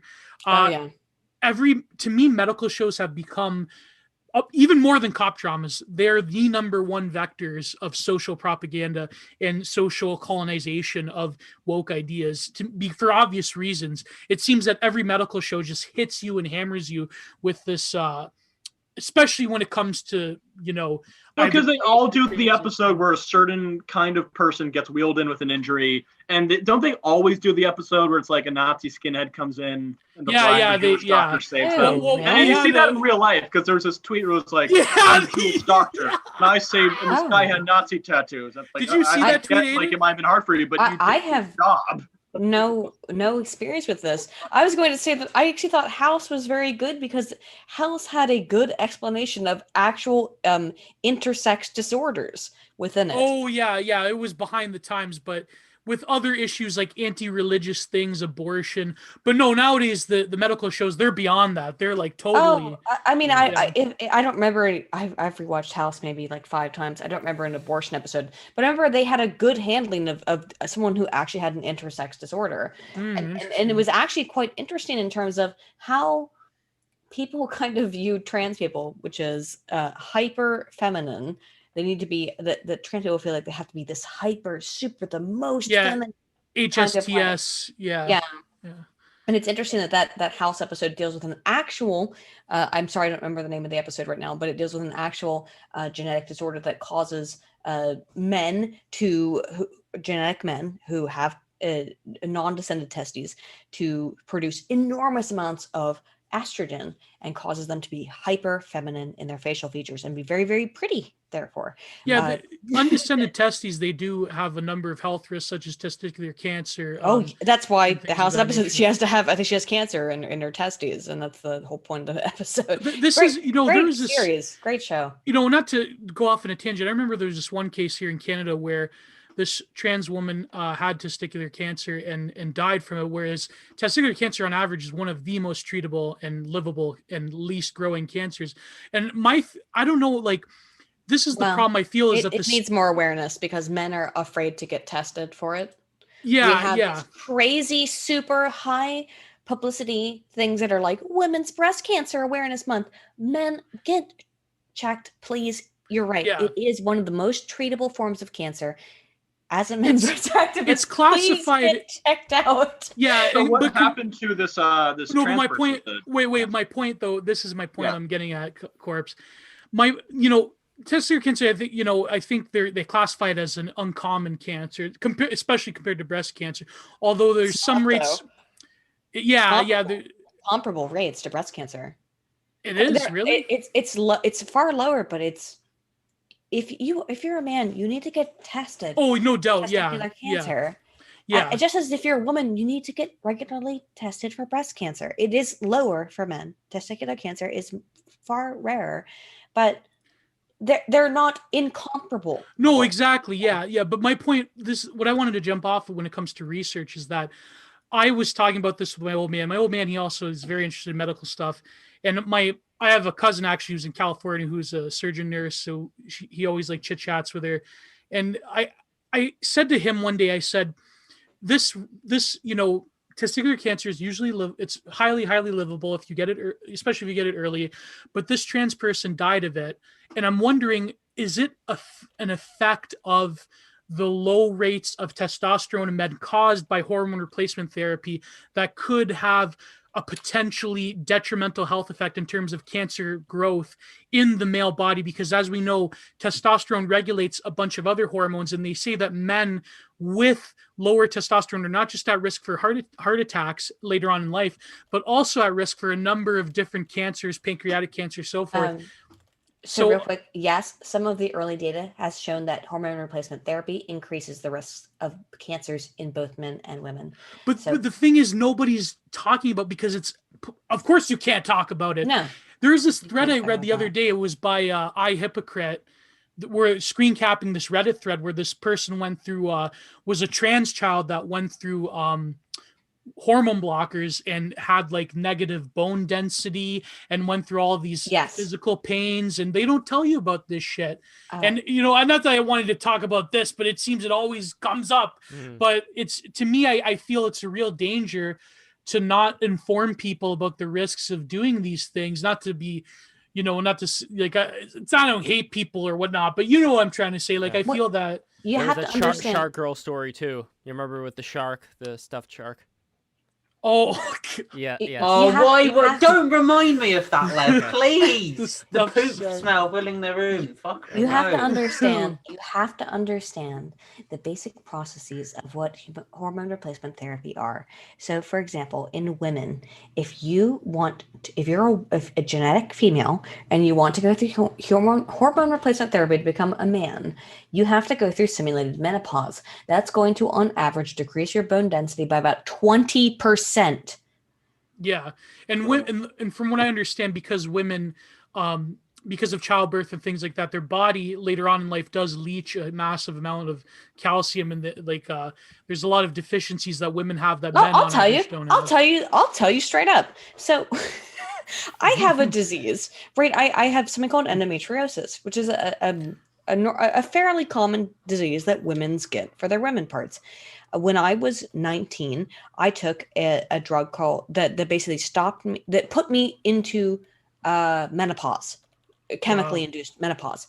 And the reason to do this is because it gets rid of all the bad stuff in your body without going into extreme detail. About 6 months after taking this drug, which was injected, like very serious stuff in terms of the process, I was walking down the street to my class and I tripped off the curb. Just my left foot just kind of, it twists a little bit, and I shattered 3 bones in my left foot. God. Because what happens is when you go through menopause, your bones turn to bird bones.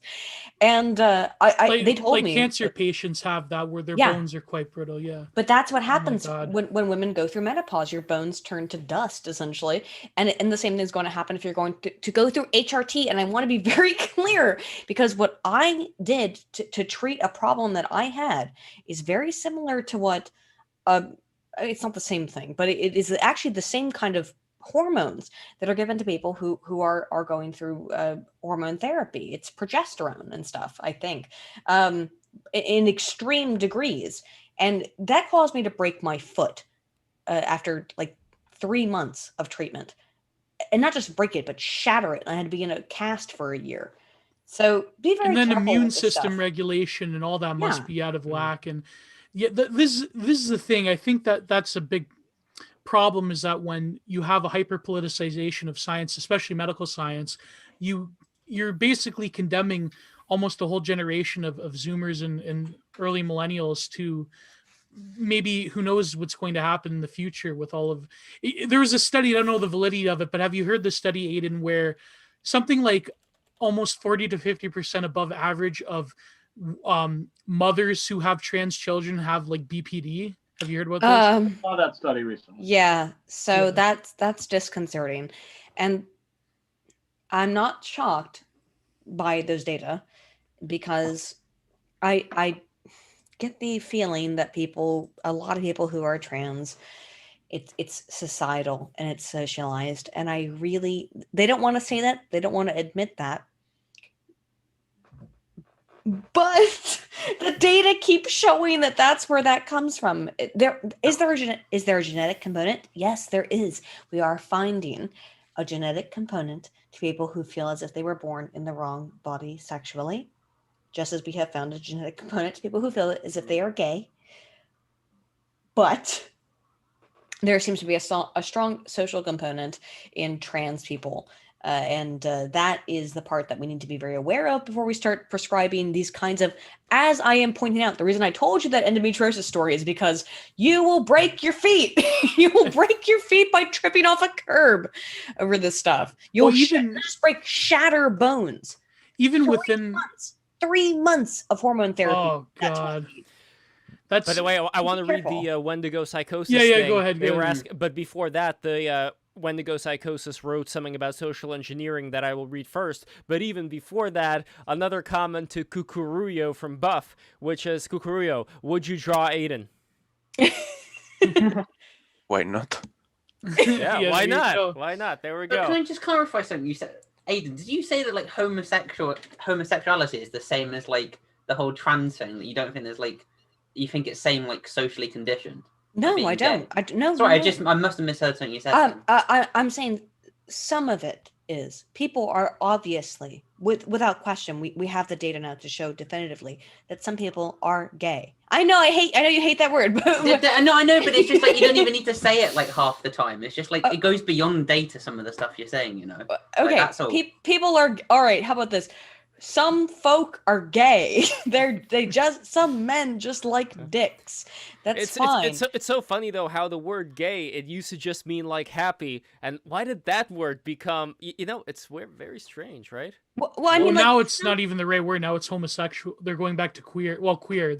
Which queer used to be an insult. But the Doesn't thing queer is mean that something else? Like, isn't queer just a umbrella term for everybody? That's what I hear. they say it's an umbrella term for everybody, but it used to be. I do not follow this stuff at all. Interesting etymology, but in academia, queer could not just mean like homosexual, transsexual, it's non-binary. It could also mean just queer culture as like certain transgressions of norms that lay outside of the certain social consensus. Like queer is a different word.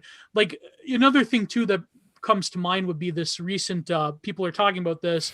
There was this Katie Herzog Substack about the disappearance of lesbians. Like it seems that lesbians don't have any social current. So the second waivers, the early third waivers in the 90s, the Riot Girl, Kathleen Hanna, Bikini Kill, lesbians with acoustic guitars, like they have no social currency anymore. No, they don't. Now it's because when you're lesbian, they do with me. Because unless they're either non-binary, lesbian, unless you're non-binary or a trans lesbian. No, this is going to be a very interesting thing that's going to happen within this movement because lesbians and gay men are getting pushed out. Yeah, and the first and foremost people who have been pushed out of the movement are bisexuals. Bisexuals are not welcome because you're not really a gay, which, by the way, is a thing that they have been dealing with for 50 years. Bisexuals have never been welcomed into the LGBTQ. They've never been really welcomed. I'm bisexual. They've never really been welcomed. It's always been like, oh, you can just choose not to be gay. No, I really can't just choose not to be gay. Unfortunately, because then they keep saying, oh, we were born this way. It's just except for you, bisexual, you can pick. But that's sort of born this way is more of like a old school liberal sort of way of looking at it. Social constructionism is now the predominant. I'm just saying it's very ironic that they don't apply their own logic to bisexual people. They still ascribe that same stuff to bisexuals as in, well, you can just choose to not be oppressed. You can just choose to pass as straight. Excuse me? I can just choose to not be attracted and I can just choose to not be attracted to a woman? No, I can't. I really can't choose. Well, I don't know. I kind of question the validity of bisexual myself. I don't know, but oh, really? Yeah, I don't know. Actually, we can go into evolutionary psychology as to why women are probably primed to be bisexual by nature. I think that women are probably more fluid in their sexuality compared to men. Yeah, that's women would have a nature would be primed to be more bisexual by nature because in the case there is no masculine figure in order to raise the children, they would seek another woman in order to raise a family. The lipsticks have to go with the butches, I guess. No, I don't. That's just the way things work. I mean, I'm very attracted to women, so I'm not gonna lie about the fact that I'm a bisexual. Now, do you like women with short hair or with long hair, or are there both? Any specific, depends. Both. Okay. It depends if she's cute. It depends on how the rest of her looks. Yeah. I think the reason they're pushing out homosexual men is because there is for the campy sort of like normal homo. I think that there is a subsection of gay men who have been a very creative but yet destructive force in terms of civilization. There has been gay men, a certain minority that has created a lot of different things, and I feel that a lot of gay men, there is certain reactionary sensibility to some gay men that are they're going to as the establishment is going to push back against them. I feel that there will be more gay men who are going to become at least based in some sense like Milo. No, not Milo. Not Milo. Oh, wait, no. I'm talking about like throughout history, there has been like the Caravaggios and the Oscar Wildes, and there has been certain. But also you have like the really really masculine ones like Richard the Yes, Lionheart. to cut to the Yeah. chase, there has been a certain subsection of fascists who are. No, I'll say no more. I'll say no Not just the Go sub, read like the it comments. happens No, way, we all it know. happens so often that it can't be cool. We know what the brown Yeah. shirts were into. The brown shirts had their own sort of thing that they were Yeah. into. No, that's definitely true. There was a gang, I don't remember what it was called, but during the Weimar Republic, there were these German gangs of youths that used to be, very degenerate, for lack of a better word, and the kind of things that they wanted to do. And they ended up being some of the SA people that then ended up. Yeah. Well, there was a huge, in that period, there was a contingent of German expressionists who were gay, but had very reactionary and anti-civilization views. This is why, as an artist myself, this is why I look towards a lot of what I call like vulgar trads. They look at this stuff, they're like, that's degenerate art. But within degenerate, especially expressionism, I feel that there was a lot of reactionary potential. But that's just, we're getting off point. I mean, Read that's the how I comment. define my art. No, because it's interesting, though. It's very interesting. I'm very right wing, but my art is definitely by definition degenerate. I don't like drawing like symmetrical things. I like drawing like lumpy, wavy. If you look at like even in the north, you had Edvard Munch. I mean, Munch, original OG incel artist. Need I say no more? I mean, but I don't have a problem with a lot of this stuff. I think that the problem that people have, and they should have, is not in that sometimes these aberrations exist. And by the way, I do believe it's normal for women to find other women attractive evolutionarily, because it's like, if there's no man, then we would take another woman in to help us raise a family. It's usually not sexual. It's usually social. It's like 99% of the time social, but every once in a while, those wires cross each other. That's relatively normal. I also think that gay stuff has a normalcy within human evolutionary psychology. I can't exactly explain it, but it wouldn't exist if it didn't have a reason to exist at the level that it exists. Anytime you look at something that happens within the human experience, it probably has a evolutionary psychological reason to exist. That all being said, that's why I don't have a problem with homosexual people. I don't see why we should, or trans people. I think that trans people probably have an issue psychologically that needs to be addressed, because there's clearly something that is, by definition, causing distress there. And that's the definition of trans is I am distressed because I am not XYZ. And that's where we need, gay people aren't distressed. You know what I mean? Like I like men that doesn't cause distress, right? I can. I don't know. I suppose it can, but generally it doesn't cause an existential level of dread that trans people talk about that they feel all the time. There's a huge issue that people are talking about, which is body dysphoria, and we should be sympathetic. Right. We should be helpful to people with body dysphoria. Yeah. I think because of this, I don't know why, but for some reason we would rather have someone suffer with body dysphoria because it's their choice, even though it may not be their choice if we're looking at these really young kids. As much as I'm not sure why we have this phenomenon. Yeah, as much as again. Body dysphoria. Yeah, again, as much as I'm a traditional Catholic, I do put it this way. I think that for wrong or for right, male homosexuality is more Lindy than I would say a lot of the stuff they're pushing nowadays. And this is why they have to exclude gay men, in my opinion, culturally.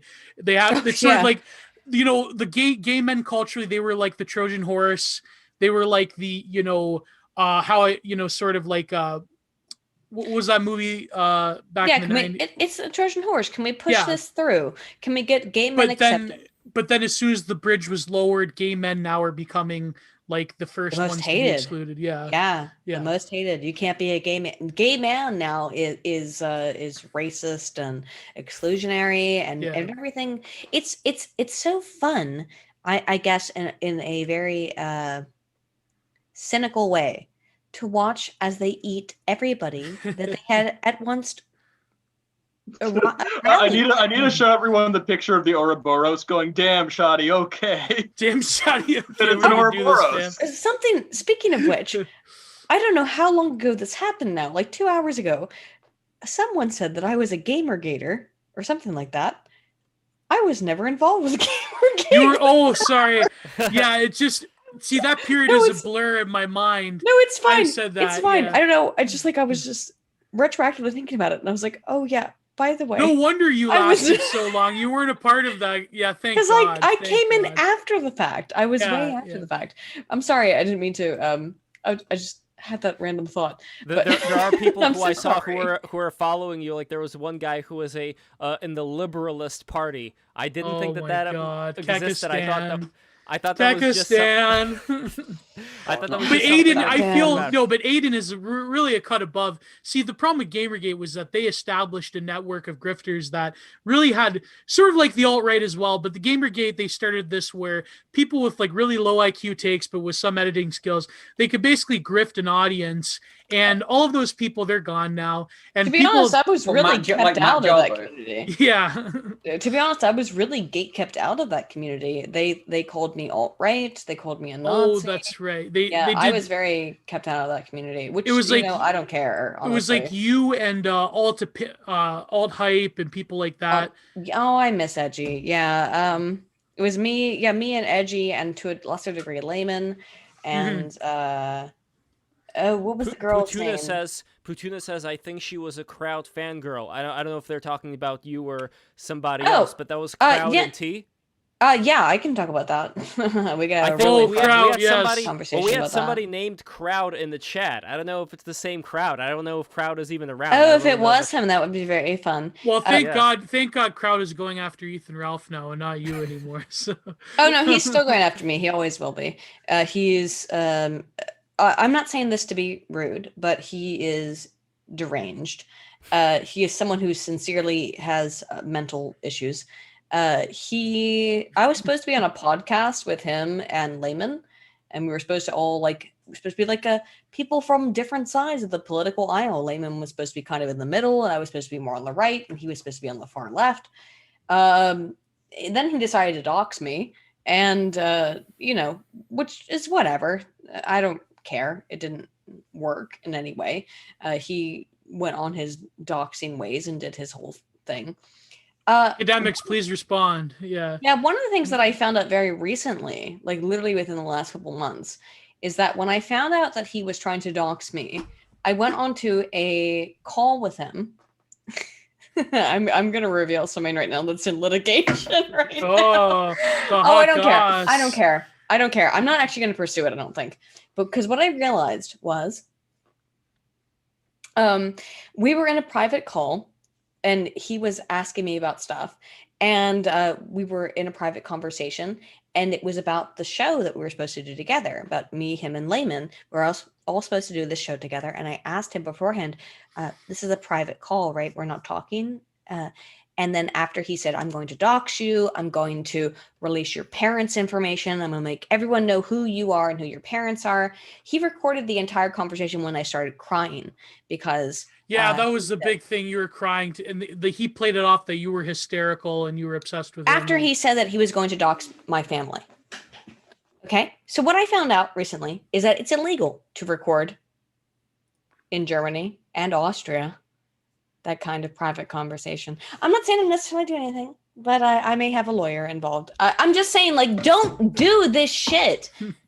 Like, don't record people behind their backs when you're pretending to be their friend. And yeah, and particularly when you're trying to dox their family.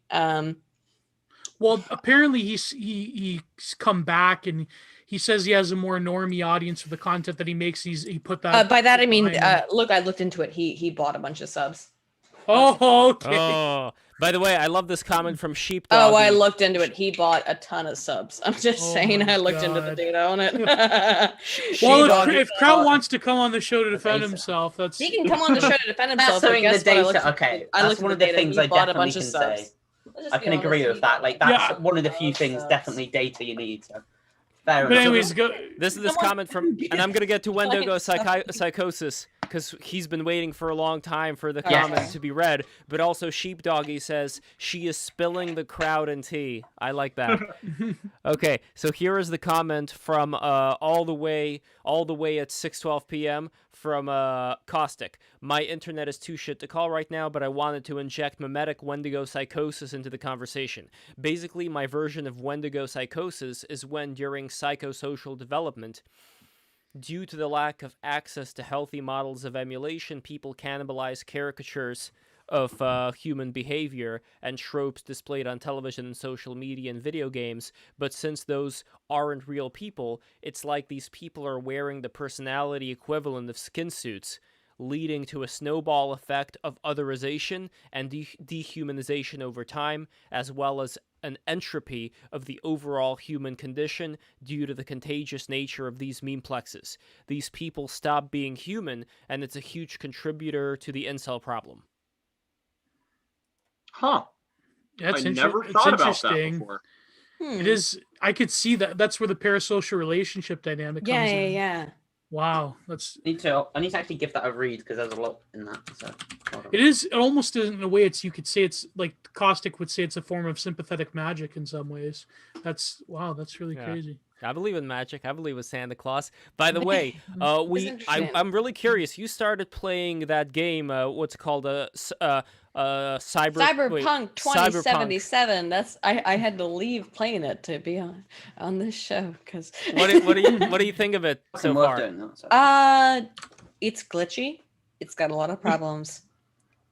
I am an enormous fan of CD Projekt Red, in that I trust them to make good games, but I'm not.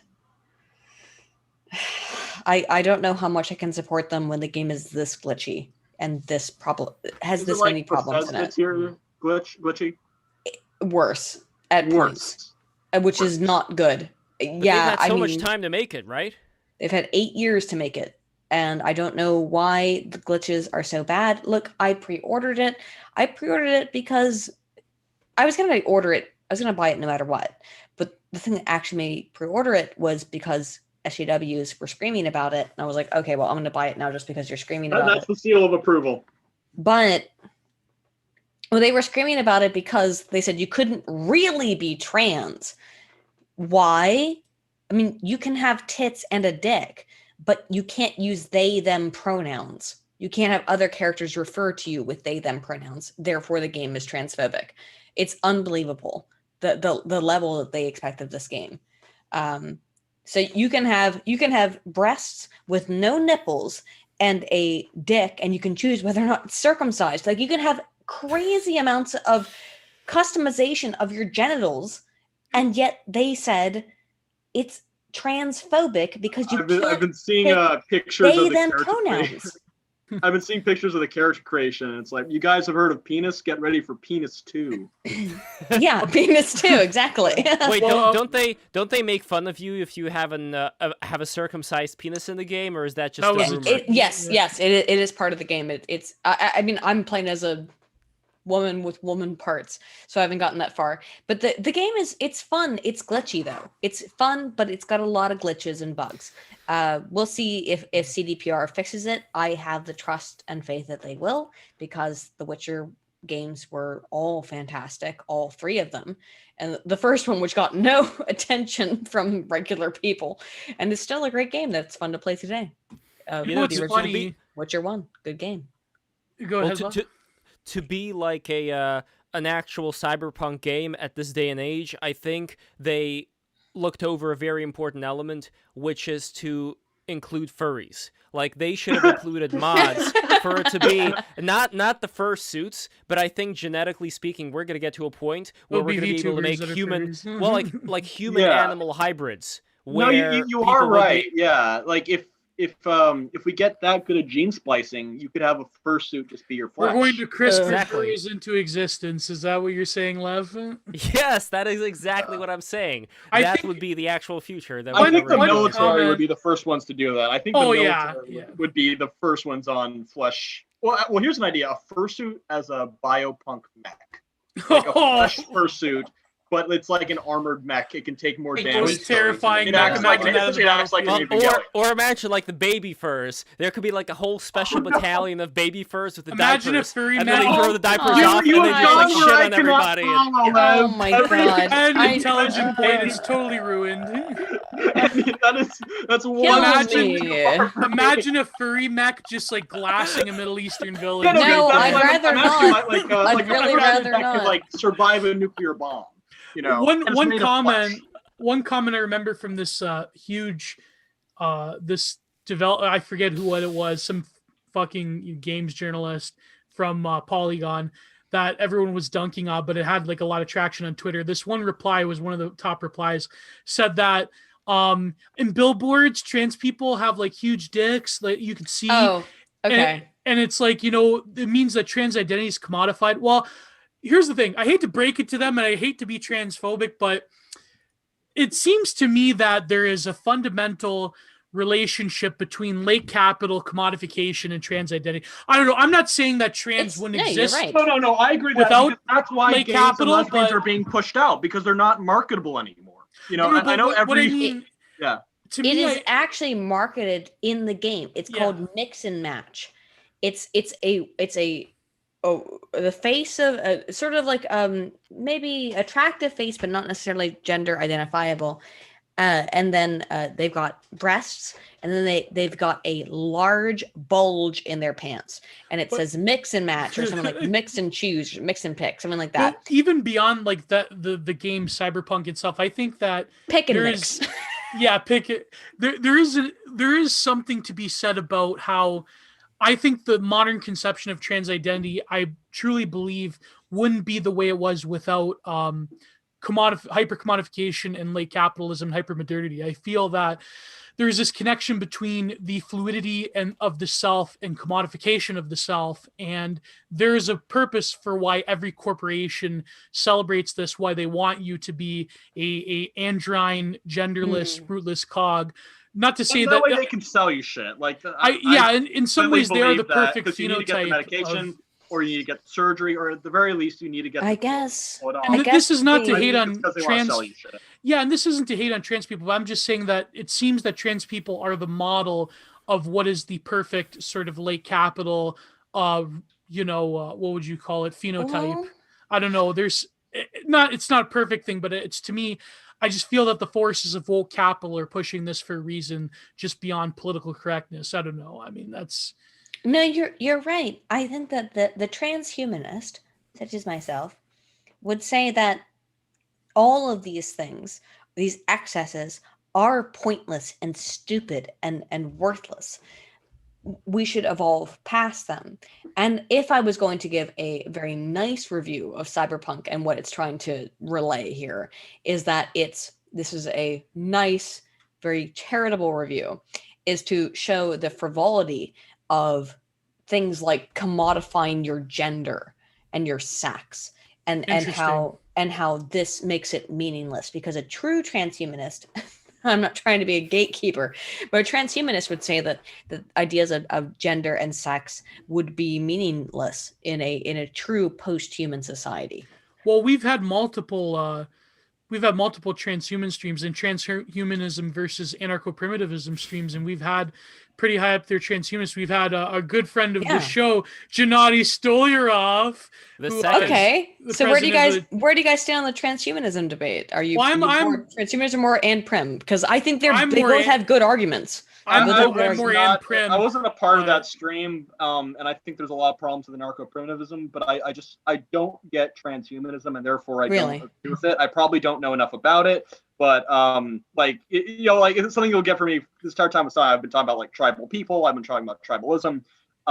Everything, like my biggest inspirations are Jack Donovan and Paul Wagner, and kind of this sort of like this barbarism kind of thing. And my problem with transhumanism is that I'm not against like a robot arm or like a chainsaw arm or something like that, but it feels that you should master the body you were born with before you get a new one. Like, how willing are you wanting to go into actual me questioning transhumanism stuff? Well, I guess it's a question for everyone here. I'll say this: it's because I Brilliant. once told a friend of mine once tried to convince me to be a transhumanist.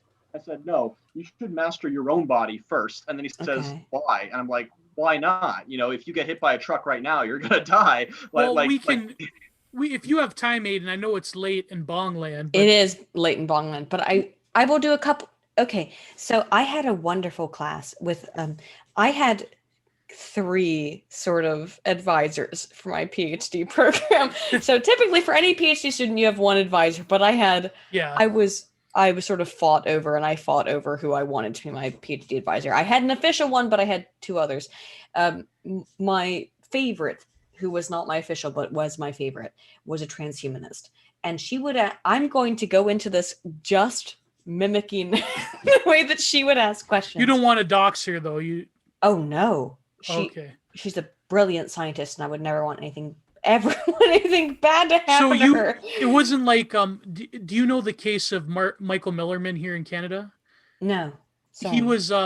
He was batted over by supervisors, but for a negative reason, because he was the one who translated a lot of the works of Alexander Dugin, and he was part of the U of T political science department. And I also have a master's in political science, but he was shamefully, they wanted to take away his PhD. He got his PhD, but he's totally blackballed from academia because he chose to translate Alexander Dugin. But look up the case of Michael Millerman. I think that if you want to do some stuff, if you want to do more videos on academia itself, I highly, highly suggest you contact Michael Millerman.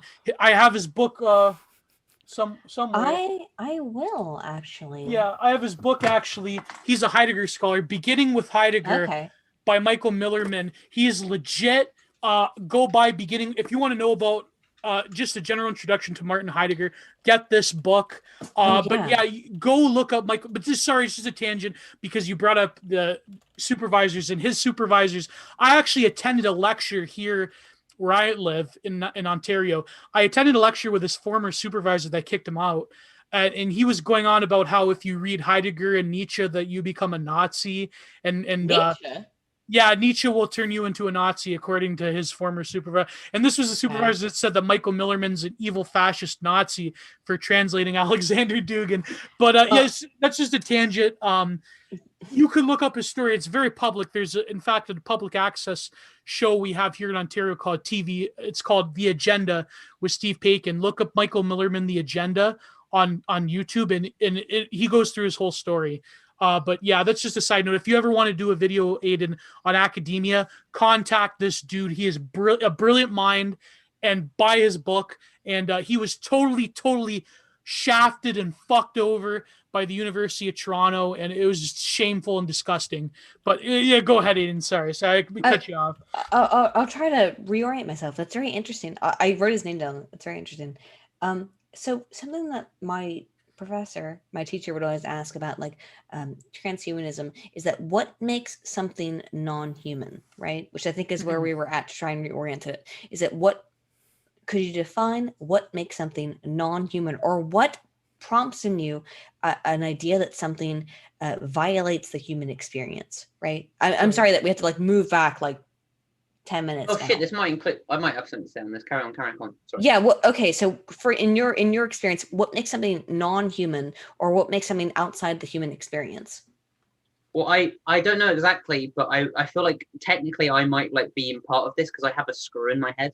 So I had surgery, so I don't know if that's. Would you like, consider yourself a cyborg? Because you are, according to some definitions. By some definitions, you are a cyborg. No, that's true. And posthumans, a lot of posthumanists, even Donna Haraway now would say that there's this debate around embodiment when it comes to people who are amputees, for example, that choose to have post-human prosthesis, and there's a lot of like highfalutin academic jargon. My supervisor for political science, he was actually a post-humanist in the critical animal studies, and that kind of gets really weird. But yeah, I get what you're saying. So what would you say? It's highly theoretical, but it's very interesting in my opinion. But what would you say? What would separate like this? That's a really deep, mind-blowing question. But all I can say is that I feel that when I accomplish things with my own physical body, I feel more human as opposed to less than. I guess that's the only way I can respond to that. Interesting. And there is something that I would add to this as well. I think that to be a human means to be an aware experiencer, but there are gradations of that. Like, I'm not going to say that this is the point where it stops being human. In the sense, I could say, like, people say humans are animals. I say animals are humans. Let's flip it upside down. And in that way, I see there being a gradation of self-awareness and consciousness, much like you would have a group consciousness among these tribes, where even though they're more attached to each other, they don't have that same, as far as I understand at least, they don't have that same sense of self. Or like individuated awareness. Exactly. A sense of self. And I don't think it ends here. I think it keeps going and going and going. Like I always say on this podcast / stream, I think that just like a dog is not aware of what a computer is, I think the same thing would apply to the smartest humans compared to what may exist out there as far as intelligent life. But I also think that humans are based on a very sacred principle, again, like fractalness, even just like the shape of our face, where the distance from the chin to the nose is equal from the nose to the eye ridge, from the eye ridge to where the hair starts. Like, our face is like a symbol, like a letter, like a, you know what I mean? Like, there is something very special about this form we're in. And that's kind of how I see humanity, and I don't limit it to this planet. I think humanity in this particular form, whether it's larger or smaller or whatever, it's something universal that's, we're going to find that there's a lot more of this than we think. Potentially. I think that the that's a lot to take. Yeah, I'm trying to think about the future of the transhumanist future, right? Is that people will select for certain things, and I do believe that we will find distinct evolution selection, in that certain groups will select for certain things, and other groups will select for other things. I believe so. Like Cyberpunk 2077 is a video game. It's fantasy. It's whatever. I think that if you give humans access to all kinds of upgrades in terms of how to upgrade themselves and things like that, I do think that groups will select differently. I don't know if these will fall along racial lines or along IQ lines. They could coincide. I would imagine they'll fall along IQ lines, in that people who are high IQ will want to do things that will support their higher IQ, and support academia and support knowledge consumption, whereas people who might be lower IQ might want to do the more stuff that we see in Cyberpunk 2077. So, guns and weapons and stuff like that. Yeah, because that's actually what I would want to do. I do not want like my brain to get bigger. I'd want to get smarter all on my own. But like a chainsaw arm, like that actually, like that would be pretty handy. That would make my life easier. I could do all sorts of stuff with that. But I would not have like multiple arms, like Shiva. I don't know if that's anything that like had a practical application, because like I love working with my hands. I like to use tools. I like to chop wood and do shit like that. Like that would make my life a little bit easier. But even then, I wouldn't be super happy with it. I feel that I think this is completely irrational. I think this is just an emotional response for me, from my own biases and opinions. But I do not like feeling like I'm cheating. Even if it was completely socially acceptable, even if all the athletes had cybernetics, I would feel like I'd be letting myself down if I were to use them. I think you're absolutely right. Yeah, it lacks a sense of personal accountability. That I don't know. I really don't know what the ultimate outcome of that would be. I don't know. Well, it's a willpower question, I think, at the end of the day. If you use your willpower, I really do think, like, the more... I'm 32 years old right now. I still have a long, hopefully, knock on wood, life to live. But the more that I live, the more that I get into this mode of your willpower does in a way determine your reality. And there is so much power within concentration. So many people, thanks to the internet, I think, because it's a double-edged sword, they have been split up into, like, all these multiple thought patterns and all these different things going on. It's as if you're taking the human being and just ripping them to shreds, putting one shred in this material, putting another shred on this topic, and there's no cohesive whole. It's not a sword anymore. But if a human being becomes a sword, if they if they meditate, if they concentrate, if they work on themselves, then they become whole. And I think it's in different spiritual traditions even, they talk about how when you pass on, you don't forget who you are. You have to remember, otherwise you're going to split apart. There's always a karmic residual to the... But then I don't know, Aydin, I feel like to push... No, back... I think when you... No, go ahead. When you put the cybernetic fact into that, or fact into that, you remove the soul, right? To a degree. I think that's correct. You remove the original the willpower. animating... Other things are doing things for you, in which case you're not really growing. But I feel... I don't and know. also with that whole willpower thing, I'd be really scared if I were to be on autopilot, because I like sleepwalk and stuff, and it's not a nice feeling. It feels like sleep paralysis. It feels like someone is possessing you, someone is taking control of you. You're somewhat conscious of your actions, but you're not really, and that's what terrifies me. I would, whether it was hacking, whether it was an autopilot system that the machine does to protect me, the idea of like something else controlling my limbs fills me with such an existential dread that it doesn't make all the added the positives. Those aren't worth it to me at all. The idea that I'm not in control of my body, there's just a slight risk of it, messes me up so much that I don't even want to risk it. Yeah, I mean that's interesting, all the risking stuff. But so we got the cybernetics, right, and like transhumans and stuff, and it's like you wouldn't want to like have like a big battery cyborg thing controlling your whole mind. But what would you think? I don't want to talk about JoJo too much, but it's like I think the stone mask thing is quite interesting. I like JoJo, but I would put on the stone mask. I would. I know that sounds like a whatever like dumb thing, but really, I wouldn't put on like the cybernetics. But I would put on the stone mask. You'd put on the stone mask. Yes, I would. I would like that power. And I'm wondering if you guys. What are your opinions on that? Is this some anime you're talking about? Yeah. Oh god, I didn't really want to mention that. I think it's very I see where he's coming from, because I'm going to reveal something that's going to make me sound like a big hypocrite.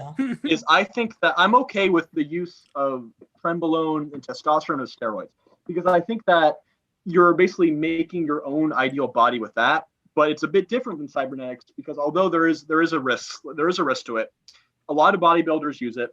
And a lot of them are fine. Like there are negative side effects, but you need to know how to control. A lot of people, I don't know, man. People use steroids and they're absolutely fine. I mean, obviously you're using too much of it. But the stone mask is kind of like that, because the stone mask turns you into a vampire, but it's still flesh. You're still flesh and blood. Whereas if it's a machine, that's like, I mean, I guess you could add to it. Well, that's my main thing, really. Yeah. Wow, really? If you're a vampire, your bones grow with you. If it's a machine, it doesn't grow with you because it's not organic. That's fascinating. You two find the difference between becoming a vampire versus becoming a cyborg to be fundamentally different? Yes, I definitely. do. I definitely do. Well, they're both predicated upon some form of Faustian, like almost Gnostic. Yeah, to me, I would much rather become a cyborg. I would replace. I remember the first time I was in my class with my professor in grad school, and we were talking about like Full Metal Alchemist, and everybody in my class, which is like, it's like 6 people. Okay, it's a grad school. It's not it's a grad class. 6 people. But everyone in my class was like, no, I would never take my arm off for a metal arm. And I was like, oh yeah, just replace everything, just take it all off and give me something better that's mechanic. And I was the only person in the look, this woman was my near advisor for a reason, but like we had a long conversation after the fact, and it was like, that was an unusual stance for me to take, of being like, I would like to have mechanical limbs. Because an arm doesn't sound that bad though, because to me an arm's like a tool. It is a tool. Your arm is a tool. Like that doesn't sound so bad to me, but what sounds like, I mean, it's a readiness to hand. I think that hands and feet are tool. Hands and feet are tools. Yeah, that I agree. I agree with that sentiment. I definitely agree with that. No, but then heart and core and brain, I have issues with. No, they're not tools. I completely disagree. They are not tools. From my own personal experience, hands have the ability to, and again, there's no study I could point to you. I'm an unfortunately, artist, to show. so Okay, I mean, I okay. can. Well, that is argue. one. Okay, But they are So- a part. But when it comes to the artistic, they are a part of a certain form of embodiment. Like, you know, sure, I don't know but if not there's just Merleau that. No, Pines, but you know when you're touching. Embodiment that. is the correct term. Yes. but Mm. not just that. And this is going to be fun. Oh, good. Hands, fingers, like fingers, at least for me, I can't speak to everybody else. They have the ability to, when I touch something, I can actually feel it in my entire body. So it's slightly like there's something else that's going on here. These are appendages that don't just grab things, but they can also absorb things. Like they can also, like, if you touch something, then you can actually feel it much more with your entire body than just with your hands. So in a way, they're both hands as well as like they're both fingers as well as just like these very precise sensory organs. And if something else can replace that same sense of sensing, then maybe. But I don't them as being know. pretty valuable. I don't have any more feelings in my fingers, so to me it wouldn't be a big loss. In fact, it would be better to have stronger control versus not having to not have feeling in your hands, which is. I've got an interesting terrible. question for you, especially if you think, okay, so let's say your finger was chopped off, or let's say one finger to make it like smaller scale. Now, would you rather the ability to be able to regrow that like finger to back to its normal form, but it'd be extremely painful and you would have to like do a lot of stuff to it? It'd take like a little while. Or would Like you rather lizards? the quick? Yeah, or would you something? I don't know. Or would you rather the quick That is a good replacement? question. And for me, A quick that would replacement. depend on my scenario, because if I had to perform, like, you know, I'm sorry, I keep talking about the post-apocalypse or the Stone Age because that's what interests me so much. If I had to, if we were at constant war, well, I'll take the finger. I'll take the finger, like, because I don't want to let the people around me down. But if it was by myself and I was allowed to take things as they come, take things step by step, and I had enough personal freedom and enough personal time to, like, you know, basically it's equivalent, like, oh, if I broke my back, I didn't have to be, you know, out of the hospital immediately because of work or life Like or if whatever. they could Yeah. CRISPR like the regenerative properties of snails or. Yeah. I would go Lizards. through the more painful thing if I had the time to do so. But if I didn't, if life had other demands, then yeah, I'm going for the painless thing. Because this I is wanna going to hit sound very Aydin, contradictory to what to me being not super Well, okay. transhumanism. But I love tools. I think tools are great. Tools are an extension of the soul, in my opinion. Yeah. So if it's a tool, I'm all in favor of it. What scares me, what I'm very much against, is stuff that you can't build upon. If you were built your entire body, like you know, the average human dies at a certain age. Some live longer than others, yada yada yada. But if I had a choice between a human body and I didn't have a death date to that versus a robot body, and that had a for sure expiration date, even if I could get a new robot body to prolong the expiration date, I'd pick the human body over that. But if it's a tool, like if my robot finger isn't going anywhere, and it has also the other thing I like about tools is that they have one thing. The robot finger does what the finger does, whereas a brain can do all sorts of stuff and it goes way too deep and way beyond me. But if something's applicable, like a wrench or a hammer or a gun or a sword or a finger, I'm all in favor of that. You know. I'm just curious what Aydin is like, because would there be anything that would make you want to go for like the more painful option, or would you just rather the? Oh, robot finger? I'd cut my hands off right now. I have no feeling in my hands, so I would definitely do it. No, but if you could get feeling back in your hand though, like. No, Like, I mean, you don't want feeling in your hand. No, if I could get it back, I guess I would go with that, but that's not a realistic possibility. Well, no, but So we're I talking about fantasy here. Like, we're talking No, about but I like. think that's the problem in general with this. I don't know this. This cyberpunk stuff, which is that, like, Yeah. if my option is to either continue to live with no feeling in my hands for the rest of my life or get robot hands, I'd rather With have the feeling. robot hands. Yeah. It doesn't even matter if they have feeling. It matters. Like I have resigned myself to the fact that I will never be able to draw the way that I used to be able to draw ever again because I don't have feeling in my hands, and that's fine. But, That's kind of changing my perspective. I think you've kind of convinced me because there's certain things I like to do so much that maybe I would risk that. Like you know, Having like if I could ever taste food again, maybe I'd get a robot tongue. I like food. no, that much. but yeah, having had the Chinese imported delicacy. Having not being able to taste or smell for 2 weeks, that was quite a fucking terrible experience. That was the Yeah. worst part of it, actually. But no, what I Well, wanted to push But back I also don't want to. I don't want people to hold out either if something doesn't happen. But at the same time, my hope is that science would be able to figure out a way that, because like I didn't know about like you with the hands, Aydin, but to have that feeling of nerves back, or even to expand it where you would be able to have robot appendages that have their own nervous But this system, was the so you last- would be able to feel it. When we had that epic 5-hour mega debate with Transhumanism versus Amprim number 2, not the one where Gennady was being mocked by Sunny, but we had the second one. That was a big part of the debate, was, is it ethical to eliminate all human suffering? But that's again another big topic. Eliminating all human suffering is such a complicated question. Exactly. And we had this one guy who was an OG transhumanist on, what was his name? That's a very complicated question. Yeah, exactly. No, but what I wanted to push back on you, Aydin, what you said 10 minutes ago, and to answer the question in the chat, no, I do not watch anime. The only anime I watch is New Japan Pro Wrestling. That's the only anime I watch. But no, JoJo's great though. I highly recommend you check it out. I think you'll enjoy it. I really think Gio, you've been demoralized by a lot of Western animation, by a lot of cape shit, as you call it. Yes, cape shit. I think that there's a lot of great things out there. Lane looks pretty interesting. I've watched Akira. I've watched Studio Ghibli. Oh, watched Lane. Lane's great. Yeah, because I'm really into transhumanist shit. There you go. And the postmodernist stuff is interesting to me. But anyways, you said about how different transhuman abilities would be selected for by various pressures. Yeah, I disagree with you, because it seems that for a very short, when it comes to the evolution of technology, from my assessment, there's a sort of a very short period of innovation and Wild West frontierism that happens when there's a paradigm shift. But yet that a free market. Yeah, account for things that are desired, right? By the people who desire it.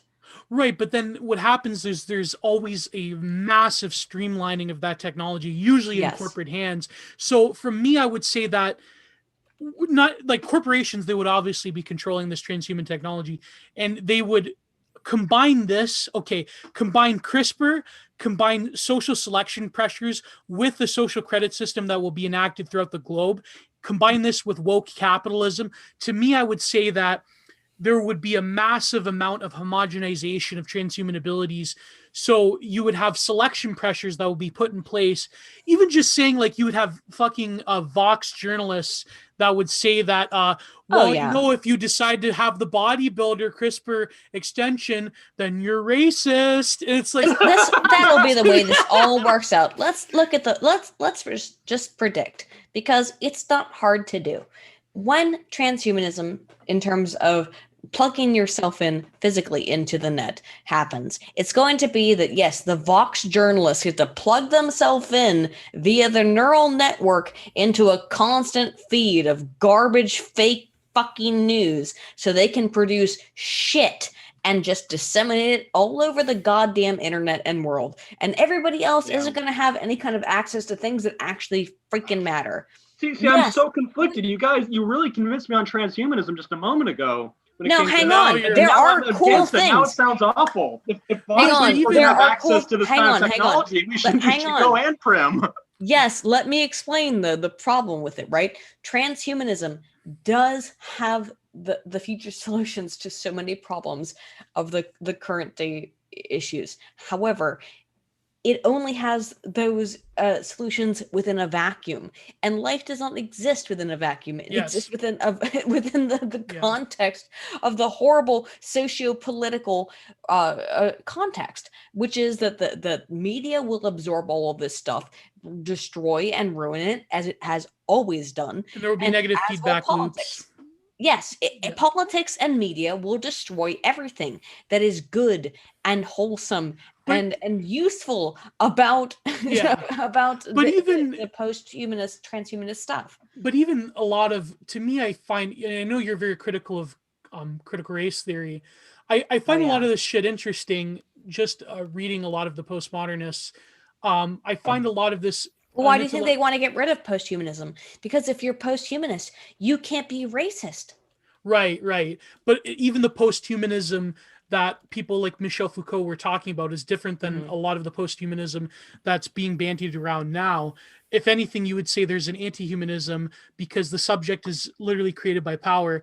But which I agree with, by the way, but for different reasons. Yeah. I feel, see, when I bring up critical race theory, there's already this discussion. There's already there's, what do they call it? Afrofuturism. There's Afro-pessimism, and I feel that, as despite a lot of the SJW shit that's attached to it, I feel that it kind of is a viable discussion to have in terms of certain ethnicities' relationship to a potential transhuman future. There's even they should on an they should aesthetic have their level own transhumanist future. They should have their own capacity to develop their own because everyone should have and their own future. Like, I think everyone is entitled to have a future where that can be unique to them, And I know it's a meme, like people are like, oh, you mean making Wakanda real, right? No, But- I mean, like, you should be able to, if we're talking about, okay, post-humanism is such an idea that is very hard for people, I think, even at this point in time. Sorry, to what is understand post-humanism? I'm kind of like,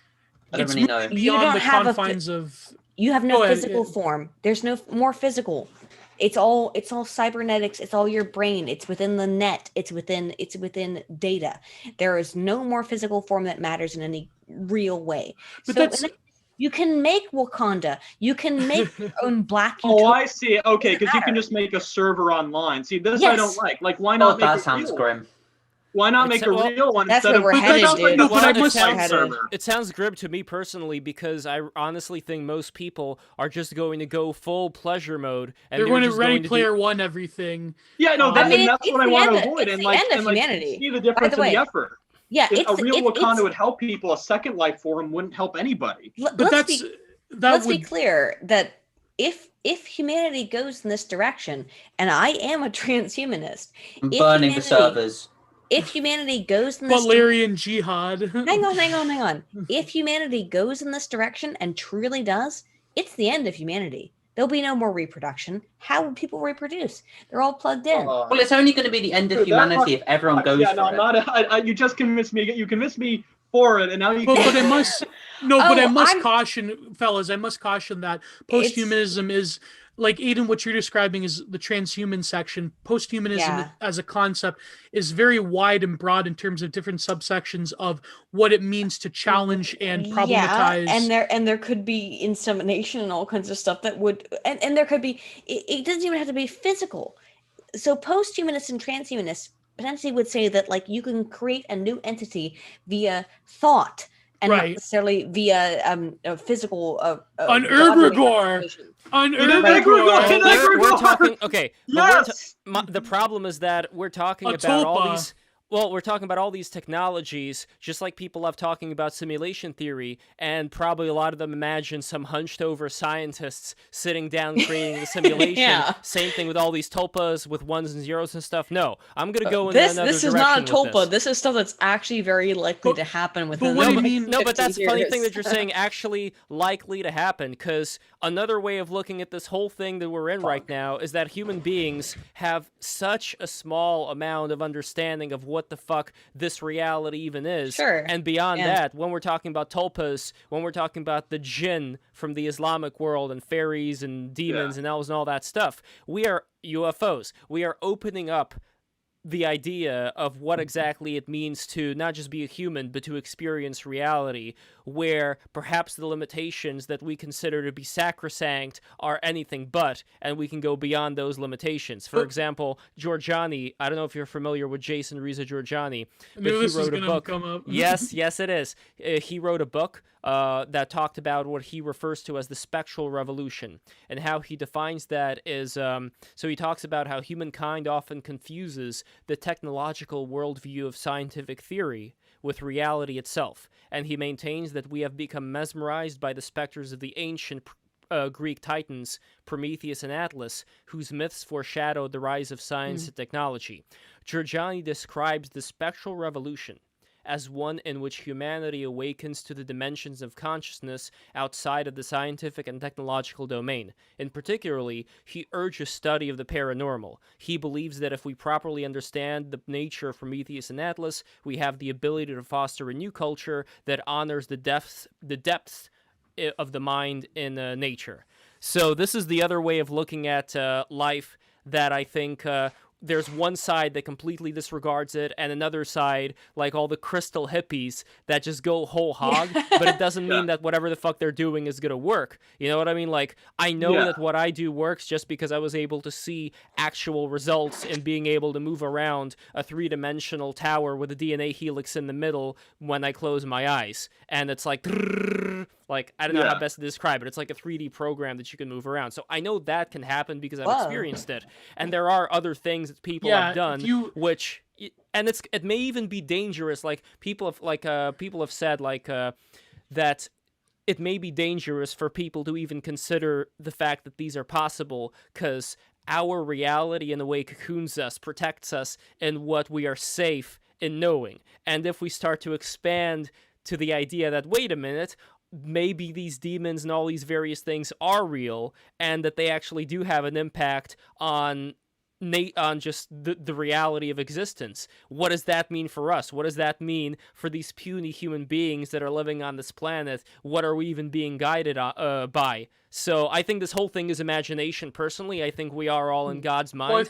But that's, if you look at like Jason Reza Giordani's recent book, it's called Prometheanism, a manifesto. He talks about transhumanism and posthumanism very explicitly as bringing on another spectral revolution. But quite simply, to answer myself's question, posthumanism is just the challenging and the problematizing of our conception of what it means to be an embodied human itself, from like Descartes onwards, like from res extensa and the cogito. So there's a lot of different subsectors: critical animal studies, our relationship to animality in the natural world, and how nature itself is an artificial construction by humans. There's the transhuman section, which is of course the most popular rock star subsection of posthumanism, and there's other ones. Critical race theory is involved in there as well.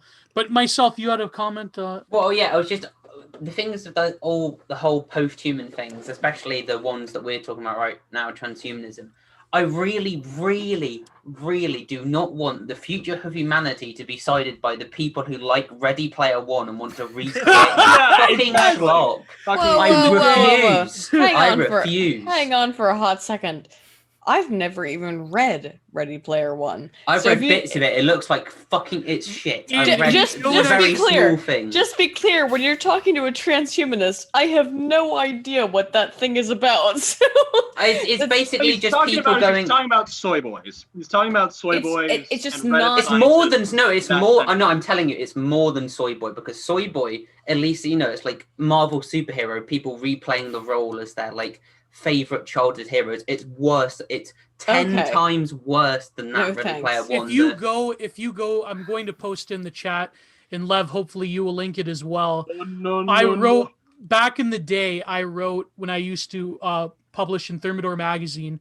I wrote the scathing critique of Ready Player One, the movie, when it first came out. Oh, it was a terrible film. I hated it. Yeah, I didn't know that. Was that supposed to be a transhumanist film? Well, sort of.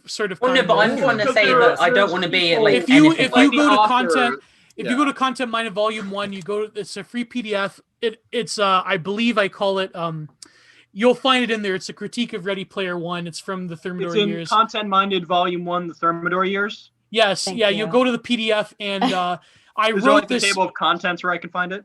Yeah. I wrote this hilariously found it. Great. Scathing. Yeah, it's called what did I call it?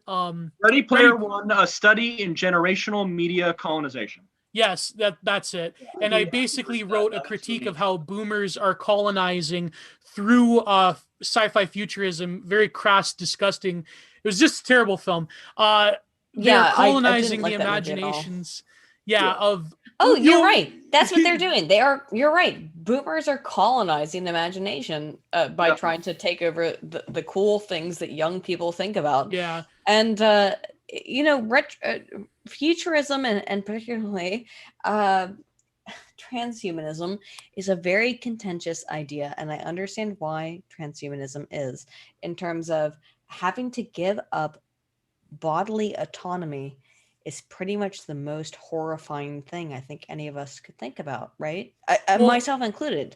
Having to give up your bodily autonomy to say some company would have ability to take control over an aspect of your body is awful. Yeah. Yeah. That's what as a freaks concept. me out. But to give up humanity in general, this is what Nick Land talks about, because the right acceleration transhuman horrorist neo-China future is going to happen whether we like it or not. But I don't know if you have. Oh, by the way, it's happening whether we like it or not. He's correct. God, no! This is why No, it's happening. Not me around. Not me around. This is why we need It's the going to happen. It's No, going not to me around. I'm telling you. I am not. I'm telling you, if me around. This is Okay, why we need you to can- free Ted Kaczynski from DSX. We need the Butlerian Jihad. We need the turning cops. We need it all, baby. Let me Get rid of just this menace. let me just give my prediction, okay? Mhm. And if I'm wrong, somebody come and try to ask me for money in 10 Probably years. glad to be wrong, to be honest. Like, 10 years. Yes, I really wish I would be wrong, but I think I you will think- be. I think you will be. We'll see what Okay, happens. well, Go hang on, ahead hang- and go ahead. wait for what my prediction is. No, before you predictions think always I'm go right. wrong. Don't bother. This is the Okay. nature of prediction. Go on, though. Okay, so my prediction would be that we are going to see increasing support for this kind of cyberpunk-esque connection to the grid, connection to a global connected internet at all times, at all Yeah. places. Everybody always on the internet, inside their heads, inside their brain, constantly getting feed updates as to what is happening. I think that's going to happen to an increased ability and capacity. I'm not talking about like the weird cyberpunk limb stuff. That's probably not. No, going to you're happen talking the more same of way. like existence type of. Yeah. Well, we have a it's going to comment be. from Wendigo Psychosis in relation to exactly this. Transhumanism is a spiritual egregore. And by the way, Yeah. he is a patron of ours, patreon.com/breaktherules. Anyway, transhumanism is a spiritual egregore, a slowly self-realizing amalgamation comprised of Roko's basilisk and the tangible machines themselves. All of technology as we know it exists as an equivalent to primordial soup, a gestating living mass that has yet to put itself together within the amniotic sac of the aeon. Is yet to reveal Typhon- itself, as Heidegger would say. Yeah. Typhon Yeah. is an eldritch demiurge that is born with the sole purpose of subjugating and destroying nature, the divine forms, and this occurs through his physiological manifestations, technology. Power lines are literally the nervous systems of Zeus, LMAO. Whoa. It's It's pretty true. deep, dude. But he's not. I mean, And he it's- says, if they're interested in this explanation, I can go deeper into it. Now, he's a great dude. it's interesting. I think I get the basic gist of what he was saying, and I don't disagree. Technology is a vector for theocracy, I would say, in certain aspects. It Wait, is. what was that? I didn't catch the word. Deocracy. What? Theocracy. Theocracy. Okay. It In is that- is a Gnosticism at its root, like Yes. a lot of ideological programs that are happening now. To read, again, people go out there, read Eric Vogelin. He is totally right that we are being subjugated by certain politicized secular Gnosticisms within certain ideologies that are happening nowadays. That's his basic thesis, that a lot of millenarian, especially in the 20th century, a lot of millenarian, year zero, final revolution political ideologies at its root are Gnostic in the sense that they want to transcend the limitations of embodiment towards a totally wiping out of the slate towards an ideal future, similar to how and there's always a demiurge oppressing humanity at the root, whether it's the Jews or the capitalists or the I don't know, the Germans or whatever. There's always a demiurge. the reptilian pedophile demon goblins. There's I always see- a I see- demiurge. I see it in a different way, though. Like, I see whatever they're talking about, a demiurge, not being a negative function so much as, like, that fight that, who had that fight with the angel? It was Israel. Jacob, Always. yeah. Yeah. Yeah. So Jacob fighting with the angel, to me, that is in a way the demiurge saying, you know what, bring it on. Just like the wild forests for the people Lev, who listen, settled into the area. This is Gnostic Christianity. I have to stop you here, Lev. This is Gnostic Christianity. Please. But anyways, I wish we had another. I'm No, but it's sorry. like I think all of nature and all of the negative Interesting. parts of society too are in a way like a training, like a boxer with a what do you call it, like with that bag, the boxing bag. Like everything is a challenge for us. It's to an grow antigen from. to provoke a response to. Exactly. And if it's not there, then we're all going to descend into animality, and Mother Nature is going to have to either kill us, or if we stay alive, we're not going to be as functioning anymore as we were before, as far as being able to see ourselves as we see ourselves today. But there's always like an equal. Someone said this on the stream last time, but I think it was my friend Painted Worlds. But who said this? Was it Lewis Mumford that said that with every development technology, or no, it was McLuhan that said with every development, especially in media technology, there's always an atrophying of a previously natural ability in humanity. Yes, that's what as a media psychologist, that's what I think is happening in that all of our capacity to understand media is based on inherent psychology. And when we get used to just digesting media all the time. Now, by the way, as I said earlier, it's going to take thousands of years to truly become an evolutionarily consistent thing. But what it does do in the short term is that people want to digest media. They do. They want news. They want information. Consume. Yeah. They do want to consume because people want information and data. And that is how the human brain works. Yes, they want as much as they can get. And if you give them fluff, I think they will accept it. As long as you present it as news, as long as you present it as information, they will accept it. Or as data. Sorry, I had to. That is.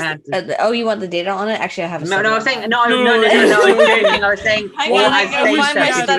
you accept your study. I couldn't resist. I always want to study. I wish we had another 3 or 4 hours to discuss, but actually, I have to go to bed soon. Yes. Yeah. Well, so the Aydin, please, you have to come on again. You have to. Yes. Yeah. Aydin, you were incredible. And when we have another transhumanist, hang on though. Awesome Myself, Mad Blue. You and I have to apparently debate each other. About what? About what? Well, I don't know. You just everything I say, you have an issue with. So. Well, when we do another transhuman and prim stream, I'm sure you'll be the top of the list. Well, Aydin. no. What would you like me to discuss? Because I know everything about everything except for you have to come again. You have to become a regular. And when you come again, myself, you got to paint yourself with your blue war paint. No, I'm done with the. I'm done. Yeah, myself. I've done it 3 times. Myself. No. Hang on. I'm not being aggressive. No. I'm talking about the painting shit. Like. One time you put your entire screen. Can you post that image again? I'm gonna put it in the chat. Sure. Can you post it? I became a red man. I really appreciate you constantly checking me and asking me for support of whatever I'm saying. It actually is. No, Aydin, if you knew the deep lore myself here, he does these interesting performance pieces on air.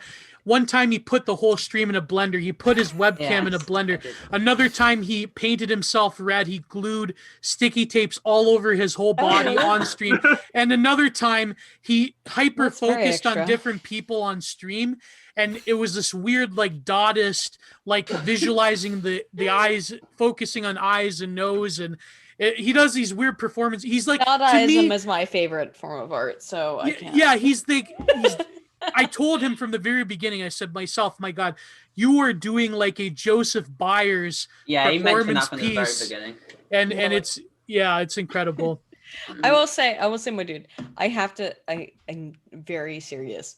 I really, really appreciate when people question me and don't just let me talk. I'm glad you do, but it's not something I'm doing out of like intentional kindness. You're not. I'm just very aggressive. No, I know you're not. I know. I wanted to tell you I sincerely appreciate it because I hate when I get on podcasts and people just let me talk and so Aydin, what do you think about No, it's fine. Like it's fine. Like, the fact of the matter is that I have data to support everything that I say, But no, don't crush your face. Data. I just want to hear you not talk about data for like 5 minutes. That's before you go. I know it's your thing, but I'm a scientist. It's hard for me. Before you go, Aydin, please. Who are some of your favorite? Before you go, who are some of your favorite Dadists? Man Ray for sure. Oh, yep. I love Man Very Ray. I'm trying to think of anyone else that I really love to the same degree as Man Ray. Oh my goodness, I haven't thought about Dadaism in so long. My brain isn't really okay. Speaking You're of actually Dadaism, look at the blue. Yeah. Look at the blue man here. Speaking of Dadaism, You're asking me to access a part of my brain that I'm not really I don't normally access. But Man Ray by far is my favorite Dadaist. Let me just put it that way. very good choice. Man Ray has my favorite piece, which is Gift. Truly my favorite piece. Oh, I think I've heard of Gift. Yeah, that was where Gift is the iron with a bunch of nails. Yeah, that's right. I love Gift. Oh, and also what's the urinal one? I can't remember. Duchamp. That's Duchamp. Yeah, that's not Yes. Duchamp. Oui. Duchamp. Yeah, I always preferred like in music.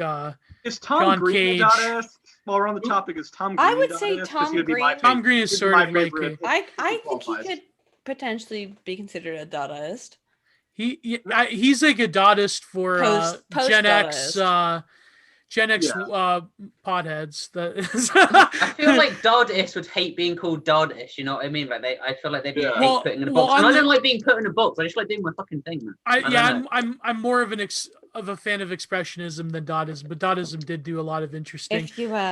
If you ever go to DC and go to the Museum of Modern Art, it's fantastic. They have a wonderful also of Giacometti.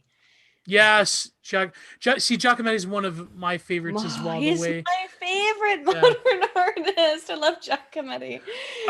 When it comes to modern to contemporary, probably him, Anselm Kiefer, also Bacon, Lucian Freud. Lucian Freud. I actually have a video.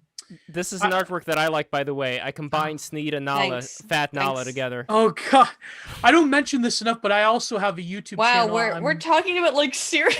Yeah, and we have fucking Sneed. Sneed feed. Lev, if you go to post my YouTube channel, I don't show that enough. Post my YouTube channel, I and I have no idea you had a YouTube channel. I need to check that out. Yeah, I have videos mostly art related. I will post more painting videos, but I'm uploading. I have a critique of Jerry. How about more Lucian Freud and Giacometti? No, I'm going to post a video on Giacometti. I have a video on Anselm Kiefer. I have a critique of Jerry Saltz doing this Carol Dunham exhibit, and I'm going to post. Actually, if you're a serious artist, like we could have conversations about art that wouldn't necessarily be interesting here. I was classically trained in art, so. Oh, okay. Yeah. I don't mean it. No, don't take that as a. Some people like hear me. I don't think he's taking it as anything. He's just saying. Well, Gio's like an actual fine artist. Like Gio talks about fine art quite a bit. It's like I was trained in that.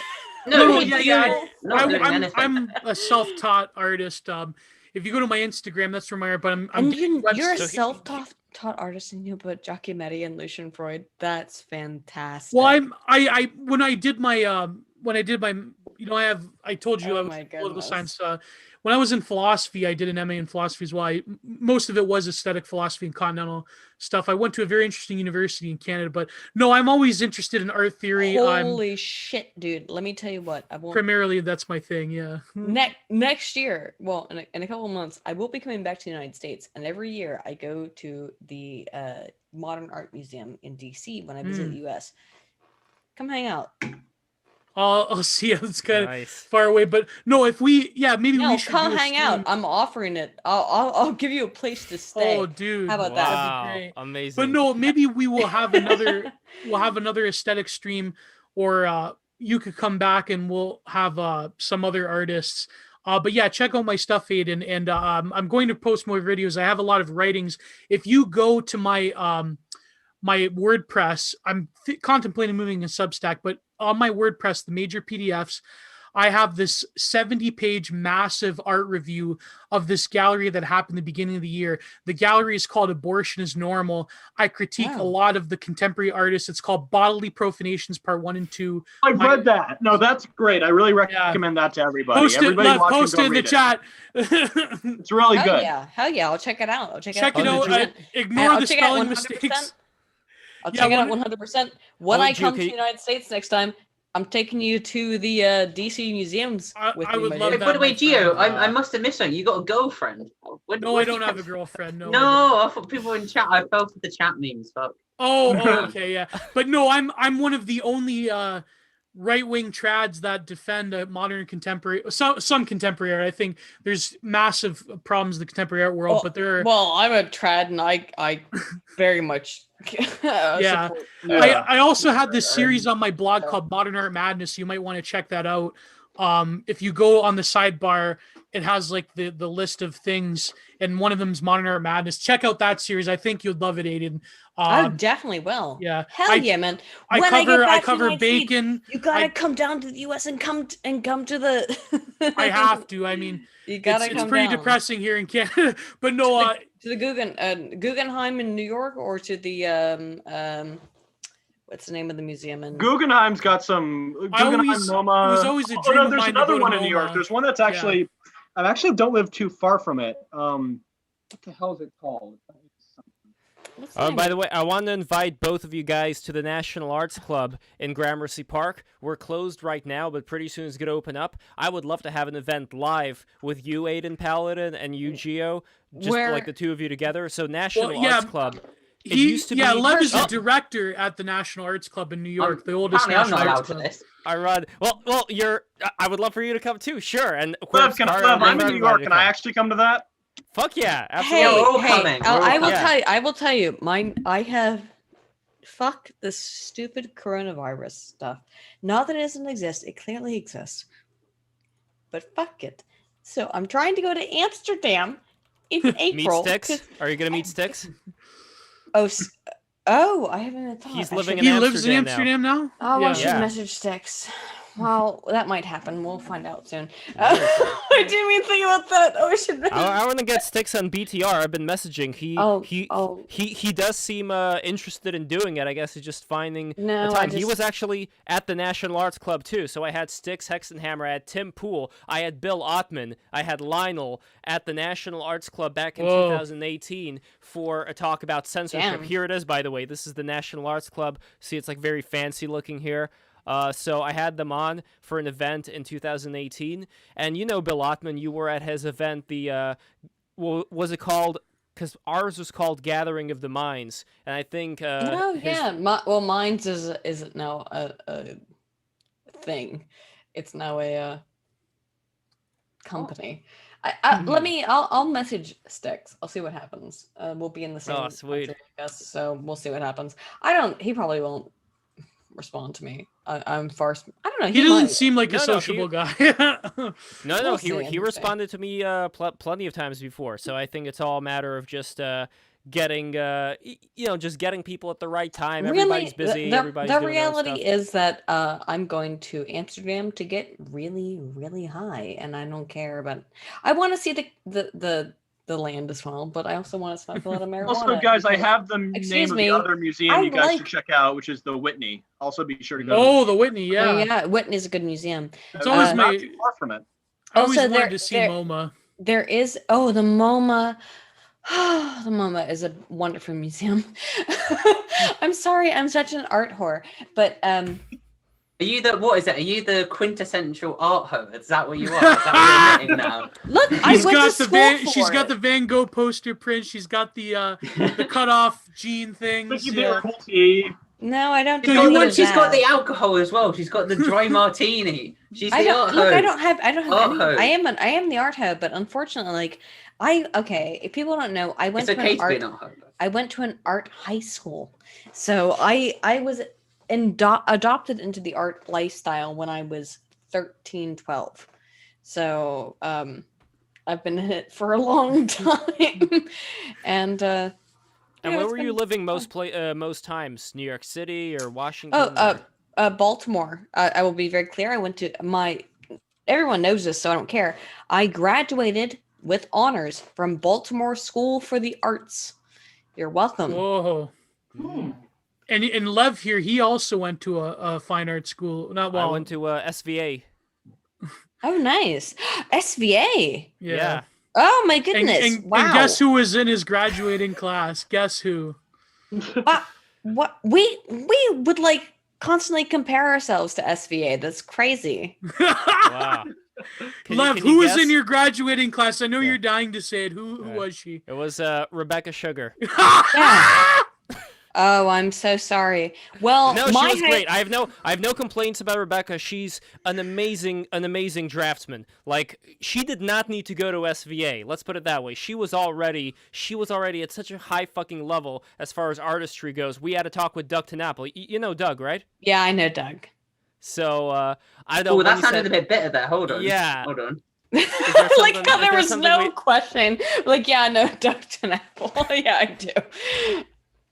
Yeah, but I mean, it doesn't sound like you like the guy very much. I have some issues with Doug. I don't necessarily agree with all of his politics. But that's I mean, same thing.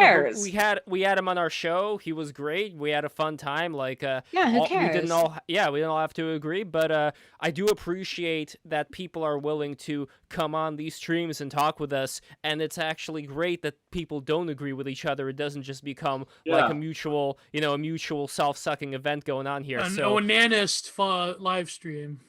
Yeah. But we did have like the furries and the Crowley people. Those two, that was like they had really thin skin. So yeah, no way, really? You two are still seething about the whole Crowley stream thing. It was good for us. I don't know why. I was seething because people were trying to false report me for giving her critique as to why people were reporting me as well, spiritually libertarian. But it is a fun fucking episode. It's a really good episode, though. It fucking fell apart. But I'm glad that we've had at least 3 streams since then. We've had one with Eli Schiff, one with Nina Paley, and now with Aydin Paladin that have all been fireworks great. Yes. So I'm sure hoping.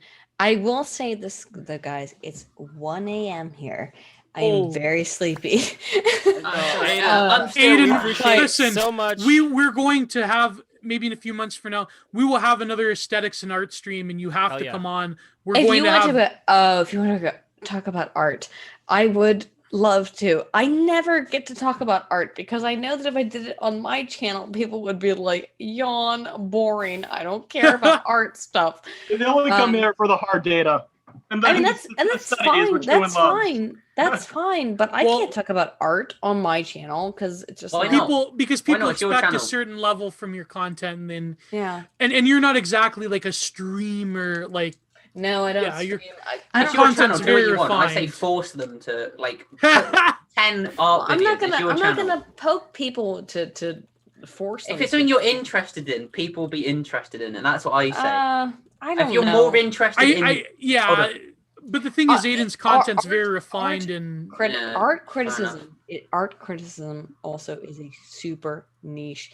If it's more niche than me trying to educate people on social science, then that makes it a hyper niche hobby. I'm one of the only really right-wing art critics out there. I mean, I recently had this video critiquing Jerry Saltz on his Carol Dunham exhibit he walked through, where he's talking about it's the violent death of the white man tearing each other apart. Okay. So all this bullshit, and it's like. But anyways, So I'm going to have a video also recently about. We could have an interesting conversation about art criticism because I'm going to come out with this longer video where it's a discussion between me and a very, very good artist you should check out. His name is Matthew the Stout. Very good friend of mine. He's also lives in London. I could send you some of my old teachers too. Yeah, that'd be great. He does a lot of great portrait work, but we were talking for a very long time about, I don't know if you've seen these 4 paintings that were trending on Twitter and Instagram where it was these still lifes where this woman painted her dildo and what? I saw those still lifes. Maybe still lives. It was very depressing, like modern life. And these still lifes weren't done very well. Hyper realistic. What would you call it? The sort of Photorealism. Yeah. Photorealism of I the have to middle comment on these still lives, because the thing is that there was photorealism of Instagram Instagram all art had to be hosts. about sex. Okay, They but just it would all have to threw be the like topic of sex in there. I kind of want it to be that specific photorealism of the Middle Ages, of the Dutch Renaissance. But see, that's high, the high realism. But this is not it. This is she's trying to be photorealist. Oh, if it was Dutch realism, I'd be cool with it. Yeah, but she's trying to do photorealism, but because she doesn't have a lot of. And here's the thing: I'm an expressionist painter. Yeah. I'm not that technically well versed, but she's trying to she has no sense of shadows or anything. So, but Lev, if you can find this one, you have to see these. These are Are these the ones with the mask, and then the mask next to the condoms? Yeah, I've got something this. And there's a pregnancy test next to the abortion pill. Yeah. Oh my God. But me and Matthew. Wait. Where can I find this? So, Gio, if I go to your Twitter, I'm going to send it to you, Lev. I'm going to send it to you. Okay. Her name is something. Why do they have to destroy everything beautiful? I did this. Why do they have to ruin everything nice? Well, no, I don't know. I feel.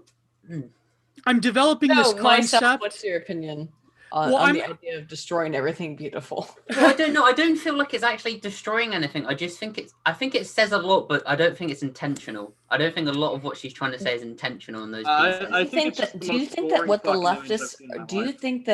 leftists? I'm sorry. Do you think what the leftists are doing in general is an attempt to destroy beauty?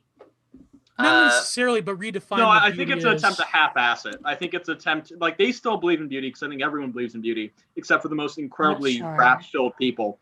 I think they believe in beauty. It's just that they want to lower the standards of it because they're lazy, and that's why I hate this piece. Is that it's so lazy. It's not just lazy; it's also egoism. Where is the delineation drawn between destroying beauty and redefining beauty as to what it is? That's the real question, right? Is this beauty because this is what we would conservatively, I suppose? No, because I think destruction is an angry act, whereas what we're talking about is an apathetic act. And I kind of have a lot of respect for someone who's is it active? Is it active or apathetic? And Lev, I sent it to you. By the way. I think it's apathetic, whereas destroying beauty, because I'm very pro beauty. I don't want to destroy beauty, but I have respect for people that are so incredibly angry. But see, this is and by the way, I like things that are ugly sometimes. Yeah. But here's the thing. I think the problem is that we have to define beauty. Something horrendously ugly can also expose a type of beauty as is relation to truth. For example, Francis Bacon, Lucian Freud really revealed the essence of the human subject in the 20th and 21st century. And so to me, I feel that, Lev, if you could go to the original tweet and post that. Yeah, this is the still life, so you could check it out, Aydin. This shit, this stuff is ghastly in my opinion. But me and Matthew, we go at lengths as to why this art is not subversive. Because oh my God, can I tell you so many things that are terrible about this piece of artwork? Yeah, go ahead. I think I know what you're gonna say, but go ahead. My God. So the objects don't actually fit properly upon the page in terms of the comprehension of light and dark. They use pure blacks, which is and by black is not a color you should actually use, because pure black does not exist in reality outside of extreme circumstances. There's no complementary colors. There's no. This is just terrible art. It's just not good. I mean, and the highlights are milky as fuck. That's pure white highlight. Pure white, which also doesn't exist in reality. Terrible. There is no such thing as pure white. This is bad art, and I do not mean that because I don't care because of something that is depicted upon the subject matter. The art itself is bad, and I can tell you from. I'll be very honest. This would look like something that a freshman would have produced in my high school. It's first year art in my high school. Okay, but are you ready to hear the big pill on this? The big pill on art. What's the pill on it? The pill on art is that good art is art that's talked about, and bad art is art that's not talked about. So the fact that we're having so much talking about this right now, I don't care. Let me show you one of my pieces. I also I'll go gotta fuck myself. Okay, we fine. gotta clean the palette with Geo's art. No. We gotta clean the Yeah, palette this is with, one. Yeah. Aydin, I think Aydin, you'd find this in particular. I'm gonna send This it to is your Lev. art. No, No, this no, is no, with no, no. I'm Rembrandt. saying like that's That's like not a mine. No, Rembrandt. No, I Say- believe that is a Rembrandt. Yeah, I just I was wanted saying, a oh little my bit of god, palette is cleanser. it a recreation of a Rembrandt? No, Okay. no, No. Lev, this is one of my paintings. I'm actually going to write. I wrote about it, but it's in a publication that, well, it's in suspension. I wanted to do an art book, but one of my paintings. This is actually having to do with a Femen activist that chainsawed this cross in Kiev. Lev, if you have it, I sent it to you. On Twitter, right? Let me. Yeah. take a On Twitter? look. No, but Okay. basically, While I'm taking a look, I also want to remind everybody who's watching: don't forget to subscribe. Aydin, you are incredible. I love you. You are the this best. is amazing. Yeah. Wait, and It was and a great also show. I'm Everyone subscribe. developing, like me and Matthew, like I'm developing this concept that I'm going to do a video or an essay where I call it two things. I call it neoliberal kitsch or radical liberal realism. To me, this art is what I call radical liberal realism because it's the same. It's a politicized version of kitsch because it's entirely within its.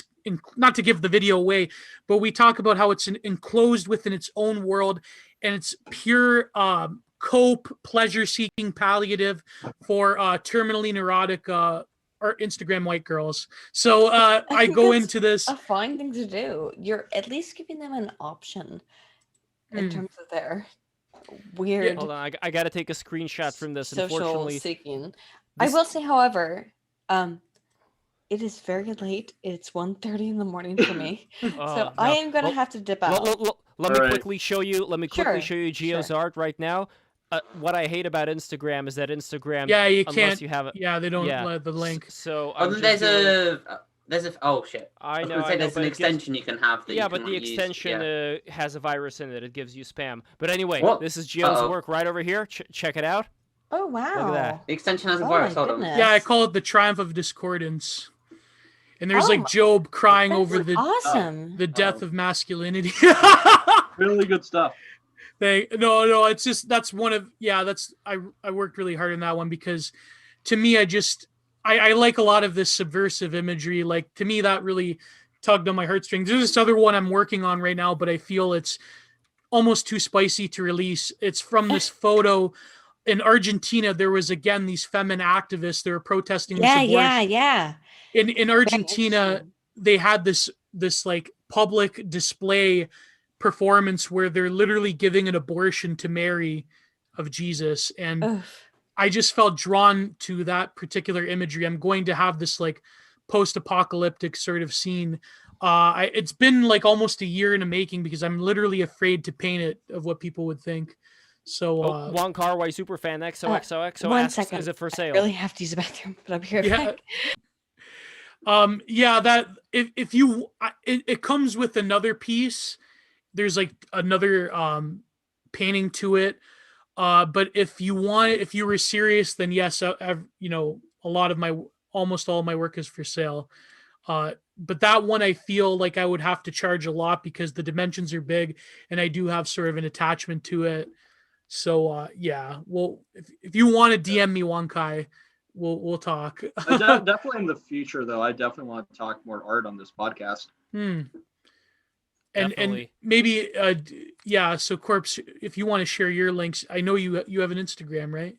I don't yet. I have an Instagram for a band, and the band is an art, so I haven't. I'll figure out. I'll get an Instagram eventually. It's just right now I have an Instagram. To show, to show you. I guess I'll shelve that, but I do have my main place is my Newgrounds and my Twitter is where Nice. all art goes, and I just want to. It's just Corpse Carter, like that's it. Corpse Carter on Yeah, Newgrounds. love will throw in the chat, and we'll. Corpse Carter on Newgrounds and Corpse Carter on Twitter, and also I guess if we're shouting people. Are you posting it in the Zoom chat? It would be. Oh yeah, no, I'm gonna get the link to the Newgrounds. That's gonna be in the. Let's see, that's. Zoom chat is should it be easiest BTR right now, or 'cause CC? No, in Zoom. So in Zoom, if you go into the chat, Oh, that's the right, easiest. yeah, no, yeah. That's I'll the put easiest that. one right now for me, just because I'm using a laptop and everything is way slower than usual. I like got my you. mouse, Sure my thing, yeah, mouse I'm gonna do moves that like right now. like a That's my snail. Newgrounds. But I just want to thank everybody. As soon as Aydin comes back, we're just gonna say our goodbyes. There it is. Yeah. If we're chilling, can I show my? I want to show my book while we're here. I want to show one more thing, which is I just want to shout out to Egravore. I know that they're on Twitter. Yeah. I absolutely love Egravore. They're all my favorites, and they've improved my life tenfold. So, you know, I owe everything to them, and I just love them so much. So everyone go check that out. Might as well. There. And yeah, that's it. Go ahead, Ewan. Here we go. I just want to show my book. That's all. What is this stupid robot? Intelligence app said, "I'm so sorry that you can't." I put the stupid robot in there. It's not doing what I want it to do. It should not do that. So, robots never do what you want. No, it wouldn't. That's fuck why that they're a robot. But yeah, problem. so Aydin, check all this out. Corpse, he has his artwork in his Twitter, and oh yeah, I don't know why I don't fucking follow you on Here, Twitter. this is Egravore right here. This is Egravore. I could post it. Absolutely. There we So go. now I'm going to I think follow Aydin on Egravore's Twitter. It's actually my favorite. Follow me on right Twitter, now. I guess. And also, Yes, art on follow Newground. Aydin on Twitter. Subscribe. Yes, everybody subscribe As well. right now. Subscribe right now to BTR. Guys, we are going right now. Subscribe. Aydin, you got to go to sleep. We appreciate I you sure so do. I have much. to go eat. Thank My you so God. much being here. You guys, Thanks, you guys thanks are the for best. having me, guys. And Happy please holidays. come back when we do an Yeah, art subscribe. stream. Subscribe. Yes. We're going to do an subscribe. art stream. How about so this? Myself, Okay. you are oppositional to me clearly, so let's have a debate about I don't know what. Yeah, all right. We'll see what happens. I think we're not that dissimilar. I'm just very argumentative. That's No, all. I like it. I actually appreciate that. So Okay. All right. Beautiful.